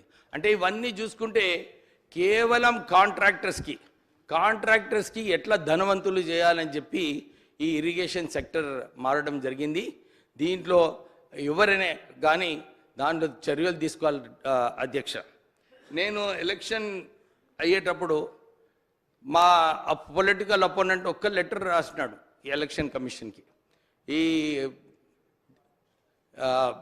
8.5 crores రూపీస్ ఏదో ట్రాన్స్ఫర్ అవుతుంది ఎలక్షన్ కోసం అని చెప్తే ఈడీ రేడ్ చేసింది అధ్యక్ష నా పైన. నేనేమంటున్నా అంటే అది తర్వాత కూడా ఆల్రెడీ ప్రూవ్ అయింది పోలీస్ ఎంక్వైరీలో, కోర్టులో కూడా ఇదేం లేదు నార్మల్ ట్రాన్సాక్షన్ అని చెప్పినారు. ఈ లక్షలాది కోట్ల రూపాయలు కాళేశ్వరంలో ఇంకా మన కృష్ణా వాటర్స్ పైన ప్రాజెక్ట్స్లో ఇంత దుర్వినియోగం జరిగేటప్పుడు ఎందుకు ఈడీ అక్కడ రేడ్ చేయడం లేదు? ఎందుకంటే అక్కడ కూడా మనీ లాండరింగే ఉంది, అన్ని పైసలని. ఇంతకుముందు పాయల్ శంకర్ గారు చెప్పినట్టు కాళేశ్వరం ప్రాజెక్టులో ఒక కాంట్రాక్టర్కి ఈరోజు బడ్జెట్ ఎస్టిమేట్ చేంజ్ కావాలంటే 24 hours చేంజ్ అయ్యేది అధ్యక్ష. రేట్లు కూడా మీరు చూసుకుంటే పంప్స్ రేట్స్ చూసుకుంటే కూడా మీరు ఎక్కడన్నా కంపేర్ చేసుకోండి, కాళేశ్వరం ప్రాజెక్టులో మన తెలంగాణ ప్రాంతంలో ఉన్న కాస్ట్ ఏదైతే ఉందో మోటార్స్లో అన్నిటికన్నా ఎక్కువ కాస్ట్ మన తెలంగాణ ప్రాంతంలో ఉన్నాయి. అంటే దీంట్లో కేవలము కాంట్రాక్టర్స్కి ఏదైతే లాభం పొందిందో ఆ లాభం వలన మన రాష్ట్రం నష్టపోయింది. అధ్యక్ష, నేను మీ ద్వారా మన ఇరిగేషన్ 1 minute కంప్లీట్ చేస్తాను. మన గౌరవ ముఖ్యమంత్రి గారికి ఇంకా ఇరిగేషన్ మంత్రి గారికి ఒక్క అప్పీల్ ఉంది. ఇన్ని కాంట్రాక్ట్స్ ఇస్తున్నారు, మా weaker section contractors BC SC STs కాంట్రాక్టర్స్కి కూడా 5 కోట్లు 10 కోట్ల కాంట్రాక్ట్స్ ఏదైతే చిన్న చిన్న కాంట్రాక్ట్స్ ఉన్నాయో ఇవి వాళ్ళకి ఇస్తే చాలా బాగుంటుంది. ఎందుకంటే ఈ వేరే స్కీమ్స్ ఏది ఉన్నా కానీ ఎకనామికలీ ఈ సెక్షన్స్కి స్ట్రాంగ్ చేయకుంటే ముందుకు వెళ్ళలేరు. సో మీ ద్వారా నేను వారికి అప్పీల్ చేస్తున్నాను, ఆ కాంట్రాక్టర్స్కి కూడా కాంట్రాక్ట్స్ ఇవ్వాలని చెప్పి కోరుతున్నాను. థ్యాంక్ యూ అధ్యక్ష. శ్రీ పల్లా రాజేశ్వర రెడ్డి గారు. అధ్యక్ష, ఇరిగేషన్ శ్వేతపత్రం మీద మాట్లాడటానికి అవకాశం ఇచ్చినందుకు మీకు ముందుగా ధన్యవాదాలు తెలియజేస్తున్నాను. మా నాయకుడు కేసీఆర్ గారికి ఈరోజు జన్మదిన శుభాకాంక్షలు కూడా తెలియజేస్తున్నాను. గౌరవ ముఖ్యమంత్రి వర్యులు రేవంత్ రెడ్డి గారు, అదేవిధంగా ప్రభుత్వం, ఉత్తమ్ కుమార్ రెడ్డి గారు, మీరు ఎట్లయితే ప్రజెంట్ చేసినరో అదేవిధంగా మాకు కూడా అవకాశం ఇచ్చినట్లయితే ఖచ్చితంగా రాష్ట్రానికి ఉపయోగపడే విధంగా 10 సంవత్సరంలో గత కేసీఆర్ గారి ప్రభుత్వం ఏ ఆలోచనతో చేసింది, ఏ ఉద్దేశంతో చేసిందని చెప్పేసి మీకు ఖచ్చితంగా ప్రజెంట్ చేసి మిమ్మల్ని ఒప్పించి మెప్పించేవాళ్ళం. ఒక లెవెల్ ఫీల్డ్ అని ఉన్నట్లయితే ఉండేది, దాని ద్వారా రాష్ట్రానికి ఉపయోగం జరిగేది. మీ అందరికీ వీళ్ళందరూ కూడా ఏదో బాగా నష్టం జరిగిందని చెప్పేసే మీరు ఒక పార్షన్ చెప్పారు, మీ ప్రజెంటేషన్లో ఒక పార్షన్ చెప్పారు అధ్యక్ష. రెండో పార్షన్ చెప్పడానికి వినడానికి సిద్ధంగా లేరు. ఆ రెండో పార్షన్ వల్ల వచ్చే లాభాలేంటి అనేది కూడా ఖచ్చితంగా తెలిసినట్లయితే ఇప్పటికైనా మీరు భవిష్యత్తులో కూడా మీకు రాజకీయంగా కక్ష లేకపోతే అది ఉన్నట్లయితే బయట తిట్టుకోవచ్చు, లేకపోతే ఎలక్షన్ వరకు పోవచ్చు. కానీ మళ్ళా 5 సంవత్సరాలు కావాల్సిన ప్రాజెక్టులను మీరు ఏ విధంగా తీర్చిదిద్దాలనుకుంటున్నారో, ఈ 5 సంవత్సరంలో మిగతా ప్రాంతాలకు కూడా నీళ్ళు ఇవ్వాలనుకుంటున్నారో, గత ప్రభుత్వం అనుకున్న ఈ ప్రాజెక్టులో పెట్టిన డబ్బు వృధా కాకుండా ఉండాలంటే, ఉన్న ఇన్ఫ్రాస్ట్రక్చర్ను ఉపయోగించుకోవాలంటే ఖచ్చితంగా గత ప్రభుత్వం యొక్క ఆలోచనల్ని ఓపెన్ మైండ్తో మీరు ఇంటే మాత్రం ఖచ్చితంగా ఎంతో కొంత అప్రిషియేట్ చేస్తారని చెప్పేసి నా నమ్మకం. ఖచ్చితంగా రెండో అంశం మీరు తద్వారా రెండో అంశం నేను అభిప్రాయం చెప్తున్నాను అండి, మీరు టేకప్ చేయకండి. నా అభిప్రాయం నేను చెప్తున్నాను. రెండో అంశం, ఒకవేళ గత ప్రభుత్వం ఎక్కడన్నా తప్పిదం చేసిందని చెప్పేసి భావిస్తే మీరు ఏ ఏజెన్సీ కానీ, సెంట్రల్ ఏజెన్సీ కానీ, స్టేట్ ఏజెన్సీ కానీ, మీ యొక్క వివిధ ఏజెన్సీలలో ఖచ్చితంగా మీరుండి చర్య తీసుకోమని చెప్పేసి ఇంతకుముందే పెద్దలు హరీష్ రావు గారు చెప్పాను. నాకు ఇందులో పరిమితమైన జ్ఞానము యాక్చువల్గా ఉన్నది. నేను గత 9.5 సంవత్సరాల్లో గత ముఖ్యమంత్రి కేసీఆర్ గారితో వివిధ హోదాల్లో గవర్నమెంట్ విప్గా కానీ, లేక రైతు బంధు సమితి అధ్యక్షులు కానీ అనేక రివ్యూలలో మిగతా వాటిలు ఉన్నాయి కాబట్టి అనేక వాటిలలో కూడా నేను సైలెంట్ స్పెక్టేటర్గా ఉన్నా, సైలెంట్ లిజనర్గా ఉన్నారు కాబట్టి ఏనాడు కూడా ఈ రాష్ట్రానికి కృష్ణా కానీ గోదావరి జిల్లాల్లో నష్టం జరగాలని చెప్పేసి ఏనాడు ఒక్కరోజు ఆలోచించలే ఆనాడు ముఖ్యమంత్రి కేసీఆర్ గారు. ఖచ్చితంగా ఒక్కొక్క దగ్గర కోర్టులో ఇలా వాదిస్తున్నప్పుడు ఆ కోర్టులో వాదించే దగ్గర కూడా ఖచ్చితంగా తన యొక్క ఆలోచన చెప్పి, ఆ ఆలోచన ఇవాళ ఒక ప్రాజెక్టు పర్మిషన్ రావట్లేదంటే ఆ పర్మిషన్ రాకపోవడానికి కారణం ఏందని చెప్పేసి అంటే దానిలో ఇంక్లూడ్ చేసి even water, drinking water component కూడా ఉంది కాబట్టి అది పెట్టి చెప్పి చాలాసార్లు కూడా స్టేని తీసుకురావాల్సి వచ్చింది. స్టే ఉంటే స్టేని లిఫ్ట్ చేసాల్సి వచ్చింది. అదేవిధంగా కృష్ణా వాటర్ మీద మీరు ఇంతకుముందు చెప్పినట్టు ఏనాడు కూడా కృష్ణా వాటర్ ఇప్పటికి కూడా 299కి ఎవరు ఒప్పుకున్నది కాదు. ఎన్ బ్లాక్గా 811లో ఉన్నదాన్ని 50-50 అడిగినా ఖచ్చితంగా బ్రజేష్ కుమార్ ట్రిబ్యునల్లో వస్తుందనే నమ్మకంతోనే ఇప్పటిదాకా ఎక్కడ ఒప్పుకున్నట్టు మీరు చెప్పినట్లయితే దానికి మనకు వేరే పర్యవసానం ఉంటుంది కాబట్టి ఇక్కడ కూడా మేము కొన్ని చెప్పలేని అంశాలు ఉన్నాయి. కాబట్టి ఖచ్చితంగా మీరు అవసరం అనుకున్నప్పుడు మీరు పిలిచినట్లయితే మా యొక్క హరీష్ రావు గారు కానీ మేము కానీ వచ్చినప్పుడు ఎందుకు ఆనాడు ఏ విధంగా కొన్ని చేయాల్సి వచ్చిన విషయాలు కూడా ఖచ్చితంగా రాష్ట్రానికి ఉపయోగపడే విధంగా, రాష్ట్ర ఇరిగేషన్కి ఉపయోగపడే విధంగా మీకు తెలియజేస్తున్నాం. అదేవిధంగా అదేవిధంగా మా ఉత్తమ్ కుమార్ రెడ్డి గారికి నేను బాగా వారి దగ్గర నుంచి స్ఫూర్తి పొందిన వారిని. 25 సంవత్సరాలుగా వారితో నాకు పరిచయం ఉన్నది. వారి యొక్క ప్రాంతంలోనే నేను కాలేజీ పెడుతుంటే మొట్టమొదటిసారి నా కాలేజీకి పర్మిషన్ ఇప్పించింది వారే, ఆనాటి కేంద్ర మంత్రి జైపాల్ రెడ్డి గారి దగ్గర తీసుకెళ్ళి. అంటే ఒక సంస్థ అక్కడ వస్తుందంటే ఆ సంస్థ వల్ల కొంత ఉపయోగం జరుగుతుందనే ఉద్దేశంతో అది తన యొక్క ప్రత్యర్థి అయిన చంద్రరావు గారితో నేను పార్ట్నర్ ఉంటే కూడా నా ప్రాంతంలో ఒక సంస్థ రావాలి, సంస్థలో ఉద్యోగులు కానీ మిగతా వాళ్ళు ఉపయోగపడాలని చెప్పేసి ఒక పారదర్శకమైన మైండ్తో ఆ రోజు ఉండేవారు. కానీ ఈరోజు వారిని అడుగుతున్న ఖచ్చితంగా ఇవాళ ఈ మంత్రిగా ఇరిగేషన్ మంత్రిగా ఉన్న తర్వాత 25 సంవత్సరాలుగా తన యొక్క నియోజకవర్గం ఈనాడు తన భార్య రిప్రజెంట్ చేస్తున్న కోదాడలో ఇలా మోతే మండలానికి నీళ్లు 2018 తర్వాత ఎట్లా వస్తున్నాయి, మునగాల మండలం ఉన్న అనేక గ్రామాలకు ఎట్లా వస్తున్నాయి, నడిగూడెం మండలానికి ఎట్లా వస్తున్నాయి. తన హుజూర్ నగర్ పక్కనే ఉన్న పెన్పాడ్ నుంచి వెళ్ళి కూలీలు వచ్చి మీ దగ్గర పనిచేసే వాళ్ళు కదా, ఇవాళ వాళ్ళు కూలీలు రైతులుగా అయిపోయి మొత్తం కూడా ఇవాళ అందరూ నిటారుగా నిలబడి ఉన్నది మీ అందరికీ అవపడట్లేదా? మీ జిల్లా సూర్యాపేట కానీ తొంగతుర్తి కానీ, నా జిల్లా జనగా ఉన్న పాలకుర్తి ప్రాంతంలో డాక్టర్ రామచంద్ర నాయక్ గారు ఇక్కడే ఉన్నారు. వారు రిప్రజెంట్ చేస్తున్న డోర్నకల్ కానీ మహబాద్ కానీ ఉమ్మడి జిల్లాలో అన్నిట్లో కూడా 2000 కోట్లు పెట్టి ఎస్ఆర్ఎస్పి 2వ దశలో ఉన్న దానిలో 2018 తర్వాత నీళ్ళు వస్తుంది, వాస్తవం కాదా? ఇది ఎక్కడి నుంచి వస్తుంది? కాళేశ్వరంలో జంక్షన్ అయిన మిడ్ మానేరు, ఆ తర్వాత లోయర్ మానేరు నుంచి వెళ్ళి ఈవెన్ లోయర్ మానేరు కింద ఉన్న ఇమ్మీడియట్ హుజురాబాద్ ఉంటే హుజురాబాద్కి టేలెండ్ కూడా నీళ్ళు ఎప్పుడు వస్తున్నాయి అధ్యక్ష? ఈ రోజున వస్తున్నాయి మొత్తం కూడా ఈ అన్ని నియోజకవర్గాలు కూడా. కాబట్టి ఇవాళ ఊరికేనే అబద్ధం ఏమి రాలే, ఒక 98,000 మాత్రమే వచ్చిందని చెప్పేసి శ్వేతపత్రంలో పెట్టింది. శ్వేతపత్రంలో పెట్టింది 98,000 అని చెప్పి మమ్మల్ని తిట్టడానికి పెట్టవచ్చు. కానీ కోదాళ్ళ కానీ హుజూర్నగర్ కానీ ఇక్కడి నుంచి ఎక్కడ దాకా వండిన 16 లక్షల స్టెబిలైజేషన్ అనేది ఎక్కడి నుంచి వచ్చింది. ఒకవేళ స్టెబిలైజేషన్ రానట్లయితే 2018 కంటే ముందు ఎందుకు రాలే? దయచేసి ఇది మీరు ఓపెన్ మైండ్తో ఆలోచించండి. పండిన పంటల అధ్యక్ష 2014లో మన యొక్క ఉత్పత్తులు 95 లక్షలు ఉంటే 2023లో 3,45,00,000 అయింది. 2014లో ఆనాడు సాగు భూమి 1,31,00,000 ఉంటే ఇవాళ 2 పంటలు కలిసి అధ్యక్ష 2,40,00,000 అయింది 2023లో. 35 లక్షల్లో వరి పండేది ఉంటే 1,21,00,000 పండింది. అదేవిధంగా 74 లక్షల మెట్రిక్ టన్నులు ఆనాడు 39 లక్షలు అయింది. మనం తీసుకున్న వారు ఇవాళ ప్రొక్యూర్మెంట్ కూడా 2014లో 24 లక్షల మెట్రిక్ టన్నులు ఉంటే మొన్న 141 లక్షల మెట్రిక్ టన్నులు ప్రొక్యూర్మెంట్ చేసినాం. కాబట్టి అధ్యక్ష మేము ఈ ఫిగర్స్ అనేది ఊరికేనే పంట ఎట్లా పండుతుంది అనేది ఏమి నీళ్లు లేకపోతే, ప్రాజెక్ట్ లేకపోతే, స్థిరీకరణ లేకపోతే ఇవన్నీ రాదు. కొండా సురేఖ గారు మొన్ననే రంగనాయక్ సాగర్లో అదేవిధంగా మల్లన్న సాగర్లో ఓపెన్ చేసి 1,20,000 నీళ్లకు ఓపెన్ చేస్తున్నా అని చెప్పి ఆ రోజు స్టేట్మెంట్ ఇచ్చారు. ఎక్కడి వచ్చినాయి అధ్యక్ష? మిడ్ మానేర్ ఒకటి ఇవాళ వారు ఖచ్చితంగా వారు చెప్పిన దాంట్లో. రాజేశ్వర రెడ్డి గారు సార్, మీ పార్టీ నుంచి BRS పార్టీ నుంచి మెయిన్ స్పీకర్ గా గౌరవ హరీష్ రావు గారికి ఇచ్చినాం.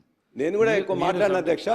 నేను వారు ఉపయోగించే వాటినే మనం మాట్లాడుతున్నాం. కన్క్లూడ్ చేయండి సార్. నేను కన్క్లూడ్ చేయండి అధ్యక్ష. నేను వేరే విషయాలు మాట్లాడుతున్నాను అధ్యక్ష. కన్క్లూడ్ చేయండి. ఇవాళ కాళేశ్వరం ప్రాజెక్ట్ అంటే ఒక మేడిగడ్డ కాదు అధ్యక్ష. మేడిగడ్డ అనేది ఒక చిన్న కాంపోనెంట్. ఒక్క నిమిషం. రైస్ కూడా చెప్పండి. 14 ముందు ఉంది రైస్ కూడా. అధ్యక్ష అవసరం లేదనుకున్నా, ఎందుకంటే ఇరిగేషన్ మినిస్టర్ గారు మాట్లాడారు, ముఖ్యమంత్రి గారు మాట్లాడారు. కేవలం జరిగినటువంటి గత కాలంలో జరిగినటువంటి పరిస్థితులను విశదీకరించి భవిష్యత్తులో మళ్ళీ ఏ రకంగా పోవాలి, కొత్త ప్రభుత్వం గత 10 సంవత్సరాలు జరిగినటువంటి పద్ధతుల వల్ల జరిగినటువంటి నష్టాన్ని రేపు సరిదిద్దుకోవాల్సినటువంటి అవసరాన్ని గుర్తించి చేయాలనే ఆలోచనతో వైట్ పేపర్స్ అన్నీ పెట్టారు అధ్యక్ష. ఈ శ్వేతపత్రాల యొక్క ఆలోచన తెలంగాణ ప్రజలకి అసలు విషయాలు తెలిసి భవిష్యత్తులో ఏ రకంగా పోతే మంచిది, దానికి సరైనటువంటి సూచనలు వస్తాయనే ఉద్దేశంతో. ఎందుకంటే ఇరిగేషన్లో మనం తమిళనాడు వాళ్ళ యొక్క కార్యక్రమాలు చూస్తాం అధ్యక్ష. ఏ పార్టీ ఉన్నా కూడా కేంద్రం మీద కానీ లేదా వాళ్ళ రాష్ట్రానికి కావాల్సిన అవసరాలకు కానీ అందరూ కలిసి దెబ్బలాడే అలవాటు ఉంది. కానీ మన దగ్గర అది లోపించింది అధ్యక్ష. దానివల్ల కొన్ని అరిష్టాలు జరిగినాయి, కొన్ని అనుకోని సంఘటనలు జరిగినాయి. ఇప్పుడు పల్లా గారు కొన్ని విషయాలు చెప్పారు అధ్యక్ష. ఇంక్రీజ్ అయినటువంటి ఆయకట్టు కానీ లేకపోతే ధాన్యం దిగుబడి కానీ, అదృష్టం ఏంటంటే గత 9 సంవత్సరాలు రెయిన్ఫాల్ సఫిషియెంట్ రెయిన్ఫాల్ ఉంది అధ్యక్ష. సఫిషియెంట్ కాదు, ఎక్సెస్ రెయిన్ఫాల్ ఉంది. దానివల్ల గ్రౌండ్ వాటర్ పెరిగింది, పవర్ అవైలబిలిటీ పెరగటం మూలాన 10 లక్షల బోర్లు పెరిగినాయి అధ్యక్ష. ఈ గత 10 సంవత్సరాల్లో ఏటా 1 లక్ష బోర్లు, అంటే 10 లక్షల బోర్వెల్స్ పెరిగినాయి అధ్యక్ష. గతంలో 18 లక్షలు ఉంటే ఇప్పుడు 28-29 లక్షలకి చేరుకున్నాయి అధ్యక్ష. దానివల్ల 10 లక్షల బోర్ల కింద పెరిగేటటువంటి ఆయకట్టు యొక్క విస్తీర్ణం మీరు యావరేజ్ చూసుకున్నా కూడా బోర్కి 4 ఎకరాలు చూసుకున్నా 40 లక్షల ఎకరాలు ఎక్స్ట్రా వచ్చింది అధ్యక్ష. అదృష్టం ఏంటంటే కంటిన్యూ రెయిన్ఫాల్ ఉంది సార్ అధ్యక్ష 9 సంవత్సరాలు కూడా. దానివల్ల భూగర్భ జలాలతోటి పాటు బోర్వెల్స్ తోటి పాటు ఈ యొక్క ఆయకట్టు గతంలో 5 ఎకరాలు ఉంటే 2 ఎకరాలే పండించుకునేవాడు అధ్యక్ష. అటువంటిది గ్రౌండ్ వాటర్ సఫిషియెంట్గా ఉండటం మూలాన బోర్వెల్స్లో ఉన్నట్టు అతని భూమి మొత్తాన్ని సాగు చేసుకునే అవకాశం వచ్చింది. ఆ భూగర్భ జలాలతోటి ఎక్కువ ఎక్స్ట్రా వచ్చినటువంటి ఆయకట్టు 40 లక్షలు వచ్చింది. పెద్దలు చెప్పినటువంటి ఆయకట్టు 10-15 లక్షల కళ. కొన్ని ప్రాజెక్టులు ఎండింగ్ స్టేజ్లో ఉన్నటువంటి కలవకుర్తి కానీ, నెట్టెంపాడు కానీ, కోయిల్ సాగర్ కానీ, ఇటువంటి ఎండింగ్లో ఉన్నటువంటి ప్రాజెక్టులు కొన్ని పూర్తి చేసి ఇచ్చినటువంటి ఆయకట్టు ఉంది అధ్యక్ష.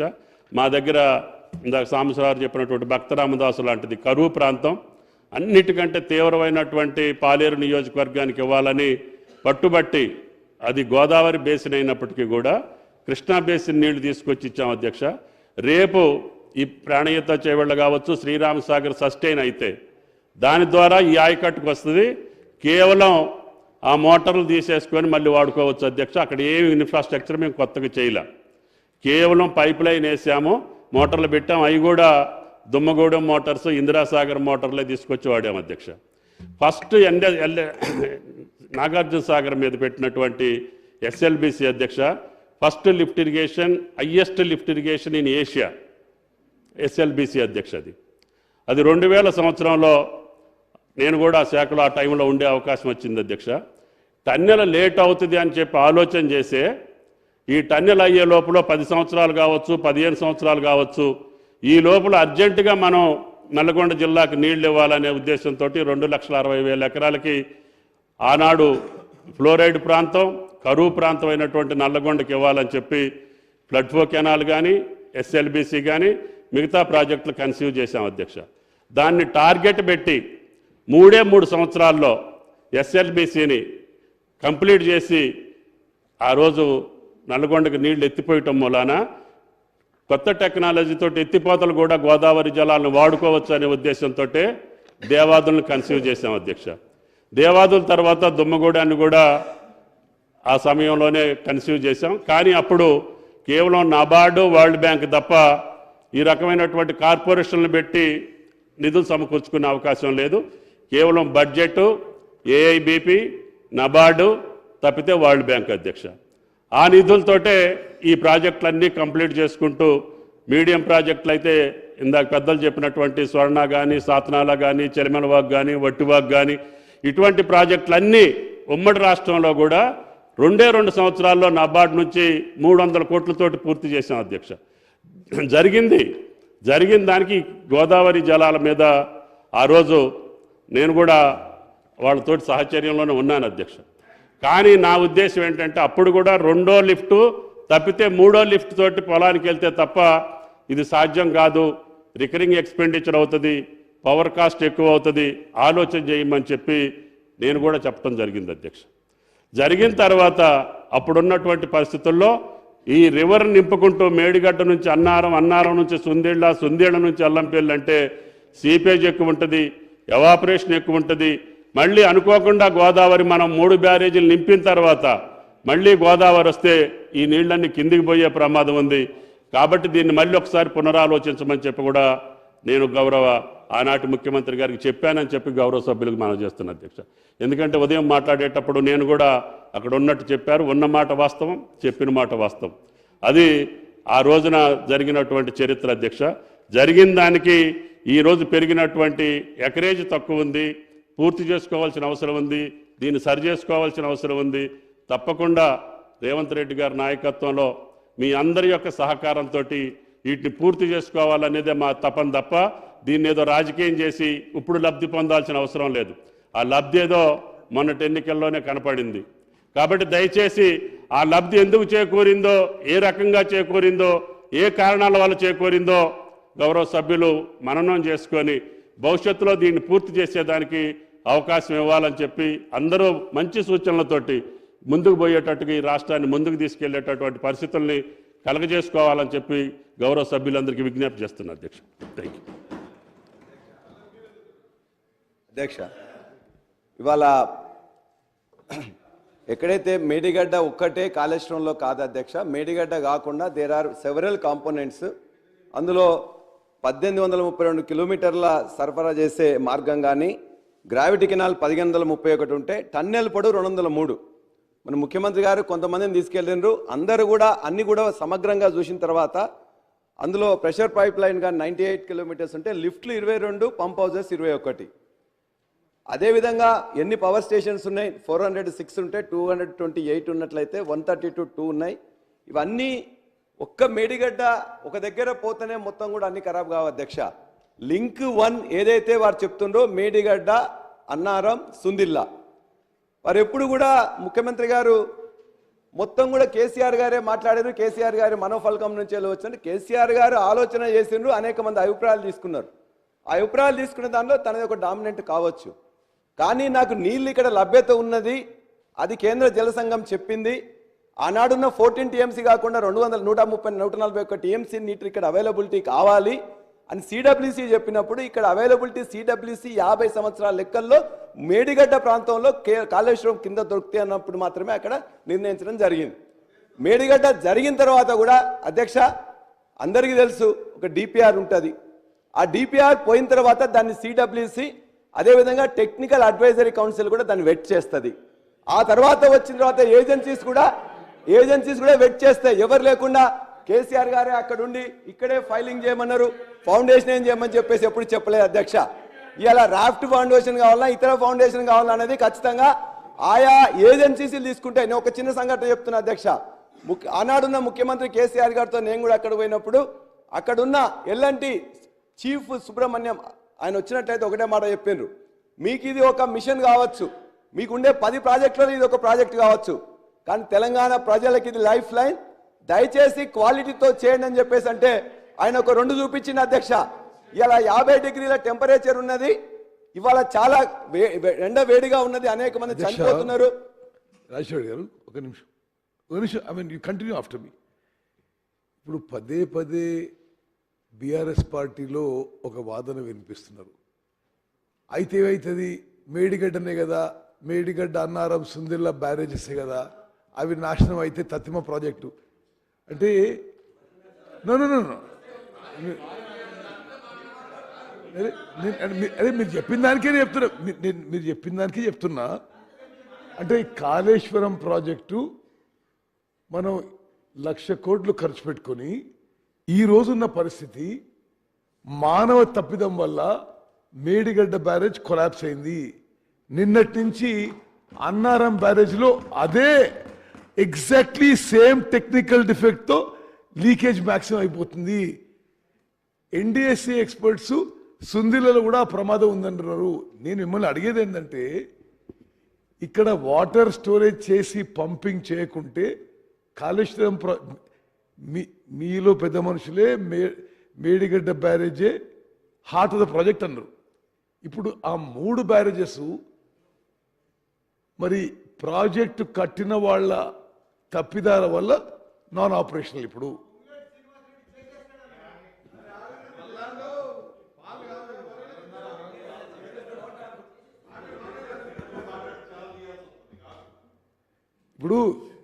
ఇది హార్ట్ ఆఫ్ ద ప్రాజెక్టు.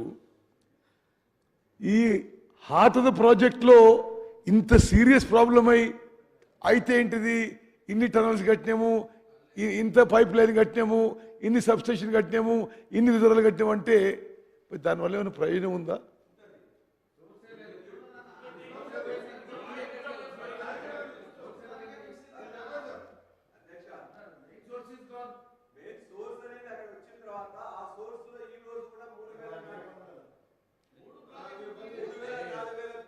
వస్తున్నది.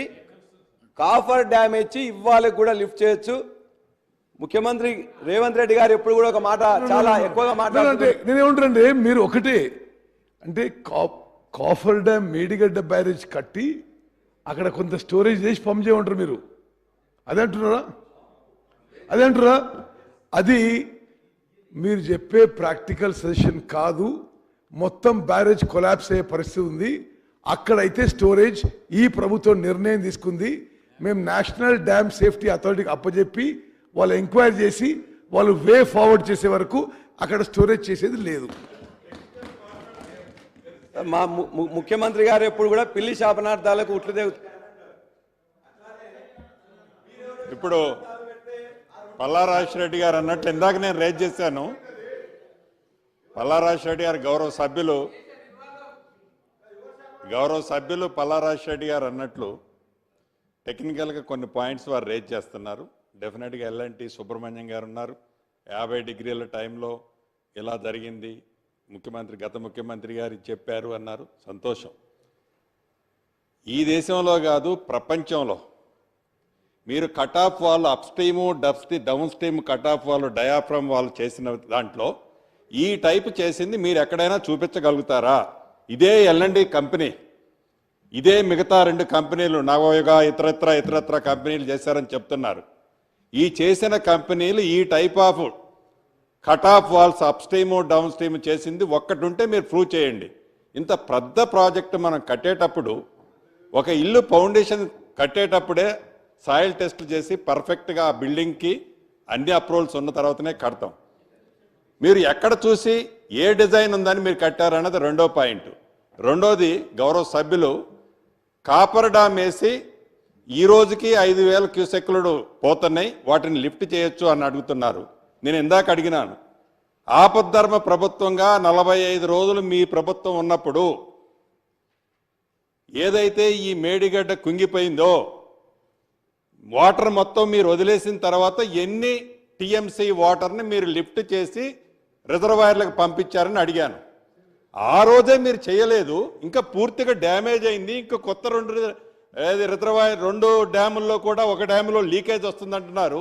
ఎలా చేయమంటారు? మీరు చేసిన దాన్ని, జరిగిన దాన్ని పూర్తిగా విశ్లేషించకుండా ఫర్దర్గా డ్యామేజ్ మా వల్ల జరిగిందని మీరు చెప్పాలని ఆతృత పడుతున్నారా? మాకు అర్థం కావట్లేదు. గౌరవ సభ్యులు పదే మీరేదో సలహా ఇస్తే మేము నీళ్ళు ఇవ్వలేదన్నట్టు 45 రోజుల్లో మీరు నిజంగా లిఫ్ట్ చేసి ఇన్ని టీఎంసీలు ఒక 10 ఇచ్చాం, 15 ఇచ్చాం, 20 ఇచ్చాం అని చెప్పండి. ఇవాళ మీ 5,000 క్యూసెక్లను కూడా రివర్స్ పంపు చేసి చేయడానికి ఈ ప్రభుత్వం సిద్ధంగా ఉంది. మీరేదో చేయగలిగినట్టు, మీరేదో చెప్తే మేమేదో చేయలేదన్నట్లు అది కరెక్ట్ కాదని గౌరవ సభ్యులకు మీ ద్వారా తెలియజేస్తున్నారు.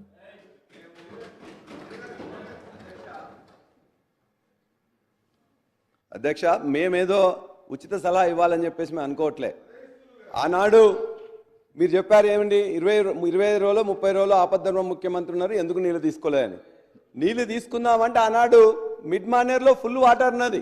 అదే వాటర్ ఇవాళ యాసంగికి మనం ఇక్కడ దాకా కూడా మళ్ళీ ఇస్తున్నాం. ఇదే కోదాడ వరకు అక్కడి నుంచి ఎల్ఎండి తీసుకొని ఇప్పటికి కూడా వాటర్ ఇస్తున్నాం. ఒకటి అధ్యక్ష, సభను మళ్ళీ తప్పుదోవ పట్టిస్తున్నారు. గౌరవ సభ్యులు మీ ద్వారా తెలియజేస్తున్నారు. ఆ రోజు ఇప్పటికి రికార్డ్స్ అన్ని అవైలబుల్ ఉన్నాయి. మీరు ఆపద్ధర్మ ప్రభుత్వం ఉన్నప్పుడు రిజర్వాయర్లో బ్యాలెన్స్ ఇంకా ఎంత కెపాసిటీ ఉందో మీరు తీయండి.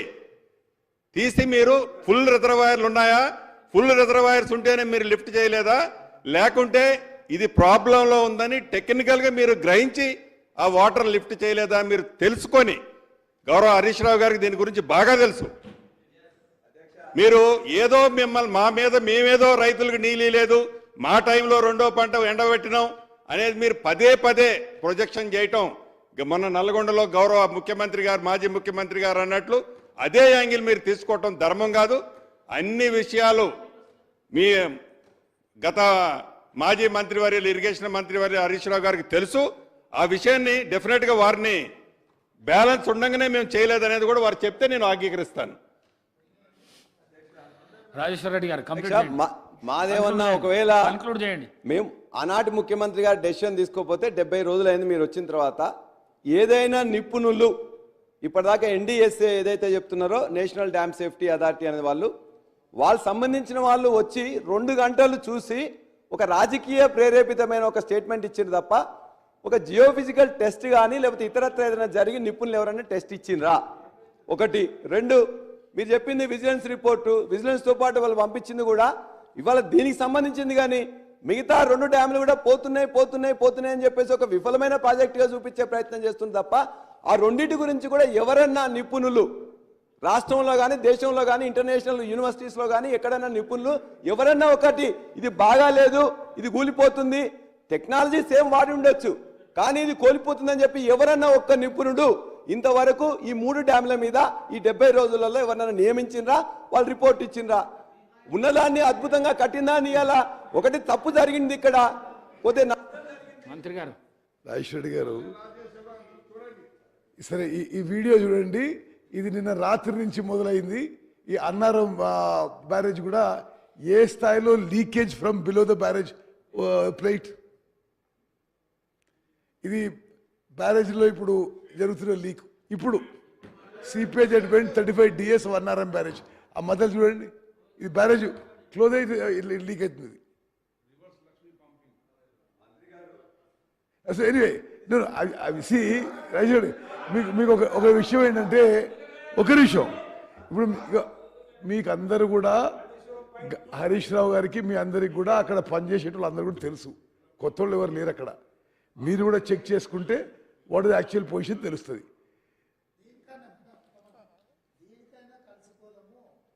రైట్, మరి అన్నారం ఎంబరీ వస్తే కలిసిపోదాం, పొజిషన్ చేద్దాం.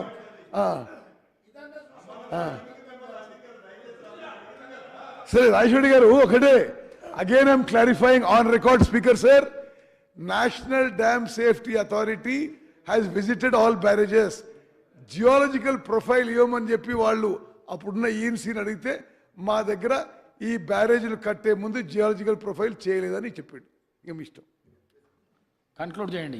Okay sir, okay. దాని టెక్నికల్ గా ఎక్కడ ఫాల్ట్ ఉందో అవన్నీ కూడా మీరు ఖచ్చితంగా తెలుసుకోవచ్చు, ఇబ్బంది లేదు. మీరు చెప్పారు రాజేశ్వర రెడ్డి గారు 2 minutes లో కంప్లీట్ చేయకపోతే నేను మైక్ కట్ చేసేస్తాను సార్. ప్లీజ్ మీరు పవర్ మీరు సార్, మేము ఏమంటాం సార్, ప్లీజ్ మీరు లేనిపోనివన్నీ అవకాశం కల్పిస్తున్నారు మీరు సార్. ఒకటి, ఆ 3 డ్యామ్లో ఎక్కడెక్కడైతే ఇది జరిగిందో దీన్ని రిపేర్ చేసుకోవడానికి ఆస్కారం ఉందని చెప్పి నిపుణులు చెప్తున్నారు. ఆ నిపుణుల్ని తొందరగా తీసుకొచ్చి చేసుకున్నట్లయితే ఉపయోగం అవుతుందని చెప్పేసి మా సూచన. మీకు ఇష్టమైతే చేయండి అని చెప్పి, లేకపోతే ఊరుకోండి. ఒకటి. రెండోది, మీరు చెప్పారు ఏంటంటే విజిలెన్స్ రిపోర్ట్ కానీ మిగతా అన్ని కూడా మీ ఇష్టం వచ్చినట్టే వస్తాయి, దానివల్ల ఉపయోగం జరగదు. మీరు ఎప్పుడు కూడా సిఏజీలో మెన్షన్ చేసిన దాన్ని కూడా మనం తప్పుపెట్టాలని చేసిండ్రు. ఇవాళ సిఏజీ 2014లో రిపోర్ట్స్ ఇచ్చినప్పుడు కాంగ్రెస్ పార్టీ ఆక్షేపించింది, సుప్రీంకోర్టులో క్వశ్చన్ చేసింది. దాన్ని సుప్రీంకోర్టు కూడా తప్పుపట్టి, ఆ సుప్రీంకోర్టు తప్పు పట్టిన తర్వాత వినోద్ రాయ్ ఆనాడు సిఏజీగా ఉంటే మీకు క్షమాపణ కూడా చెప్పిండు. అట్లానే ఇవాళ సిఏజీ మాత్రమే ఇవాళ మొత్తం వేదం కాదు. కాబట్టి సిఏజీ ఇవాళ మేము చేసింది ఏదో తప్పు పట్టిందని, ఆనాడు మీరు చేసిన 10 సంవత్సరాలు కానీ అంతకుముందు కూడా తప్పు పట్టినప్పుడు కూడా ఇవాళ మీరందరూ కూడా ఆనాడు సిఏజీ కరెక్ట్ కాదన్నారు. కాబట్టి ఏదేమైనా ఈ ప్రాజెక్టును లో భాగంగా ఉన్న దాన్ని ఏ విధంగా పునర్నిర్మితం చేస్తాం, రిపేర్ చేసుకుంటాం అనేది ముఖ్యం. దానికి మాకు సంబంధించిన సమాచారం ఏదన్నా ఇవ్వడానికి సిద్ధం. దాన్ని అందరం కలిసి ఇవాళ కాళేశ్వరంలో ఒక పార్ట్ అయిన దాన్ని మిగతా 2 కూడా అదే అయితే అని చెప్పేసి ఊహాగానాలకు పోకుండా, మమ్మల్ని బ్లేమ్ గేమ్ చేయకుండా అందరం కలిసి కావాల్సిన ఇరిగేషన్ని బాగా చేసుకోవాలని చెప్పేసి నా కోరిక. చివరిగా ముఖ్యమంత్రి గారిని కానీ మిమ్మల్ని కానీ మేము ఒకటే కోరుతున్నాం, ఇవాళ మనకి ఇమ్మీడియట్గా కావాల్సింది నిపుణుల యొక్క కమిటీ కావాలి. భారతదేశంలో అత్యంత బాగా, ఎందుకంటే ఇది చాలా పెద్ద పియర్స్, ఆ పియర్స్ కట్ చేయడం కానీ లేకపోతే దాన్ని తీసేయడం కానీ చేయడానికి కూడా చాలా ఇక్కడున్న నిపుణులు కాకుండా మనం ఎక్కడి నుండైనా తీసుకురావాల్సిన అవసరం ఉంటుందని నాకున్న సమాచారం.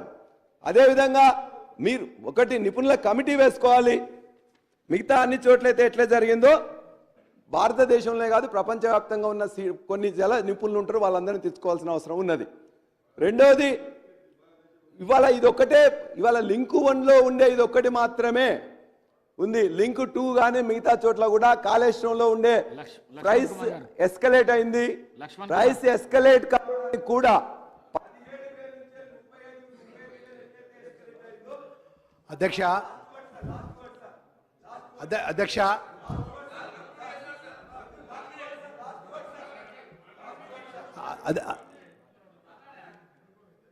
సార్ మీరు పదే పదే ప్రైస్ ఎస్కలేట్ అయిందని చెప్పేసి అంటున్నారు.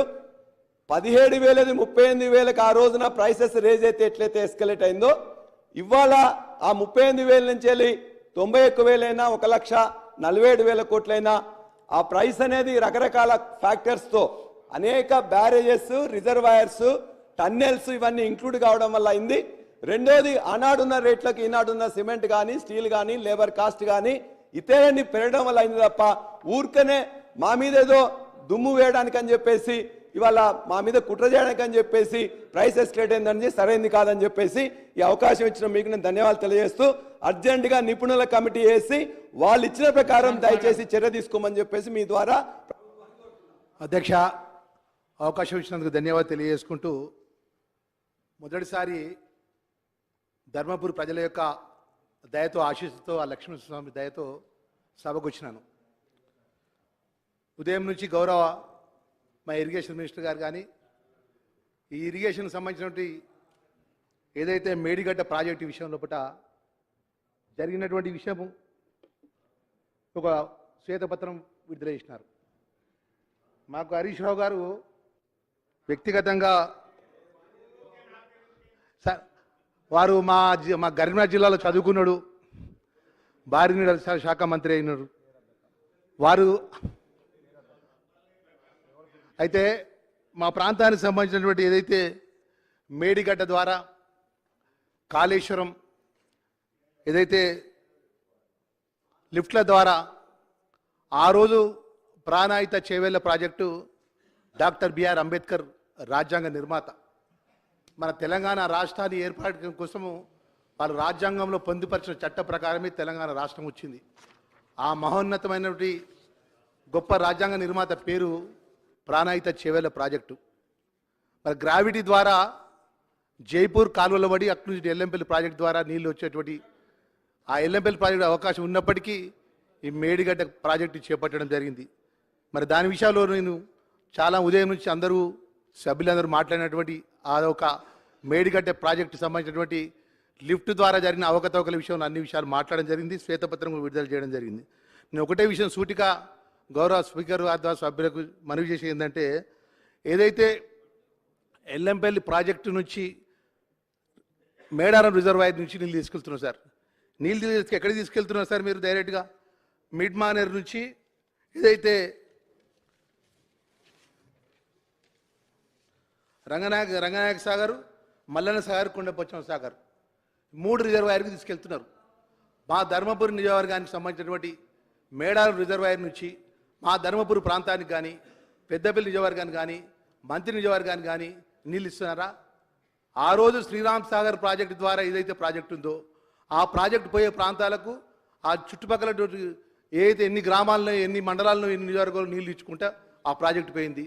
మా ప్రాజెక్టు సంబంధించినటువంటి ఏదైతే మా కాళేశ్వరం ప్రాజెక్టు నుంచి శ్రీపాద ఎల్లంపల్లి నుంచి ఏదైతే మేడారం రిజర్వాయర్ నుంచి నీళ్ళు పోతున్నాయో మా ప్రాంతానికి నీళ్ళ చుక్క ఇవ్వలే. ఆ రోజు మీరు వచ్చి అప్పుడు మంత్రిగా ఉన్నటువంటి వారు వచ్చి ఏమని చెప్పినారు? పత్తిపాక రిజర్వాయర్ మీకు కట్టిస్తా, ధర్మపురి ప్రాంతానికి, ధర్మపురి నియోజకవర్గానికి, పెద్దపల్లి నియోజకవర్గానికి నీళ్ళు ఇస్తా నేను అని చెప్పేసి మాట్లాడడం జరిగింది. అక్కడ పల్లె నిద్ర కూడా చేసినారు వారు. పల్లె నిద్ర చేసి ఇక్కడ ఆ ఒక్క పత్తిపాక రిజర్వాయర్ పేరు కూడా శ్రీ లక్ష్మీనరసింహ రిజర్వాయర్ అని చెప్పేసి ఇదే అసెంబ్లీ సాక్షిగా ముఖ్యమంత్రి గారితో ప్రకటన కూడా చేయడం జరిగింది. ఇప్పటి వరకు దానికి సంబంధించినటువంటి ఊసు కానీ దాని కానీ పేరు కానీ లేదు. మేము ఒకటే మనవి చేసేదలుచుకునేది, మా గోదావరికి ప్రాంతానికి సంబంధించినటువంటి ఏదైతే మీరు ఎల్లంపల్లి ద్వారా మా మేడారం రిజర్వాయర్ నుంచి నీళ్ళు తీసుకెళ్తున్నారో మా ప్రాంతాన్ని విషయం లోపల, కరీంనగర్ జిల్లాల విషయం లోపల వివక్ష చూపెట్టి అన్ని విధాలు నష్టం చేసిన విషయాన్ని కూడా మర్చిపోయి మీ ప్రాంతానికి సిరిసిల్ల, సిద్దిపేట, గజ్వేల్కి నీళ్ళు తీసుకెళ్ళింది తప్ప మా ప్రాంతానికి నీళ్ళు చుక్క రాలేదనే విషయాన్ని కూడా మనవి చేసుకుంటూ, సమగ్రంగా మరి ఈ ప్రాజెక్టు విషయానికి వస్తే వీరు ఏదైతే చెప్పినటువంటి విషయాలు కూడా సమగ్రంగా ప్రభుత్వం కూడా పెద్ద ఎత్తున దీని బాధ్యుల మీద కూడా వారు చర్య తీసుకోవాలని చెప్పి మనవి చేసుకుంటూ ముగిస్తున్నాను. శ్రీ ఎన్ఎం శ్రీనివాసరెడ్డి గారు. ఎన్ఎం శ్రీనివాసరెడ్డి గారు. అధ్యక్ష, ఉదయం నుంచి కూడా అందరు వక్తలు మాట్లాడినారు, స్టాటిస్టిక్స్ చాలా చెప్పిండ్రు. అందరికంటే నిజమైన స్టాటిక్స్, నికాసైన స్టాటిక్స్ ప్రభుత్వం నుంచి వచ్చింది. అది మన ఇరిగేషన్ శాఖ మంత్రులు చాలా స్పష్టంగా గత 10 ఏళ్లుగా ఏం జరిగింది, కళ్ళ ముందు ఏం జరుగుతుంది ఇప్పుడు కూడా మళ్ళీ చూసినాం. ఇక దానికి డిఫెండ్ చేసుకోవడానికి ఏముందో మాకైతే అర్థం కావట్లేదు అధ్యక్ష. కేవలం ఏదో ఒక కాగితం చూపించి మినిట్స్లో ఇది జరిగింది, సంతకం మీళ్ళు పెట్టినరు అని చెప్పి మొత్తం వ్యవహారాన్ని పక్కదో పట్టించే కార్యక్రమం చేస్తుంది. ప్రజలకు అర్థం కాలేదు అధ్యక్ష. ముఖ్యంగా మా మహబూబ్ నగర్, నల్గొండ, ఖమ్మం జిల్లాలకు పూర్తిగా అర్థమైంది. కృష్ణా నీళ్లను దోపిడీ చేయడానికి జగన్మోహన్ రెడ్డి గారికి ఎవరు అనుమతి ఇచ్చిండ్రు, ఎవరు భుజం తట్టి ప్రోత్సహించిండ్రో మాకు అర్థమైంది. కాబట్టే రిజల్ట్ ఎలక్షన్లలో అట్లా వచ్చింది. ఇది వాళ్ళు అర్థం చేసుకుంటే మంచిది. రెండోసారి 2018లో ఎన్నికలు జరిగినాయి అధ్యక్ష. తర్వాత 6 నెలలకు ఆంధ్రప్రదేశ్లో ఎన్నికలు జరిగినాయి. ఆ ఎన్నికల్లో ఎవరు భుజం తట్టిండ్రు, ఎవరు వెన్ను తట్టిండ్రు, ఎవరు ఎంకరేజ్ చేసిరో ప్రపంచానికి తెలుసు కదా. తర్వాత పులుసు తిన్న తర్వాత వినాలి, మాట్లాడియాలి. మీ అందరి మాటలు మేము విన్నాం ఓపికగా. ఇరిగేషన్ వెనుక ఉన్న అవన్నీ కూడా చెప్పాలి. ఇక మీరు అన్నిటికీ రాజకీయం చేయడానికి మీకు వస్తుంది, కానీ మాకు రాదా? మాకు అవకాశం ఇవ్వాలి. అరే, లక్షల కోట్లు దోపిడీ అవుతుంటే ఒక్క కాగితం తీసుకొచ్చి ఈడ సంతకం లేదు, ఈ పేర లేదని చదువుతూ ఉంటే మేమంతా మాకేం తెలియదు అనుకుంటారా ఏం జరుగుతుందో రాజకీయం? ఈ హౌస్ ఎందుకుంది అధ్యక్ష? ఇన్ని వేల కోట్ల దోపిడీ జరిగింది. క్యాగు ఇన్ని పుస్తకాలు ఉట్టేనే రాసిర్రు వాళ్ళు. ఒక్కొక్క పేజీలో ఒక్కొక్క సాక్ష్యం కనబడతా ఉంటే ఇవన్నీ ఉట్టివే అని చెప్తా ఉన్నారు. మరి ఎందుకు అధ్యక్ష? గతంలో అంటే నేను చెప్పేది వినండి, 5 నిమిషాలు అర్థమవుతుంది. నేను కొన్ని డేట్లు చెప్తా, ఏం జరిగిందో మీరు అర్థం చేసుకోండి. 25 మే 2019 ఏం డేట్ అధ్యక్ష? చాలా గొప్ప, అందరికి గుర్తే. జగన్మోహన్ రెడ్డి గారు ప్రగతి భవన్లో కూర్చొని అప్పటి ముఖ్యమంత్రి గారితో కూర్చున్న డేటు.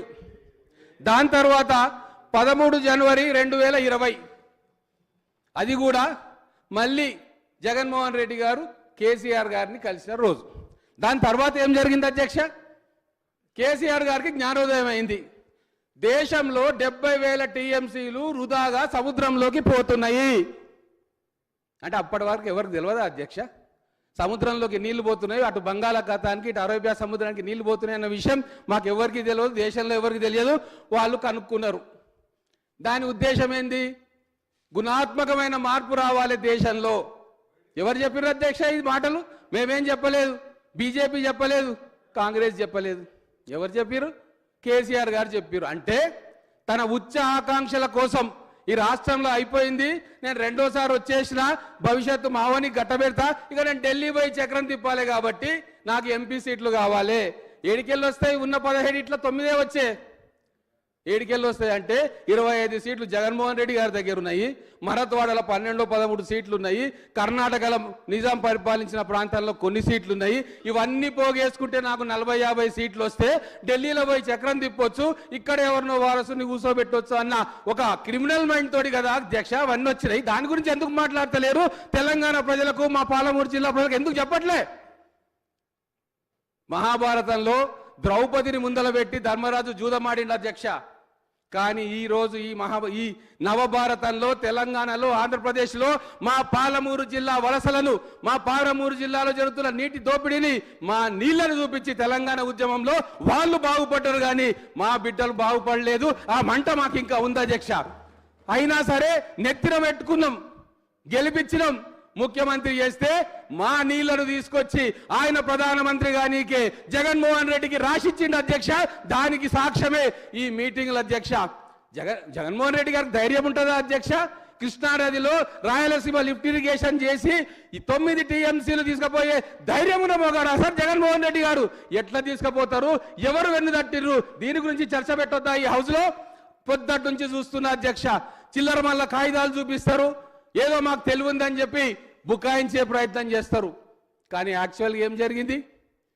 మీ ఆశలకు ఆకాంక్షలకు మమ్మల్ని బలిపెట్టిర్రు. ఫ్లోరైడ్ అని చెప్పి నల్లగొండ జిల్లా ప్రజలను మభ్యపెట్టిర్రు, ఖమ్మం జిల్లా ప్రజలను మభ్యపెట్టిర్రు, మా పాలమూరు జిల్లాను మభ్యపెట్టిర్రు. ఈ రోజు కథలు చెప్తున్నారు ఈ అసెంబ్లీలో. దీన్ని అడ్డుకోవడానికి పొద్దుటి నుంచి అడుగుతా ఉన్నా, నాకు 5 నిమిషాల అవకాశం ఇవ్వని. ఇంకెక్కువ మాట్లాడాల్సిన అవసరం లేదు అధ్యక్ష. ఒక వ్యక్తి తను రాజకీయంగా ఎదగడం కోసం ఆ రోజు తెలంగాణ బిడ్డలను బలిపెడితే మళ్ళీ ముఖ్యమంత్రి అయిన తర్వాత తను ప్రధానమంత్రి కావాలి, దేశంలో చక్రం తిప్పాలని చెప్పి గుణాత్మకమైన మార్పు కావాలి, అది కావాలి, ఇది కావాలి, గోదావరిలోకి నీళ్లు పోతున్నాయి, 70,000 టీఎంసీలు పోతున్నాయి, నేను మునగాన్ని బయలుదేరి ఆపుతా ప్రాజెక్టులు కడతా అని చెప్పి కేవలం 30-40 ఎంపీ సీట్లను గెలవడానికి మా పాలమూరు ప్రజలను, మా కృష్ణానది నీళ్లను తాకట్టు పెట్టి ఈరోజు అడ్డంగా దొరికిపోయి న్యాయ విచారణలో శిక్ష పడుతుందని చెప్పి ఈ ఎల్ఓపీల ఆ సీట్లో కూడా కూర్చోవడానికి మా రేవంత్ రెడ్డి గారి కళ్ళల్లో కళ్ళు పెట్టి చూసే ధైర్యం లేక ఇంట్లో దాక్కున్న విషయం ఈరోజు తెలంగాణ ప్రజలు గమనించారు. కిరణ్ కుమార్ రెడ్డి గారు కాదు ఇక్కడ అధ్యక్ష, రోషయ్య గారు లేరు ఇక్కడ. ముఖ్యమంత్రి పీఠం మీద కూర్చున్నది ఎవరు? మా రేవంత్ రెడ్డి గారు. వదలరు ఎవరిని. మా ఉత్తమ్ కుమార్ రెడ్డి గారు నిజాయితీ గల నాయకుడు, సైన్యంలో పనిచేసి వచ్చినోడు. ఖచ్చితంగా ఎంక్వైరీ జరుగుతుంది. ఎన్ని వేల కోట్లు ఎవరు దొబ్బిండ్రు, ఏ మెగా కాంట్రాక్ట్ల కోసం, ఇతర రాష్ట్రాల్లో పెట్టుబడుల కోసం డబ్బుల సంచులు పోయినాయో, బీహార్కు, ఉత్తరప్రదేశ్కు, జార్ఖండ్కు, తమిళనాడుకు, కర్ణాటకకు, వెస్ట్ బెంగాల్కు ఏ డబ్బుల సంచులు, డబ్బుల మూటలు పోయినాయో వాటికి మొత్తం కూడా మా కృష్ణానది నీళ్ళని తాకట్టు పెట్టి, మా గోదావరి నీళ్ళని తాకట్టు పెట్టి, మా ఆత్మనమ్మి మొత్తం తెలంగాణ ప్రజల ఆకాంక్షలను బొందబెట్టి ఈ రోజు వాళ్ళు కళ్ళబొలి మాటలు మాట్లాడుతుంటే చూస్తూ కూర్చోవడానికి తెలంగాణ ఎట్టి తెలంగాణ కాదు. అందుకే మా ఖమ్మం, మా నల్లగొండ, మా పాలమూరు జిల్లా మొన్న జరిగిన ఎన్నికల్లో కర్రు వాల్చి వాత పెట్టింది అధ్యక్ష. ఇంగ్లీష్లో ఒక సేయింగ్ ఉంది, అది చెప్పి నేను ముగిస్తా. You can fool some people some times, you cannot fool all the people all the times. ఇదే జరిగింది కాబట్టి ఖచ్చితంగా శిక్ష పడాలని చెప్పి తెలంగాణ ప్రజలు కోరుకుంటున్నారు అధ్యక్ష. ధన్యవాదాలు. Doctor J Ramachandra Naik.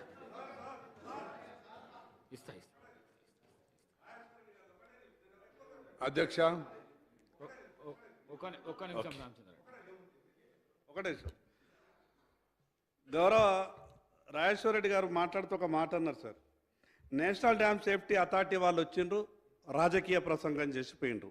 అంటే వీళ్ళ చిత్తశుద్ధి ఏ రకంగా ఉన్నదంటే, వీళ్ళే ముందు నేషనల్ డ్యామ్ సేఫ్టీ అథారిటీకి ఉత్తరం రాయాలా, మేము చెయ్యరాని తప్పు చేసినాం, అయ్యా మీరు వచ్చి ఏమన్నా సలహాలు ఇచ్చి మమ్మల్ని కాపాడాలి అని ఉత్తరం రాయాల్సింది పోయి, భారతీయ జనతా పార్టీ ఉత్తరం రాసిన కారణంగా నేషనల్ డ్యామ్ సేఫ్టీ అథారిటీ వాళ్ళు వస్తే వాళ్ళని అభినందించాల్సింది పోయి రాజకీయ ప్రసంగం చేశారని చెప్పారు. ఇంకొకటి అధ్యక్ష, వీళ్ళ చిత్తశుద్ధి మీద ఈ రాష్ట్ర ప్రజలకు ఎందుకు అనుమానం కలిగిందంటే, ఏదైనా ప్రాజెక్టు కడితే దాన్ని చూడడానికి ఎవరన్నా వెళ్తే అనుమతి ఇవ్వాలి.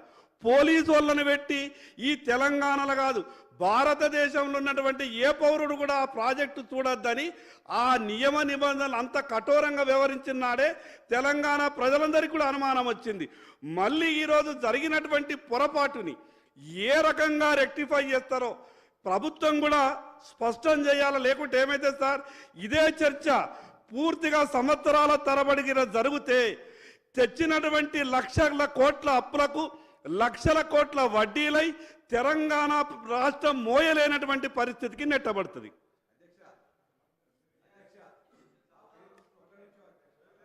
రామచంద్ర నాయక్.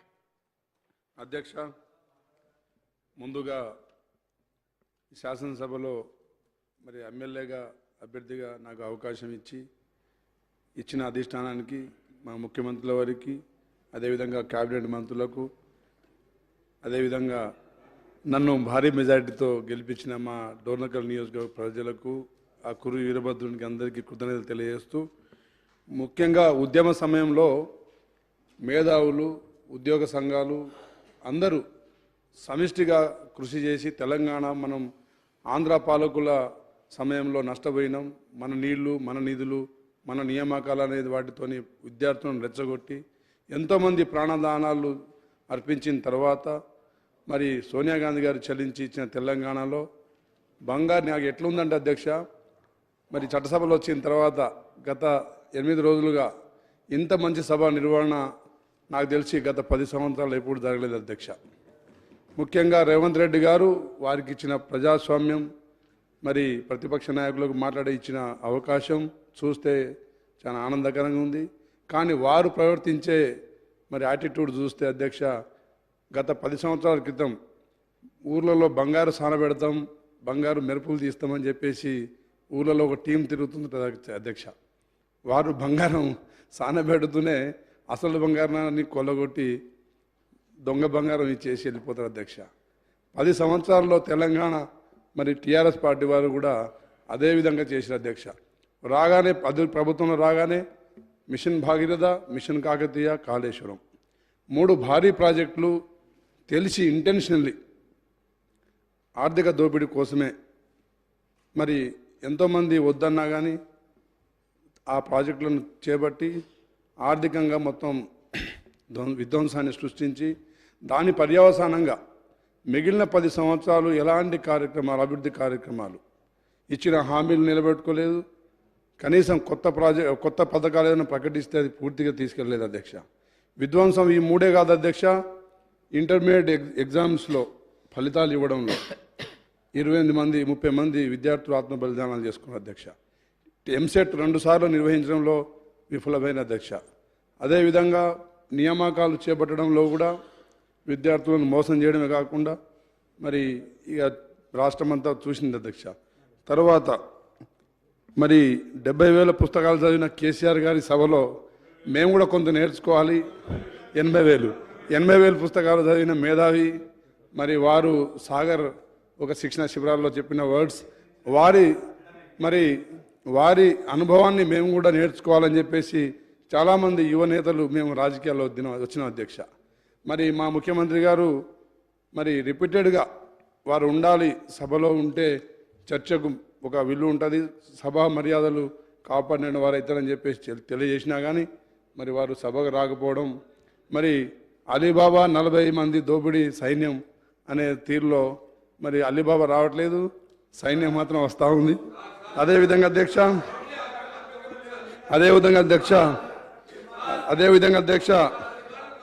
చింత చచ్చినా కానీ పులుపు సావలేదన్నట్టుగా చేసిన తప్పుల్ని కప్పించుకోవడం కోసం మరి 100 అబద్ధాలు ఇంకా కప్పిపుచ్చుకునే అబద్ధాలు చేస్తున్నారు అధ్యక్ష.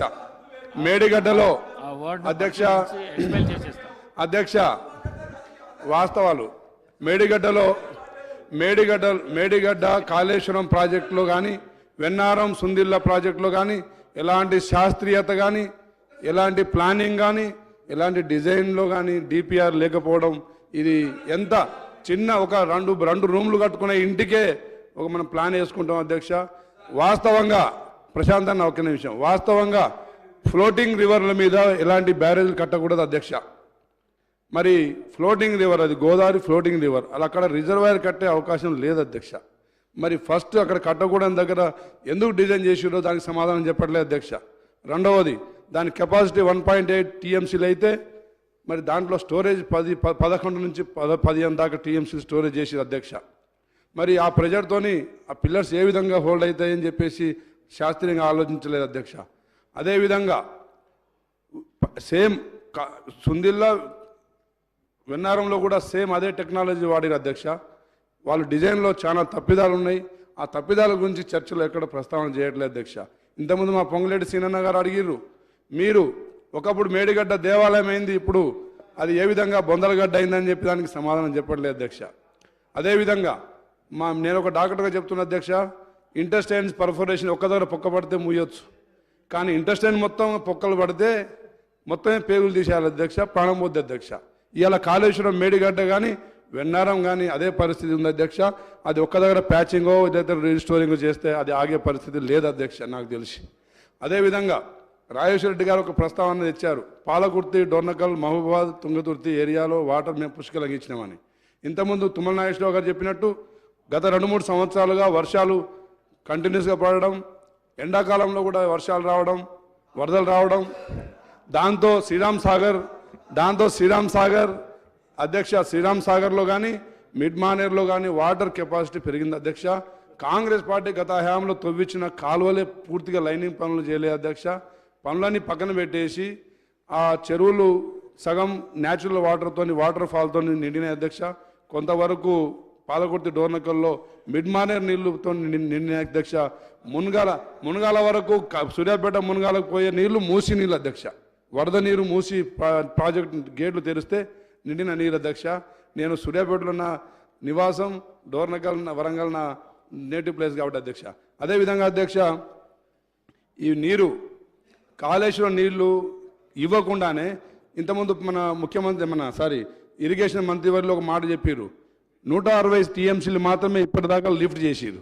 160 లిఫ్ట్ చేసిన దాంట్లో మరి 30 టీఎంసీలు మళ్ళీ వరదలు వచ్చినప్పుడు వదిలేసిరు.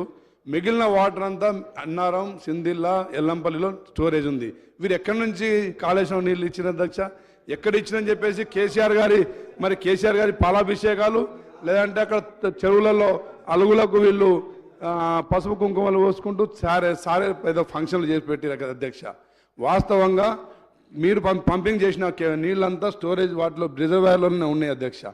కాబట్టి పైనుంచి వచ్చిన నీళ్లను ఇంకొకటి అధ్యక్ష, ఇంతకుముందు మా సోదరులు శ్రీనివాసరెడ్డి గారు చెప్పినట్టు జాతీయ రాజకీయాల్లో చిలామణి కావడం కోసమో, టీవీ ఛానల్ కొనుక్కోవడం కోసమో, ఇతర పార్టీల ఎమ్మెల్యేలను కొనుక్కోవడం కోసమో ఇక్కడ ఈ తెలంగాణ రాష్ట్ర ప్రజల ఆకాంక్షను మీరు బలిపెట్టిన అధ్యక్ష. ఈరోజు విద్యార్థులు 14 సంవత్సరాల ఉద్యమాల పేరుతో, మళ్ళీ 10 సంవత్సరాల నియామకాల పేరుతో ఎంత జీవితాలు ఆగమైనా ఒకసారి ఆలోచించిన అధ్యక్ష. ఈ కాళేశ్వరం ఒకటే కాదు, ప్రజలు అన్ని సామాజిక వర్గాలు నష్టపోయారు అధ్యక్ష. సర్పంచులు ఆత్మహత్యలు చేసుకునే పరిస్థితి ఈ రాష్ట్రంలో ఎందుకు వచ్చింది అధ్యక్ష? అదేవిధంగా కాంట్రాక్టర్లు 15 సంవత్సరాల క్రితం చేసిన పనులకు ఇప్పటిదాకా టోకన్లు ఉన్నాయి అధ్యక్ష, ఇంకా బిల్లులు చెల్లించలేని పరిస్థితి గత ప్రభుత్వంలో జరిగింది అధ్యక్ష.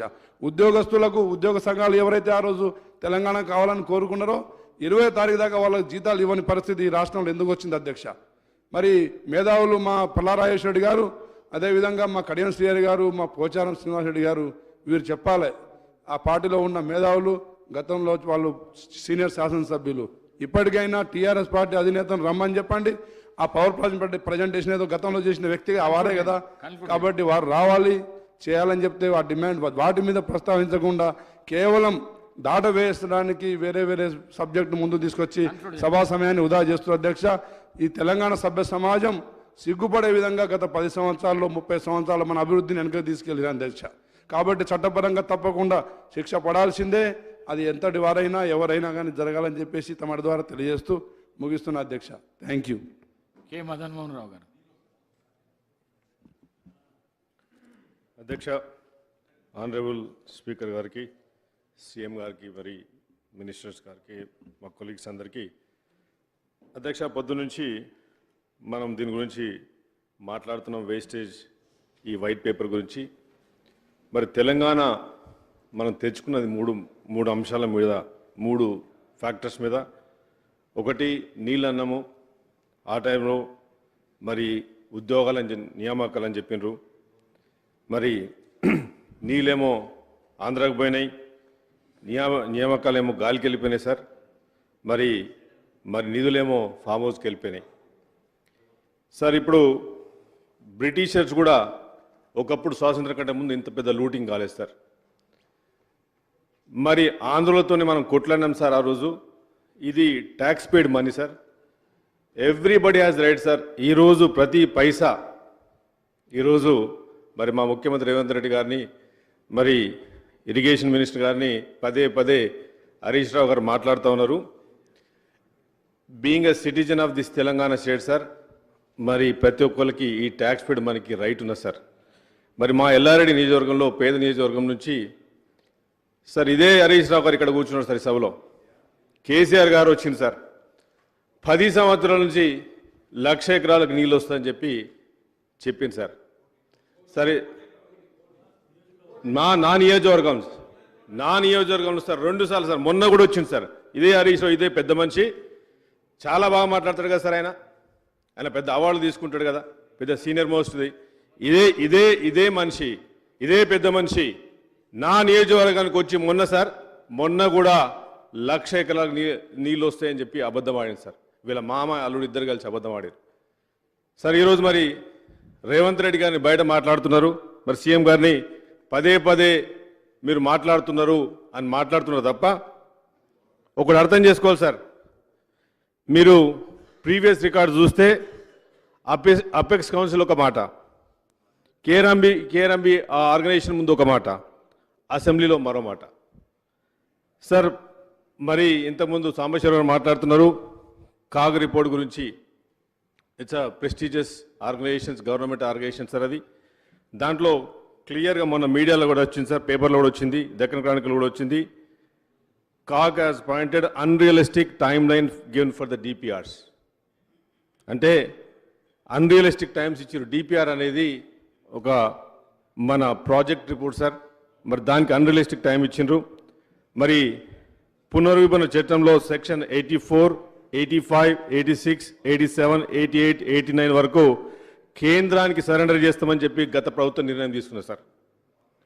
మరి 4 monthsలో complete Kaleshwaram from Medigadda to Mid Manair, 2 monthsలో vetting of DPR for lift system Mid Manair, Tadakapalli, Pamulaparthi sir. 2 months లోపలనే వీళ్ళు డిపిఆర్ చేసింది సార్. నేను అడిగేది ఏంటి సార్ అంటే, మరి సార్ 2 minutes టైం ఏంటి sir, FRBM financial responsible budget management sir. Sir చిన్న మనం ఒక కారు కొనుక్కోవాలన్నా, ఇల్లు కొనుక్కోవాలన్నా బ్యాంక్ ఎంత ఇస్తుంది సార్? బ్యాంక్ 70%, 80% ఇస్తుంది, 20% నువ్వు పెట్టుకోవాలా. వీళ్ళు ఏం చేసింది సార్, 2020లో యాక్ట్ తీసుకొచ్చి 200% it's a financial responsible budget management చేసింది సార్. మరి how can you say that sir? Sir ఇది లోకల్ బాడీ నుంచి వచ్చే సార్, లోకల్ బాడీ నుంచి వచ్చే ట్యాక్స్ రెవెన్యూ 2045 వరకు సార్, మున్సిపాలిటీ నుంచి లోకల్ బాడీ నుంచి ట్యాక్స్ రెవెన్యూ ఆల్రెడీ మోటగేజ్ పెట్టేసింది సార్. ఇది దిస్ ఈజ్ ఆన్ రికార్డ్. కావాలంటే మరి చెక్ చేసుకోమని చెప్పండి సార్. నేను అడిగేది ఈ మేడిగడ్డది ఎట్లున్నా సార్ అంటే, ఒక ఊర్లో ప్రవర్బ్ ఉన్నా సార్, పనికిరానుడు పందిడేస్తే కుక్క తోకూపుతూ పందులు ఊసిపోయినట్టున్నా సార్ ఈ పరిస్థితి. ఈరోజు వీళ్ళు మాట్లాడుతున్నారు. మరి నిజాం సార్ ప్రాజెక్ట్ ఉంది సార్, నా కాన్స్టిట్యూన్సీలో పోచారం ప్రాజెక్ట్ 1924లో ఇప్పటికి 100 years అయింది సార్. ఇంత లీకేజ్ లేదు సార్. నేను మాట్లాడేది మరి కడియం సార్, మా కాన్స్టిట్యూన్సీలో ఒక్క అసలు వాటరే లేదు సార్ మా దగ్గర. మరి నేను అడుగుతున్నా సార్, ఒకటి నిన్న కూడా మాట్లాడినా, వీళ్ళ 4 కాన్స్టిట్యూన్సీలో డెవలప్ అవుతాయి సార్. అంటే మేము ఇక తెలంగాణలో పుట్టలేదు సార్, మేము తెలంగాణలో కాదా, మేము తెలంగాణ మనుషులం కాదా సార్? మాట్లాడిన వాళ్ళు ఇప్పుడు మాట్లాడుతూ వాళ్ళ మీద మాట్లాడుతున్నారు, ఇరిగేషన్ గురించి మాట్లాడుతున్నారు. అంటే ఈ కొన్ని కాన్స్టిట్యూన్సీలో డెవలప్ అయ్యేది కానీ వేరే కాన్స్టిట్యూన్సీ డెవలప్ కాదు సార్. మేమేం తప్పు చేసినాం సార్? మేము తెలంగాణలో లేదాం సార్, పాకిస్తాన్లో ఉన్నామా ఏం సార్? మేము వీళ్ళు మాట్లాడితే వీళ్ళు బట్టిందే రాజం సార్. నిన్న కూడా చెప్పినా సార్ నేను, జిస్కా లాఠీ ఉస్కా బైన్స్, అదే పరిస్థితి గత ప్రభుత్వం చేసింది సార్. కర్రున్న చేతులే బర్రె అన్నట్టున్నది సార్ వీళ్ళ పరిస్థితి. ఆడుకున్నారు సార్. ఈసారి కూడా ఈ రోజు సాక్షి చెప్తున్నారు సార్, వాళ్ళకి ఈ రోజు కూడా డైజెస్ట్ చేసుకోలేకపోతున్నారు సార్. గవర్నమెంట్ వస్తుంది అనుకోలేదు, లేకపోతే ఇన్ని తప్పులు బయటకు రావు సార్. నేను మాట్లాడేది సార్ ఒకటి సార్, ముగించే ముందు, ఈ కాళేశ్వరం ప్రాజెక్టుకు జాతీయ హోదా ఎందుకు రాలేదు సార్?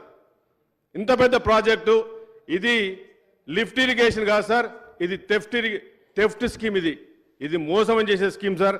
ఇది లిఫ్ట్ స్కీమ్ కాదు, ఇది థెఫ్ట్ స్కీమ్ సార్. అవో అని చెప్పి న్యూయార్క్ టైమ్స్లో రాపించుకున్నారు sir. 3000 crores they have spent for advertisement sir. రోజుకు 1 కోటి ఖర్చు పెట్టారు సార్ అడ్వర్టైజ్మెంట్ గురించి. బస్సులలో తీసుకుపోవడం ఒక టూరిజం చేసింది సార్. ఎక్కడొక్కడో తీసుకొస్తారు, వాళ్ళ మీద పేరు రాస్తారు, టూరిజం మాట్లాడతారు సార్. చూసుకోండి సార్, మరి చూసుకోండి, మీకు మాట్లాడితే కోపం వస్తుంది సార్. ఈరోజు ఇంతకుముందు మన సీనన్న చెప్పిండు, వీళ్ళ రాజకీయ సౌలభ్యం కొరకు, వీళ్ళ పార్టీ ప్రయోజనాల కొరకు, వీళ్ళ కుటుంబ అధికారం కొరకు టీని తీసి పక్కబడేసారు సార్. తిలోదకాలకు ఇచ్చిండ్రు, నువ్వులు పోసి పిండం పెట్టినట్టు తీసి పడేసారు. టీని తీసి బీ పెట్టారు సార్. భారతీయ రాష్ట్ర సమితిని పెట్టుకున్నారు సార్. టీని పక్కకు పడేసి ఇటు కృష్ణా జిల్లాకు ఆంధ్రకు ఇస్తారు, అటు మహారాష్ట్ర పోయి అక్కడ ఆయన కేసీఆర్ ఏం చెప్తాడు తీసుకోమంటాడు. ఎందుకంటే వీళ్ళకి భారత రాజ్య సమితి ఎక్కడ సార్? తెలంగాణ ఆడుకోతున్నది, తెలంగాణ పట్టించుకున్నది ఎక్కడ సార్? టీని తీసి పక్క కొట్టేసిరు. వీళ్ళు మాట్లాడుతున్నారు సార్.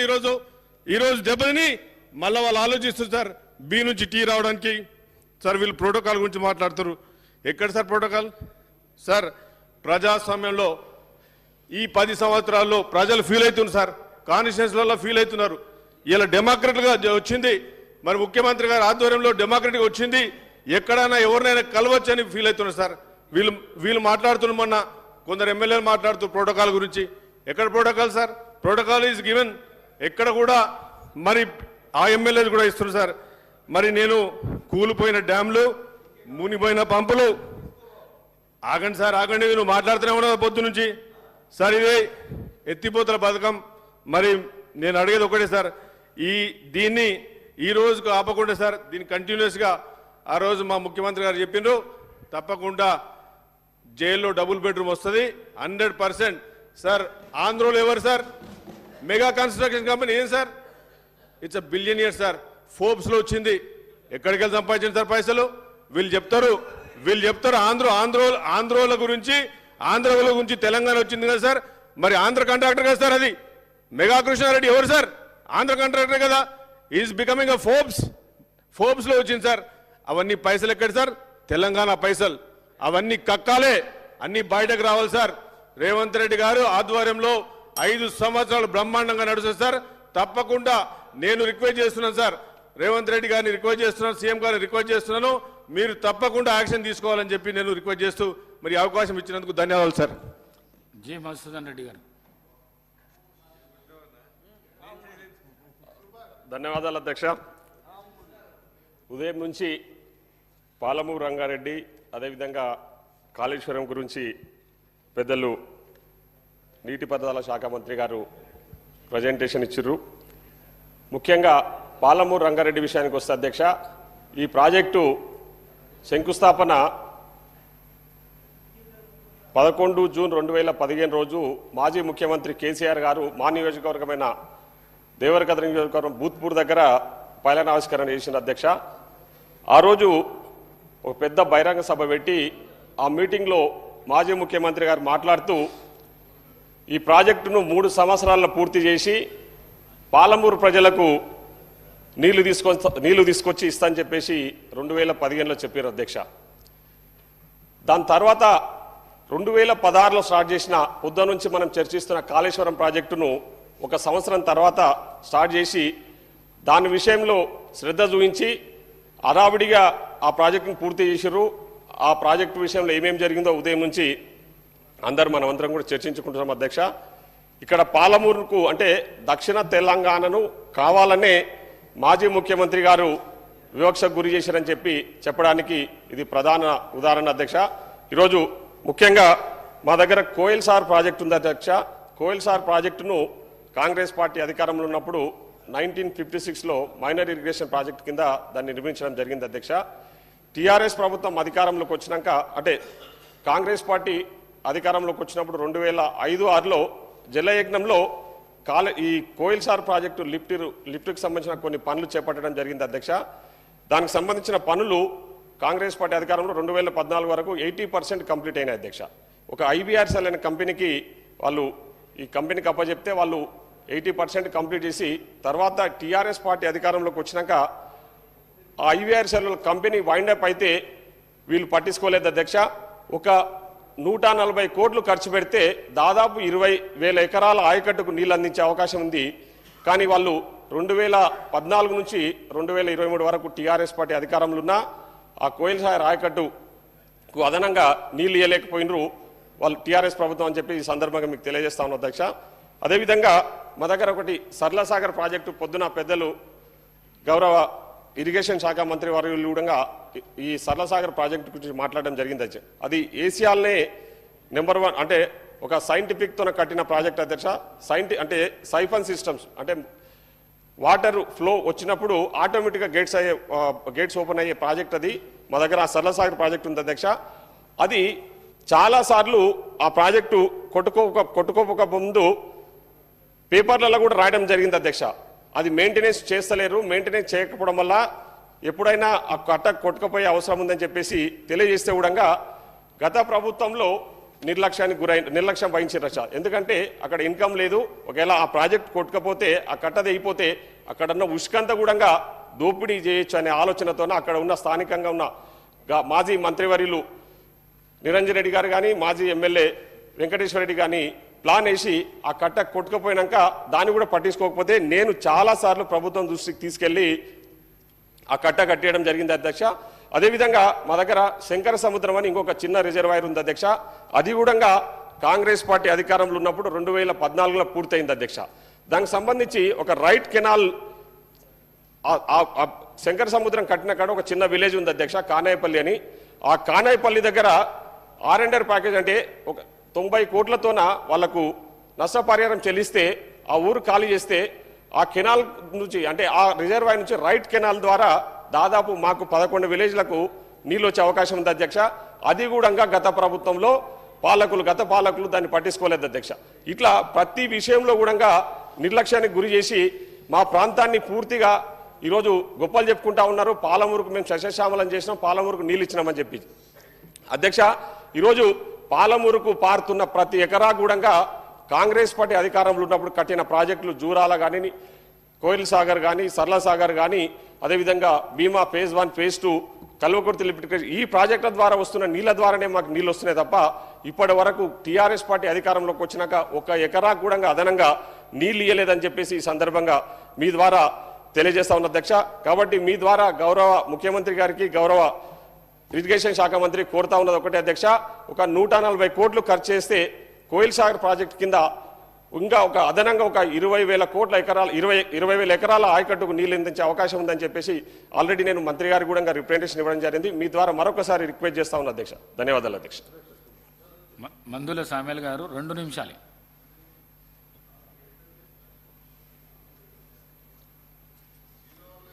గౌరవ స్పీకర్ గారికి ధన్యవాదాలు.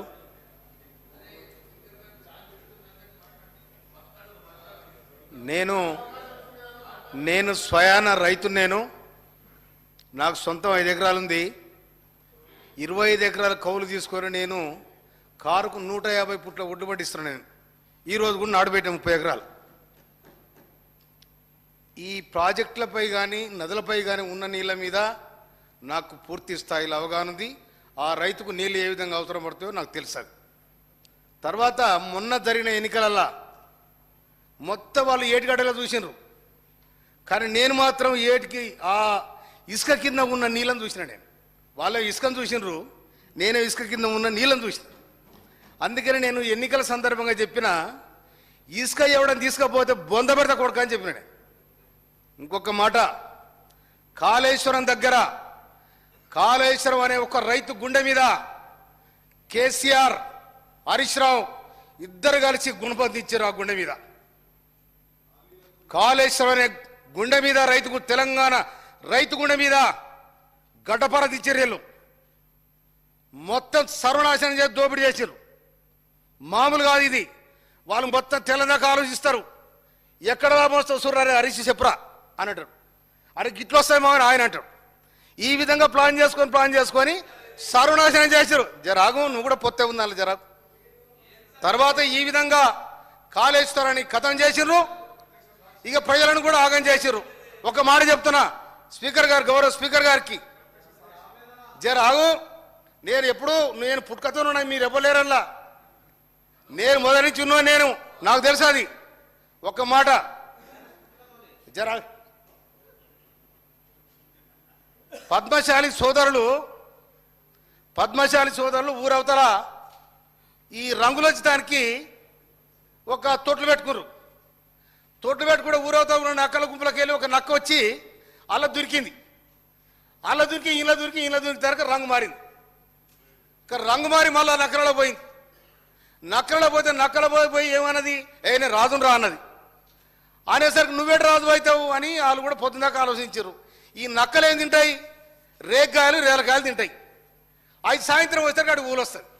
ఇది ఇట్లా రాకపోతే మాత్రం ఇది దొర, ఇది రాజు కనుక ఇది అయిందనుకో, మనలాగా అయిందనుకో, ఇది మనదనుకోరు. కనుక ప్రజారాజ్యంలా ప్రజాస్వామ్యంలో ఎవడు రాజు కాదు. ఇది ప్రజాస్వామ్యం. రాజులు అనుకొని విర్రబీగి ప్రజాధనాన్ని కొల్లగొట్టి ప్రజలను బానిసలు చేస్తే ప్రజలు తిరుగుబాటు అయింది. అందుకనే ఇప్పుడు కూడా మీ వెనక అంగి జరిగింది, కానీ ముంగడ చూసుకొని మురుస్తున్నారు. మీరు వెనక అంగి జరిగింది, వెనక జనం చూస్తున్నారు, మీ ముంగడ చూసుకొని మురుస్తా ఉన్నారు. తర్వాత మా నియోజకవర్గానికి సంబంధించి ఒక్క మాట, మా బురాది గారి కాల్వ దానికి 270 కోట్ల రూపాయలు తీసుకున్నారు. గింత గెలగిచ్చారు, ఎక్కడ పోయినా పైసా తెలియదు. అది 98 కిలోమీటర్లు ప్రయాణం చేస్తే అది 60 కిలోమీటర్లు పూర్తయింది. ఇంకొక 20-30 కిలోమీటర్లు అయితే కంప్లీట్ అయింది. కనుక ఇరిగేషన్ మినిస్టర్ గారికి నేను ధన్యవాదాలు తెలియజేస్తాను. జర శాంక్షన్ చేయాలి. శాలిగారవరంలో మనం 10 కోట్లు పెడితే 20,000 ఎకరాలు బారే పరిస్థితి ఉంది. అది అసిబ్నగర్ కాలువ ఎన్నాళ్ళ నుంచో నైజాం కట్టిన కాలువ కాంచి ఆ పాయ కాలువ ఉంది కనుక దాన్ని కూడా కంప్లీట్ చేయడానికి మాకు సహకరించాలని మనవి చేస్తా ఉన్నాను నేను. తర్వాత చెక్ డ్యాములు మా నల్గొండ జిల్లాకు చెక్ డ్యామ్ శాంక్షన్ చేశారు. ఈ చెక్ డ్యామ్ల కాంట్రాక్టర్ ఎవరంటే సిబై కాంట్రాక్టరు సుధాకర్ రావు గారు. వాళ్ళెవరు వాళ్ళ చుట్టాలు మొత్తం యాదగిరిగుట్ట కాంట్రాక్ట్ వాళ్ళే, దాని చుట్టూ ఉన్న రోడ్లన్నీ వాళ్ళే, చెక్ డ్యాములు వాళ్ళే, సర్వం వాళ్ళదే. మొత్తం చెక్ డ్యామ్ కడితే మొత్తం కొట్టుకపోయినాయి. నా ఊర్లో కూడా చెక్ డ్యామ్ కొట్టుకపోయింది. అందుకోసమనే దాని మీద పూర్తి స్థాయిలో ఎంక్వైరీ చేయాలి. అది జేజమ్మ ఉన్నా కూడా ఎవరిని వదలొద్దని కూడా నేను మనవి చేస్తా ఉన్నాను. నేను ఇవాళ నా చెక్ డ్యామ్ కోసం కంటే తిప్పలబడతా ఉన్నాను ఎడ్ర దేవుడని. ఇలా మా సి గారిని వారిని ఈయన్ని బదిలాడుతా ఉన్నా. ఈ ఎండకాలం పోతే మళ్ళీ సీజన్ వస్తుంది, అది కాదని ఇప్పుడు 3 సార్లు మునిగిపోయింది. 3 చెక్ డ్యామ్ కొట్టుకపోయినాయి. కనుక ఈ విధంగా పరిస్థితి ఉంది. తర్వాత ఇప్పుడు ఇంకోటి ఇసుక మూడలు మోసారు, మొత్తం మా ఏరినంతా లూట్ చేశారు. యాడిపోయిన ఈ ప్రజలంటే ఎక్కడ చేరాలో అక్కడ చేరినాయి. నేను జగదీష్ రెడ్డి గారు మంత్రి ఉన్న అడిగినా, అయ్యా మరి ఏట్లే ఇదంతా ఇసుక పోతా ఉంది, నీళ్ళు దోశ ఇసుక పోతే 2 దోశల నీళ్ళు కింది పోతాయి ఎట్లా అంటే జగదీష్ రెడ్డి గారు ఏమనే ప్రగతి భవన్ నుంచి ఫోన్ వస్తుంది కలెక్టర్లకు, నేనేం చేయన్నాడు. అందరు పొత్తుదారులే, అందరు పాలుదారులా. అందుకోసమనే ఇసుకను మింగిరు, భూములను మింగిరు, ప్రాజెక్టులు మింగిరు. ఈ తెలంగాణను మింగడానికి ప్రయత్నం చేస్తే నవంబర్ 30 తారీఖు నాడు గుర్తుకు వచ్చితే డిసెంబర్ 3 తారీఖు నాడు కథం అయిపోయింది. ప్రజాస్వామ్యం నిలబడాలి. అది మా రేవంత్ రెడ్డి గారి నాయకత్వంలో ప్రజాస్వామ్యబద్ధంగా ఈ రాష్ట్రం నడుస్తాను కూడా నేను మనవి చేస్తాను. Thank you sir. Doctor Sanjeev Reddy గారు. ధన్యవాదాలు అధ్యక్ష. మెదక్ జిల్లా గురించి చాలామంది చెప్పడం జరిగింది, ప్రస్తావించడం జరిగింది. ముఖ్యంగా మా మాజీ మంత్రివర్యులు గౌరవనీయులు హరీష్ రావు గారు ఏదైతే మా జిల్లా మంత్రిగా ఉండ్రి, ఎప్పుడు మా నియోజకవర్గంలో బై ఎలక్షన్ వచ్చినప్పటి నుంచి కూడా ఎన్నో వాగ్దానాలు చేయడం జరిగింది మా గౌరవనీయులు మాజీ మంత్రివర్యులు గారు. కాకపోతే అందరు చాలామంది సోదరులు చెప్పినారు ఏమో నీళ్లు మొత్తం మెదక్ జిల్లాకే తీసుకుపోయినట్టు మాట్లాడిందని చెప్పేసి. కాకపోతే మాకు బాగా గుర్తుంది అధ్యక్ష, సింగూరు ఎప్పుడు కూడా ఎండిపోయిందంటే కేవలం 2 సార్లు ఎండిపోయింది మాంజీరా నది. దాంట్లో కేవలం గత పాలకుల తప్పిదం వలన ఒకసారి జీవో లేకుండా మొత్తం 18 టీఎంసీల నీళ్లను మొత్తం మిడ్మానేరుకు తీసుకొని పోయి సిద్దిపేట, గజ్వెల్, సిరిసిల్లకి వాళ్ళకే ఇవ్వడం జరిగిందని చెప్తా ఉన్నాను అధ్యక్ష. ఎందుకంటే కొంతమంది సోదరులు పొరపాటున నాకు ఇంతకుముందు కూడా ఎవరో మొత్తం మీ మెదక్ జిల్లాకే తీసుకుపోయినారని చెప్పడం జరిగింది. కానీ మాకు నారాయణఖేడ్ నియోజకవర్గం, అందోల్, జైరాబాద్ అన్ని నియోజకవర్గాలకు కూడా అప్పుడు నష్టం కలిగించడం జరిగింది అధ్యక్ష. ఎందుకంటే నేను డీప్గా పోకుండా దీంట్లో కొన్ని కాళేశ్వరం ప్రాజెక్టు తప్పిదాల గురించి పోకుండా కేవలం నా నియోజకవర్గానికి పరిమితం అవుతా ఉన్నాను. అయితే లాస్ట్కు 2015లో చెప్పిన వాగ్దానం ప్రకారం మొత్తం గోదావరి నీళ్ళు తీసుకొచ్చి మేము మీకు పాదాలు తడుపుతామని చెప్పినారు. కానీ కేవలం మొన్న ఎలక్షన్ల ముందర 2 సంవత్సరాల క్రితం కేసీఆర్ గారు వచ్చి పునాది వేయడం జరిగింది. దాని తర్వాత సంవత్సరంన్నరకి మళ్ళీ గౌరవనీయులు మాజీ మంత్రివర్యులు మళ్ళీ వచ్చి ఇంకొకసారి దానికి పూజ చేయడం జరిగింది సార్. అయితే ముఖ్యంగా ఈ కాళేశ్వరం గురించి ఎక్కువ చెప్పదలుచుకోలేదు. ఎందుకంటే నా నియోజకవర్గంలో మళ్ళీ ఈ బసవేశ్వర సంగమేశ్వర ప్రాజెక్ట్ అని కాళేశ్వరంలో భాగంగా 17th ప్యాకేజ్ నెంబర్ 17 ఏదైతే ఉందో సింగూరుకు తీసుకురావడం జరిగింది. లాస్ట్లో చివరిగా ఆయకట్టు మాది నారాయణఖేడ్ నియోజకవర్గానికి 1,00,000 ఎకరాలకు మొత్తం నీళ్ళు ఇస్తా అని చెప్పేసి 1,600 కోట్లు శాంక్షన్ చేస్తామని చెప్పడం జరిగింది. కాకపోతే ఈ కాళేశ్వరం ప్రాజెక్టు ఏదైతే మేడిగడ్డ కుంగిపోయి కాళేశ్వరం ప్రాజెక్టే ప్రశ్నార్థకంగా మారింది. మరి ఇంకా మిగిలిన ఆయకట్టు, మిగిలిన ప్రాజెక్టులు అసలు సర్వైవ్ అవుతాయా అని చెప్పేసి, వయబిలిటీ ఉందా లేదా అని చెప్పేసి ఈ సభ దృష్టికి తీసుకొస్తా ఉన్నాను. ముఖ్యంగా అన్ని ఏ నిధులు చూసినా కూడాను మొత్తం అన్నీ వాళ్ళే తీసుకొని పోయినరు అధ్యక్ష. కేవలం సిద్దిపేట, సిరిసిల్ల, గజ్వేల్కు వాళ్ళే తీసుకొని పోయినరు. మా నారాయణఖేడ్ నియోజకవర్గం ఏదైతే ఉందో చాలా వెనుకబడ్డ ప్రాంతం. మేము ఈరోజు కూడా I stand by my words. మాకు గత పాలకుల పీరియడ్లోనే మా ప్రాంతం డెవలప్ అయింది. ఈ తెలంగాణ వచ్చిన 10 సంవత్సరాలల్లో చాలా వెనుకబడేసినారు. అన్ని నిధులు వాళ్ళే తీసుకొని పోయినరు, మాకు మొండి చేయి మిగిలించని చెప్పేసి ఎన్నోసార్లు అధ్యక్ష నేను పత్రికాముఖంగా ఛాలెంజ్ కూడా చేయడం జరిగిన అధ్యక్ష. గత బై ఎలక్షన్ నుండి ఇప్పటి వరకు ఎన్ని నిధులు నారాయణ ఖేడ్ నియోజకవర్గానికి కేటాయించారు, మరి మీ గజ్వేల్ సిరిసిల్ల సిద్దిపేట నియోజకవర్గానికి ఎన్ని నిధులు కేటాయించారు, శ్వేతపత్రం రిలీజ్ చేయాలని చెప్పేసి ఎన్నోసార్లు డిమాండ్ చేయడం జరిగింది అధ్యక్ష. తర్వాత ముఖ్యంగా కాళేశ్వరం ప్రాజెక్టు గురించి మా గౌరవనీయులు ముఖ్యమంత్రి గారు చెప్పినట్టు ఏదైతే సార్ చెప్పినట్టు సార్ అవకాశం నాకు మాట్లాడనివ్వండి సార్. మీరు పెద్దలు, మీరు పెద్దలు, మాజీ మంత్రివర్యులు, నాకు మాట్లాడడానికి అవకాశం ఇవ్వండి సార్. అరే మెదక్ జిల్లా ప్రస్తావన వచ్చింది కాబట్టి నేను మాట్లాడుతాను, నాకు ఇవ్వడం జరిగిందని చెప్పేసి చెప్తా ఉన్నాను. గతంలో జరిగిన అన్యాయాన్ని అరికట్టి కనీసం ఈ ప్రభుత్వంలోనైనా మాకు వెనుకబడ్డ ప్రాంతానికి న్యాయం చేకూరే విధంగా అందరూ పాలకులు చూడాలని చెప్పేసి కోరుతూ ముగిస్తున్నాను.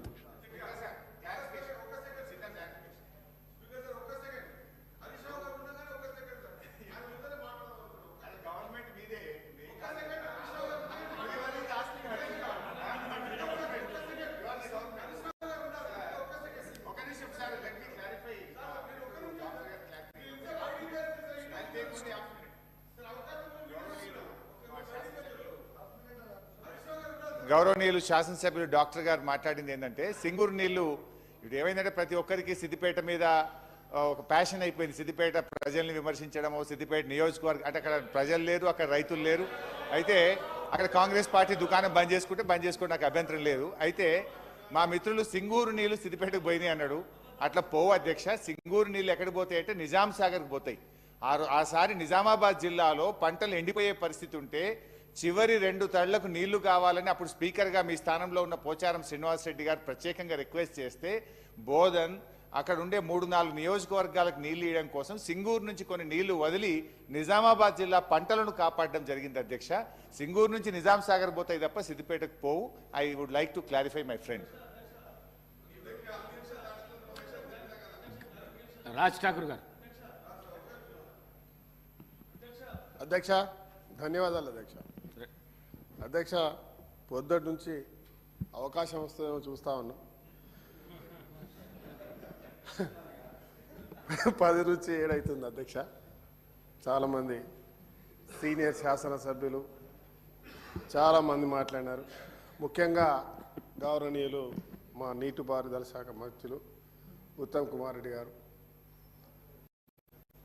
మరి అందరికీ ఈ రాష్ట్ర ప్రజలకు అర్థమయ్యే విధంగా ఇది జలయజ్ఞం కాదు ధనయజ్ఞం అనే విధంగా ప్రజలకు తెలిసేటువంటి ఒక సమాచారాన్ని ఇచ్చినారు అధ్యక్ష. వారికి ధన్యవాదాలు తెలుపుతున్నా. ముఖ్యమంత్రి గారు కూడా అధ్యక్ష అన్ని విషయాలు అన్ని ప్రాజెక్టుల విషయంలో చెప్పినారు. ఒక విషయం స్పష్టంగా చెప్పదలుచుకున్న అధ్యక్ష, తెలంగాణ ప్రాంతాన్ని సస్యశ్యామలం చేయాలని సమైక్యాంధ్రలో ఆ రోజు మొట్టమొదటిగా మొదలుపెట్టినటువంటి ప్రాజెక్టు మా దగ్గర ఎల్లంపల్లి శ్రీపాద ప్రాజెక్ట్ అధ్యక్ష. నేను ఎక్కువ సమయం తీసుకోకుండా, ఎందుకంటే చాలాసేపటి నుంచి మాట్లాడుతూ ఉన్నాం కాబట్టి క్లుప్తంగా చెప్తా అధ్యక్ష. మేడిగడ్డ ప్రాజెక్ట్ కానివ్వండి, ఇంకేదైనా ప్రాజెక్ట్ కానివ్వండి, కిందికి పోయేటువంటి ప్రాజెక్ట్ మేము కట్టినే కానివ్వండి, ఎక్కడికి నీళ్లు పోవాలన్నా ఎల్లంపల్లి నుంచి పోవాలి అధ్యక్ష. ఎల్లంపల్లి ప్రాజెక్ట్ కట్టే ముందు ఆ రోజుల్లో రాజశేఖర రెడ్డి గారు చెప్పిన ప్రతిపాదన మా గౌరవ సీనియర్ నాయకులు, మా పార్లమెంట్ సభ్యులు దివంగత నేత వెంకటస్వామి గారు, శ్రీధర్ బాబు గారు, మరి మా నేతలందరూ కూడా చెప్పిన వెంటనే ఆ ప్రాంతంలో ప్రజలు చాలా తక్కువ ధరకు భూములు ఇచ్చినారు అధ్యక్ష. త్యాగం చేసినారు అధ్యక్ష. నిజం చెప్పాలంటే యావత్ తెలంగాణకు, హైదరాబాద్కు మంచినీళ్ళు తాగడానికి ఇవ్వాలి, యావత్ తెలంగాణకు సాగు చేయడానికి నీళ్ళు ఇవ్వాలని ఒక మంచి ఆలోచనతోటి త్యాగం చేసి మాకు కూడా మిగులు భూములకు మాకు నీళ్ళు వస్తాయని ఒక మంచి ఆలోచనతో అందరు సహకరించారు అధ్యక్ష. దురదృష్టం ఆ ప్రాజెక్ట్ పూర్తయ్యేంత కాలంలో ఉద్యమం మొదలైంది, రాష్ట్రం వచ్చింది. రాష్ట్రం వచ్చినాక మా ప్రాంతంలో ప్రతి ఒక్కరు కూడా ఇంకా మనకు దోకా లేదు, తెలంగాణ కూడా వచ్చేసింది, మన నీళ్ళు మనకు వస్తాయి, ఇంకా ప్రాజెక్టులు వస్తాయి, మనం అందరం కూడా 2 పంటలు కళ్ళు మూసుకొని చేసుకోవచ్చు, ప్రతి పంట అందరు కొంటారు, ఏ ఇబ్బందులు ఉన్నాయని చెప్పి సంతోషంగా ఆనందపడ్డారు అధ్యక్ష. మరి ఎందుకనో ప్రభుత్వం రాగానే ఎవరు పట్టించుకోలేదు అధ్యక్ష. అక్కడ ప్రాజెక్ట్ కట్టేటప్పుడు ఆ ప్రాంతంలో ఉన్నటువంటి అంటే ఆడ 2 మండలాలు అధ్యక్ష, అప్పుడు ఒకటే మండలం ఉండేది, అది కార్పొరేషన్ ఎక్కువ ఉంటుంది, మండలం తక్కువ ఉంటుంది అధ్యక్ష. దాదాపు 35,000 ఎకరాలు ఆయకట్టు ఉంది అధ్యక్ష, పంటలు పండేది. పోయిన భూమి కాకుండా మిగిలింది అది. దాంట్లో కొంత భాగం మంతని కాన్స్టిట్యున్సీలోకి వస్తుంది అధ్యక్ష, అంటే మా పాలకుర్తిలో కొన్ని గ్రామాలు వస్తాయి. అవి కలుపుకుంటే అధ్యక్ష మాకు ఆ రోజుల్లో అనేక పోరాటాలు చేసినాం. రేవంత్ అన్న గారు పాదయాత్రకు వచ్చారు, మా ఉత్తమన్న గారు వచ్చినారు, బట్టి విక్రమార్క గారు 2 సార్లు వచ్చినారు, శ్రీధర్ బాబు గారు, జీవన్ రెడ్డి గారు, మేము పాదయాత్ర రైతులతో కలిసి చేసినాం, ధర్నాలు చేసినాం, అనేక సార్లు అరెస్ట్లు అయినాం అధ్యక్ష. చేసిన తర్వాత గౌరవ మాజీ నీటిపారుదల శాఖ మంత్రులు పెద్దలు హరీష్ అన్న గారిని కలవడానికి చాలా కష్టపడ్డాం. ముఖ్యమంత్రి గారు అయితే ఎట్లా గెలవరు, అనేక సార్లు కలవడానికి ప్రయత్నం చేస్తే 2 సార్లు ప్రభాకర్ రెడ్డి గారిని కలెక్టర్ ఉండేవారు, వారి ద్వారా కలిసిపోయే రోజు రిప్రజెంటేషన్ కూడా ఇచ్చినాం. ఇచ్చిన తర్వాత ఆ ప్రాంతానికి ముఖ్యమంత్రి వచ్చి ఎందుకనో ఆ ప్రాంతంలో రైతులందరూ చేస్తున్నారని చెప్పి ఒక డిక్లేర్ ఇచ్చారు, అయితే లిఫ్ట్ కడతామని చెప్పి పెద్ద సంబరాలు చేసుకున్నాం. ఇంకా అయిపోతుందని 8-10 సంవత్సరాలు అయింది అధ్యక్ష ఆ లిఫ్ట్ ప్రారంభించి. ఆ లిఫ్ట్ ఇప్పటికి కూడా నడక నడుస్తూ ఉన్నది. మొన్న మన ప్రభుత్వం వచ్చిన తర్వాత శ్రీధర్ బాబు గారు మేమందరం కలిసి జిల్లాలో సమీక్ష కార్యక్రమాన్ని పెడితే అక్కడ ఒక ఐఎన్సీ మొన్న ఆయన రిమూవ్ చేశారు అధ్యక్ష, వెంకటేశ్వర్. ఆయన అంటాడు రెడీగా ఉంది సార్, ఒక 5 లక్షలు ఉంటే అయిపోతుంది అన్నాడు. అంటే ఎంత నిర్లక్ష్యం సార్, ఎంత చులకన సార్, ఎంత అవమానం సార్. మేము ఏం పాపం చేసాం సార్? యావత్ తెలంగాణకు నీళ్లు రావాలి, మా ప్రాంతాల్లో ఈ రాష్ట్రంలో హైదరాబాద్కి తాగడానికి నీళ్ళు ఇస్తున్నాం, మొత్తం రాష్ట్రాలకి అన్ని ప్రాంతాల పంపౌజులు మా దగ్గర ఉంటాయి, మాకు కొంచెం మిగిలి భూములకు మేము చేసుకున్న దానికి నీళ్లు కావాలని అడిగితే అధికారుల నిర్లక్ష్యం సార్. ఇక మొన్న అధికారులు అంటే సార్ 3-4 ప్రాజెక్టులు అయిపోయినట్టు, 2 లిఫ్టులు, ఎల్లంపల్లి మధ్యాల బండలబావి lift, Palakurthi lift, Ramagundam Lingapuram lift అన్నారు. అది పేరుకు పేపర్ మాత్రమే ఉన్నది. ఇంతకుముందు నేను మా ప్రకాశనతో మాట్లాడుకుంటూ చెప్తా ఉన్నా, ఏదైతే హరీష్ రావు గారికి దీని మీద మరి వాళ్ళు రాంగ్ రిపోర్ట్ ఇచ్చిరేమో మరి పట్టించుకోలేదని చెప్పి. ఎంత అన్యాయం అంటే నా ప్రాంతం చుట్టూరు నీళ్లు ఉంటాయి, ఎటు చూసిన గోదావరి, తలాపున గోదావరి నిండా నీళ్లు, ఊరు చుట్టూ బ్యాక్ వాటర్ వచ్చి ఊళ్ళలో నిండుంటాయి. రామాయణం గోదావరికి వెళ్ళిన దాంట్లో ఈ మధ్యలో తాగడం మీరు తెలుసుకోవచ్చు ఇంటెలిజెన్స్ ద్వారా, రోజు దాంట్లో దునికి సావడానికి పనికొస్తా ఉన్నాయి. మురికి నీళ్లు, ఎస్టీపీ లేవు, రైతులకు సాగునీరు రాదు, తాగునీరు రాదు, వ్యవసాయం చేసుకోలేక, నీళ్లు లేక, బోర్లు పనిచేయక నానా ఇబ్బందులు పడతా ఉన్నారు. ఎట్లా పండించిన తర్వాత ధర రాదు, కోతలు, రకరకాల ఇబ్బందులు, ఇన్ని రకాల ఇబ్బందులు పడ్డాం అధ్యక్ష. మళ్ళా మా మాజీ ముఖ్యమంత్రి కేసీఆర్ గారు నిజం చెప్పాలంటే మా దగ్గర ఒక కవి ఉంటాడు అధ్యక్ష, సదాశివుడు అని. ఎక్కడైనా మీటింగ్లో ఉన్నప్పుడు వారి గురించి మాట్లాడతారు. తలాపున పారుతుంది గోదావరి, మా ఊరు ఏడారి అని చెప్పి అన్నారు. మేము మొత్తం ప్రాంతాన్ని సస్యశ్యామలం చేస్తాం, ఎవరు భయపడద్దని ప్రతి జాగాలో పాడతారు అధ్యక్ష. అక్కడున్న కవులను వాడుకుంటారు. ఆ కవిని ఆ ఊరే, మా ఊరే, ఆ మురుమూరే, ఎల్లంపల్లె, మరి ఆయన అవమానించినట్ట మరి వాడుకున్నట్ట నాకు అర్థం కాలే. దీనిపై నేను నిజంగా అందరంగా మా ప్రాంతం వాళ్ళు బాధపడతా ఉన్నాం. ఎందుకంటే ఈ రాష్ట్రంలో జరిగింది ధనయజ్ఞం. వివరంగా చెప్పాలంటే చాలా క్లియర్గా మొత్తం టీవీలు పెట్టి చూపించినారు మా వాళ్ళు. రాష్ట్రం అంతా కూడా చూసినారు. ఈరోజు రేపు ఏ ప్రమాదం జరగబోతుందో కూడా చూసినారు. భవిష్యత్తులో మా మినిస్టర్ గారిని కోరుతా ఉన్నా, మా శ్రీధరణ గారికి పూర్తి అవగాహన ఉంది, వారికి కూడా ఇదే ప్రాబ్లం ఆయన కాన్స్టిట్యున్సీలో. మా విద్యాన్నకు అదే ప్రాబ్లం, మాకు కూడా నీళ్లు రాకుండా పోతా ఉన్నాయి. దాంతోపాటు ఎస్ఆర్ఎస్పి బాగులు ఉంటాయి అధ్యక్ష, నాలాలు, కెనాల్స్, అవి కూడా సార్ మా టేలెంట్ ప్రాంతం, నీళ్లు రావు. అవన్నీ లోపటంతా బుడద, చెట్లు పెరిగిపోయినాయి, కట్టలు తెగిపోయినాయి. అవన్నీ కూడా సిల్ట్ తీయాల్సిన అవసరం ఉండే, కనీసం పట్టించుకోకపోవడం, మెయింటెనెన్స్ లేక ఉన్నటువంటి ప్రాంతాలన్నీ కూడా నష్టపోతూ ఉన్నాయి. వీలైతే మినిస్టర్గా నేను అప్పీల్ చేస్తూ ఉన్నా, ఆ ప్రాంతానికి మరి 5 లక్షలు అన్నాడు, 5 లక్షలు కాదు అధ్యక్ష, 6 కోట్ల రూపాయలైతే నాకు తెలిసి ఆరో ఎంత ఉంది అధ్యక్ష, 6 కోట్ల రూపాయలు అయితే ఆ కాంట్రాక్టర్ చెప్తా ఉన్నాడు. ఒక 12,500 ఎకరాలకు ఫస్ట్ లిఫ్ట్ కంప్లీట్ అవుతుంది అధ్యక్ష. రెండోది పాలకుర్తి ఇప్పటివరకు కూడా డిపిఆర్ కాలేదు అధ్యక్ష. అదే మాదిరిగా లింగాపురం రామగుండం కూడా కాలేదు. దానిపై ప్రత్యేక చొరవ చూపించి మా ప్రాంతానికి యావత్ తెలంగాణని నీళ్ళు ఇచ్చేటువంటి రామగుండానికి మరి అంతర్గం పాలకుర్తి రైతులకు నీళ్ళు ఇవ్వాల్సిందిగా మీ ద్వారా ప్రభుత్వాన్ని కోరుతూ మరి సమయం ఇచ్చినందుకు ధన్యవాదాలు అధ్యక్ష. థ్యాంక్ యూ అధ్యక్ష. ఈరోజు శ్వేతపత్రం కాళేశ్వరం పైన స్మార్ట్ ఈ సందర్భంగా చర్చలో మిడ్ మానేరు మాయంలో పూర్తయిందన్నమాట అటువైపు నుంచి అనడం జరిగింది. మిడ్ మానేరు మొదలుపెట్టింది కాంగ్రెస్ ప్రభుత్వ హయాంలో, పూర్తయ్యే దశలో మీరు అధికారంలోకి వచ్చిండ్రు సార్. అక్కడ నుంచి మిడ్ మానేరు డ్యామ్ పూర్తి కావడం వల్లనే మీరు రంగనాయక్ సాగర్ 10వ ప్యాకేజు, మల్లన్న సాగర్ 10వ ప్యాకేజీకి నీళ్లు తీసుకుపోగలిగిన అధ్యక్ష. అదొక విషయాన్ని చెప్పడానికి కోసం నేను ప్రయత్నం చేస్తున్నా.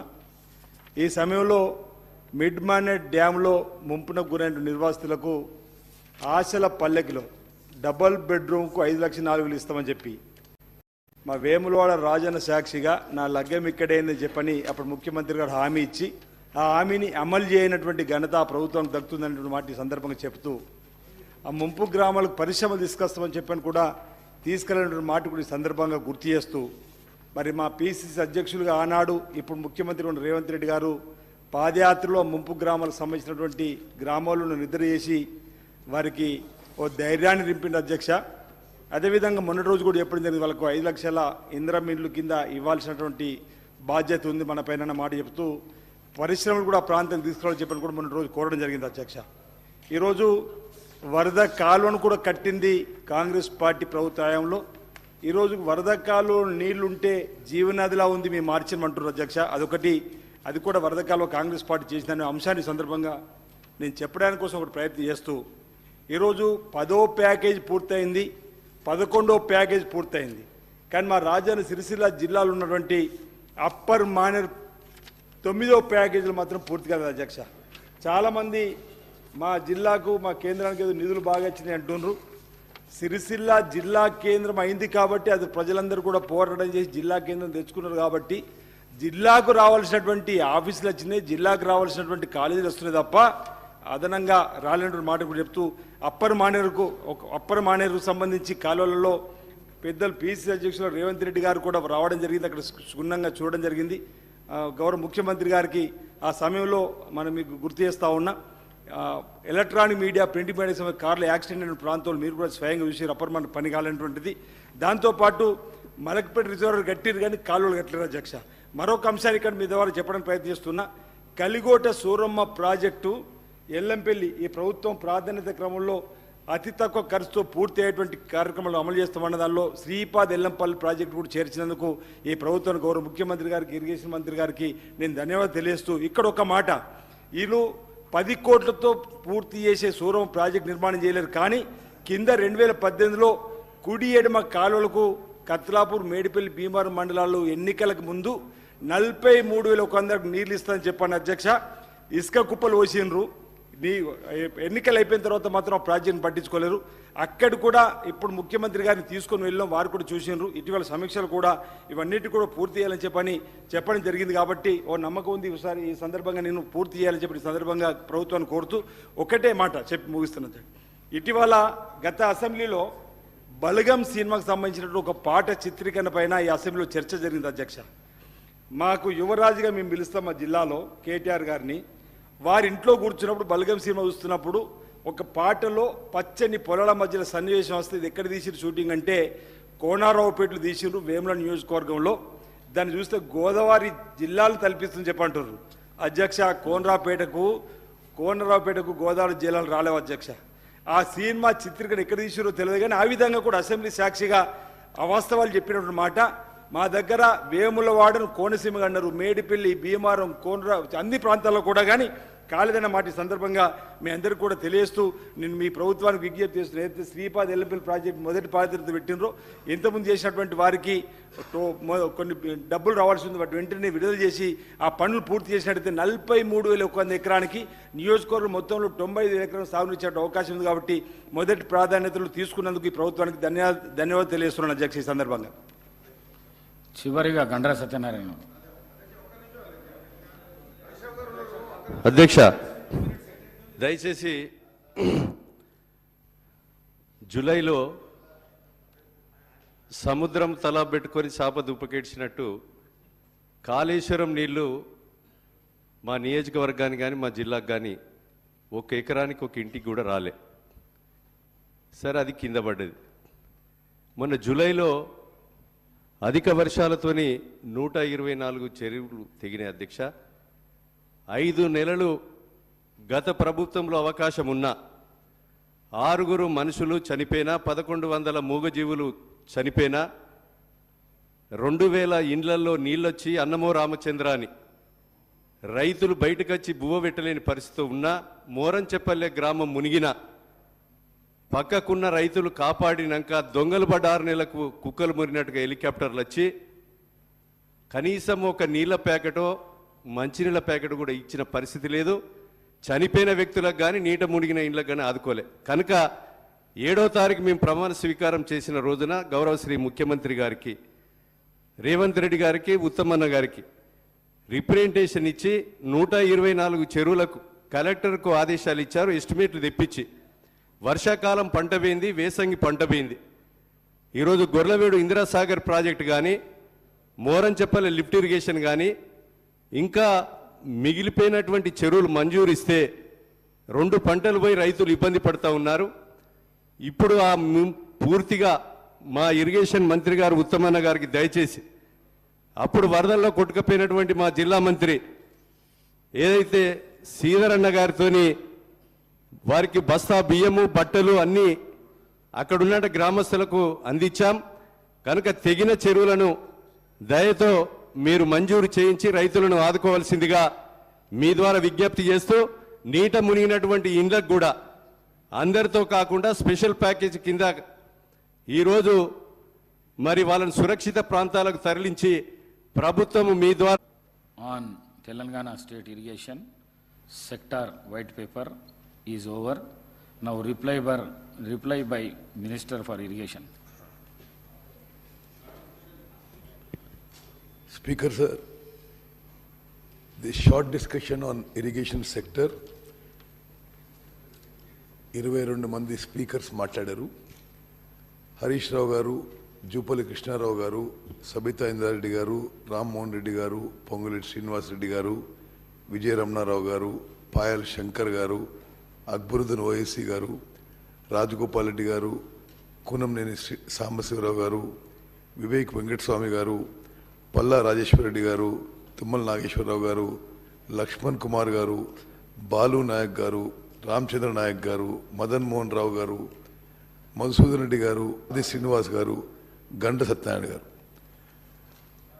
మొదటగా శాసనసభ్యులు వారి అసెంబ్లీ నియోజకవర్గాలకు సంబంధించిన ఇష్యూస్ అన్నీ నోట్ చేసుకోవడం జరిగింది. ఎక్కడెక్కడైతే ఎకనామిక్, టెక్నికల్, వాటర్ ఫీజిబిలిటీ ఉంటుందో మరి అది ముఖ్యమంత్రి గారితో సంప్రదించి వీలైనంత వరకు మంజూరు చేసే ప్రయత్నం చేస్తారని చెప్పి ఈ సభలో నేను అందరికీ తెలియజేస్తున్నాను. మాట్లాడిన వాళ్ళందరికీ కూడా మీరు మీ కాన్స్టిట్యున్సీ ఇష్యూస్ ఇమ్మీడియట్గా మేము రిపోర్ట్ తెప్పించుకొని will give you reply back. మరి స్పీకర్ సార్, ఈరోజు జరిగిన డిస్కషన్లో నేను జస్ట్ కొన్ని విషయాలు సమ్మరైజ్ చేస్తా. ఆల్మోస్ట్ 10 hours కంటిన్యూస్ డిస్కషన్ అయింది. మధ్య మధ్యలో రిప్లై కూడా ఇవ్వడం జరిగింది. మేడిగడ్డ, అన్నారం, సుందిల్ల బ్యారేజెస్కి జరిగిన డ్యామేజ్ చాలా సీరియస్. ఏదో ఆషామాషిగా తీసుకొని ఏదో టెంపరీ రిపేరో ఏదో add hack type of measures మా ప్రభుత్వం తీసుకోబోదు. మేము ఒక పాలసీ డెసిషన్గా ఈ విషయంలో నేషనల్ డ్యామ్ సేఫ్టీ అథారిటీకి మొత్తం ఇష్యూ అప్పచెప్పి వాళ్ళని ఇమీడియట్గా ఒక వార్ ఫుటింగ్లో ఇన్వెస్టిగేషన్ ఎంక్వైరీ చేసి మరి ఏం డ్యామేజ్ ఉంది, ఎట్లా రిపేర్ చేయాలి, what is the way forward అనే విషయంలో వారి నుంచి రిపోర్ట్ ఇచ్చినాక తదుపరి చర్యలు తీసుకుంటాం. అదేవిధంగా తప్పనిసరిగా మీరు అందరూ చెప్పిన విషయాలు దృష్టిలో పెట్టుకొని ఏ విధంగా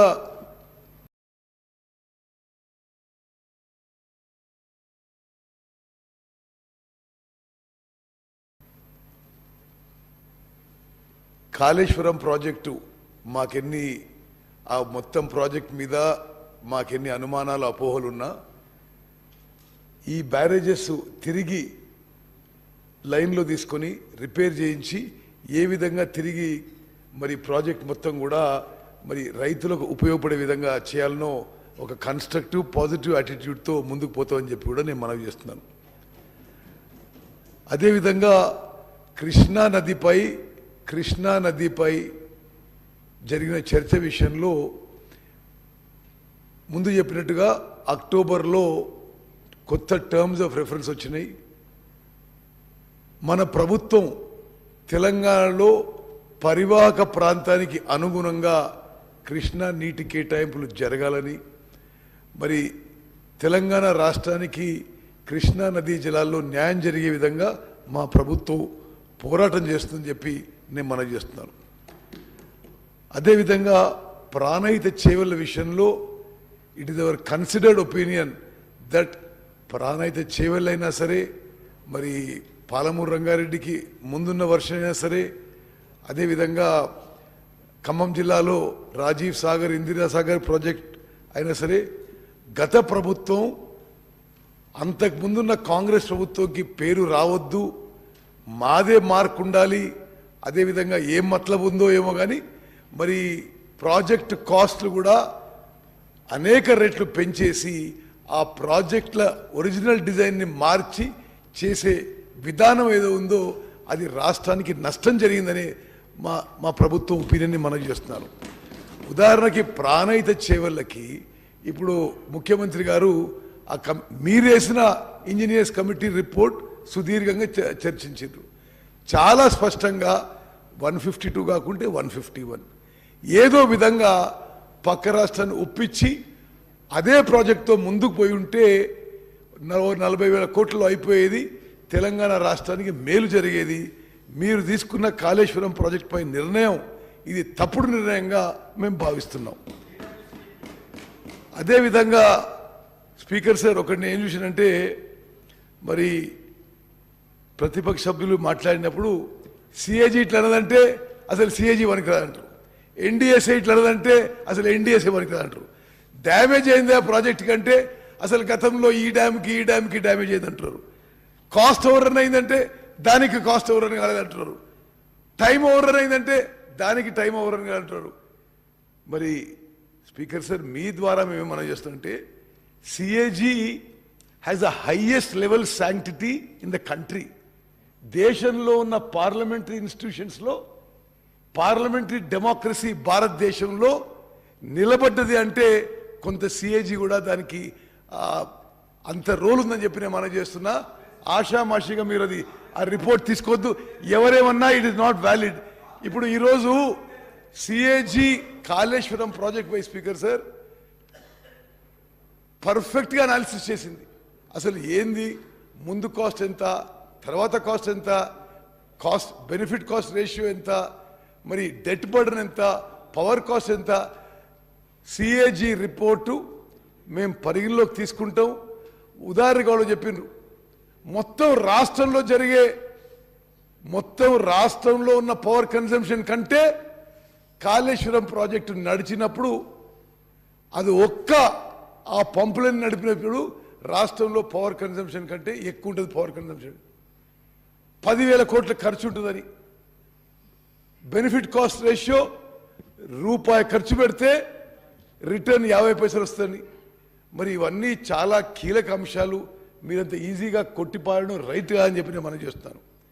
అదేవిధంగా నేషనల్ డ్యామ్ సేఫ్టీ అథారిటీ ప్రత్యేకంగా పార్లమెంట్లో ఒక చట్టం ద్వారా వచ్చిన కాన్స్టిట్యూషనల్ బాడీ, వాళ్లే ఈ విషయంలో నైపుణ్యం ఉందని చెప్పి మేము భావించి ఈ 3 బ్యారేజెస్ విషయంలో వారికి అప్పచెప్పడం జరుగుతుంది.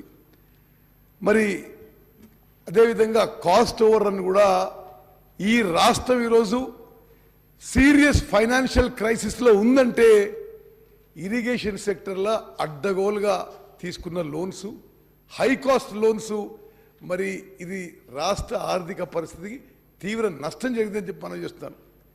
ముఖ్యమంత్రి గారు, నేను కేంద్రంలో ఫైనాన్స్ మినిస్టర్ నిర్మలా సీతారామన్ గారు కలిసి గత ప్రభుత్వం లక్షల కోట్లలో high cost short term loans తీసుకున్నారు. ఇది ఈ రాష్ట్రంలో ఫైనాన్షియల్ హెల్త్కి ఉపయోగపడది, ఇది చాలా డ్యామేజింగ్గా ఉంటుంది. మీ సహాయంతో ఈ లోన్ స్వాపింగ్ చేసి లో కాస్ట్ లాంగ్ టర్మ్ లోన్కి కన్వర్ట్ చేయమని చెప్పి రిక్వెస్ట్ చేస్తే మరి central finance minister Nirmala Sitharaman గారు ఒప్పుకున్న విషయం కూడా నేను మనవి చేస్తున్నాను. అదేవిధంగా మేము కేంద్ర మంత్రి షెకావత్ గారు కలిసినాం. పాలమూరు రంగారెడ్డికి నీటి కేటాయింపుల విషయంలో వారికి రిప్రజెంట్ చేసినాం. మరి మీరు చెప్పినట్టుగా ఆ ఫస్ట్ ఫేజ్లో మైనర్ ఇరిగేషన్ కింద ఆ వాటా మార్చి 45 టీఎంసీలు వెంటనే కేటాయిస్తామని చెప్పి మరి ముఖ్యమంత్రి గారికి, నాకు సెంట్రల్ వాటర్ రిసోర్సెస్ మినిస్టర్ హామీ ఇవ్వడం జరిగింది. ఫస్ట్ ఫేజ్గా 45 టీఎంసీ, మళ్ళీ సెకండ్ ఫేజ్గా 45 టీఎంసీ ఇస్తామని చెప్పడం జరిగింది. అదేవిధంగా మేము పాలమూరు రంగారెడ్డి లిఫ్టిగేషన్ స్కీమ్కి నేషనల్ ప్రాజెక్ట్ ఇచ్చి దానికి అనుగుణంగా ఏ విధంగా అయితే ఆంధ్రాలో పోలవరంకి ఇస్తున్నారో మీ తెలంగాణలో పాలమూరు రంగారెడ్డికి ఫండింగ్ ఇవ్వమని కోరితే కేంద్ర మంత్రి గారు వారు చెప్పిన జవాబు ఏంటంటే గత 8-9 ఏళ్లలో భారతదేశంలో నేషనల్ ప్రాజెక్ట్ స్టేటస్ ఎవరికి ఏ విషయంలో ఇవ్వలేదు. అయినా సరే మేము ఎక్స్ప్లెయిన్ చేసినాం. మరి డ్రౌట్ పోన్ డిస్ట్రిక్ట్, మరి మైగ్రెంట్ లేబర్ ఉంటామని ఎక్స్ప్లెయిన్ చేసిన తర్వాత 60% ఫండింగు మరి ఏఐబిపి పిఎంకేఎస్వై స్కీమ్ కింద పాలమూరు రంగారెడ్డికి మరి ఫండింగ్ చేస్తామని చెప్పి షెకావత్ గారు హామీ ఇచ్చిన విషయం కూడా నేను మీకు మనవి చేస్తున్నాను. అదేవిధంగా సాంబశివరావు గారు మీరు చెప్పిన విషయం ఐడిసి లిఫ్ట్స్ విషయము, ఇది నాకు కూడా చాలా ఇంట్రెస్ట్ ఉన్న సబ్జెక్టు. మా దగ్గర కూడా చాలా ఐడిసి లిఫ్ట్స్ ఉన్నాయి. ఇప్పుడు ఈ ఫార్మర్స్ కమిటీస్తో ఇవి సరిగ్గా నడవడం లేదు. ప్రతిసారి ప్రభుత్వం కొంత ఖర్చు పెట్టి కొంత దాన్ని బాగు చేస్తే మరి గ్రామీణ ప్రాంతంలో ఉన్న రాజకీయం కానీ ఇతరు కానీ ఆ ఫార్మర్స్ కమిటీస్ నడపడం లేదు అవి సరిగ్గా. ఇప్పుడు అది ప్రాబ్లం అవుతుందని చెప్పి నేను మా డిపార్ట్మెంట్కి ఇది ఏదో ఒక సిస్టమేటిక్ అప్రోచ్ ఉండాలని చెప్పి కొన్ని చేంజెస్ తీసుకొని నేను మీ దగ్గరికి మళ్ళీ మిమ్మల్ని పిలిపించి డిస్కస్ చేసి అది ముందుకు పోదామని చెప్పి మనం చేస్తున్నాను. అదేవిధంగా ఈ సభ ద్వారా యావత్ తెలంగాణ ప్రజానీకానికి చాలా స్పష్టంగా చెప్తున్నాము, నాగార్జున సాగర్ శ్రీశైలం ప్రాజెక్టు ఈ ప్రభుత్వం కేఆర్ఎంబికి హ్యాండ్ ఓవర్ చేసే ఇంటెన్షన్ లేదు అని చెప్పి నేను ముగించుకుంటున్నాను. ధన్యవాదాలు. అధ్యక్ష ఒకటి నిమిషం. మరి శ్రీశైలం లెఫ్ట్ బ్యాంక్ కెనాల్ టనలు, అదేవిధంగా డిండి లిఫ్టిగేషన్ స్కీమ్తో సహా రాష్ట్రంలో మేము ఫాస్ట్ ట్రాక్లో తీసుకునే ప్రాజెక్ట్స్ ఒకసారి చదివి వినిపిస్తాను. నేను పొద్దున చెప్పిన కానీ some MLAs requested me. Kalwakurthy ఎత్తిపోదల పథకం, భీమా ఎత్తిపోదల పథకం, నెట్టెంపాడు ఎత్తిపోదల పథకం, కోయిల్ సాగర్, కొడంగల్ నారాయణపేట లిఫ్టు, చిన్న కాళేశ్వరం, ఎలిమినేటి మాధవరెడ్డి ఎస్ఎల్బిసి, శ్రీపాద ఎల్లంపల్లి ప్రాజెక్ట్, ఇందిరమ్మ వరద కాలువ, మిడ్ మానేర్, కొమరం భీం, దేవాదుల, అదేవిధంగా గౌరవెల్లి రిజర్వాయర్, డిండి స్కీమ్స్ మా ప్రభుత్వం ఫాస్ట్ ట్రాక్లో తీసుకొని ఈ సంవత్సరంలో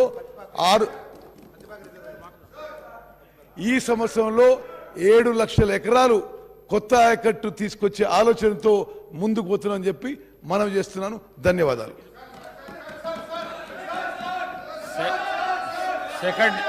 Second section of statistics from 8th to 17th February 2024. Number of days which the assembly sat 8 days. Number of hours which the assembly worked 45 hours 32 minutes. Number of speeches made by the members 59. 0 hour mentioned 64. Number of government resolutions 2. Number of bills introduced and passed 3. Number of short discussions 1. Indian National Congress 64. Bharat Rashtriya Samiti 39. Bharatiya Janata Party 8.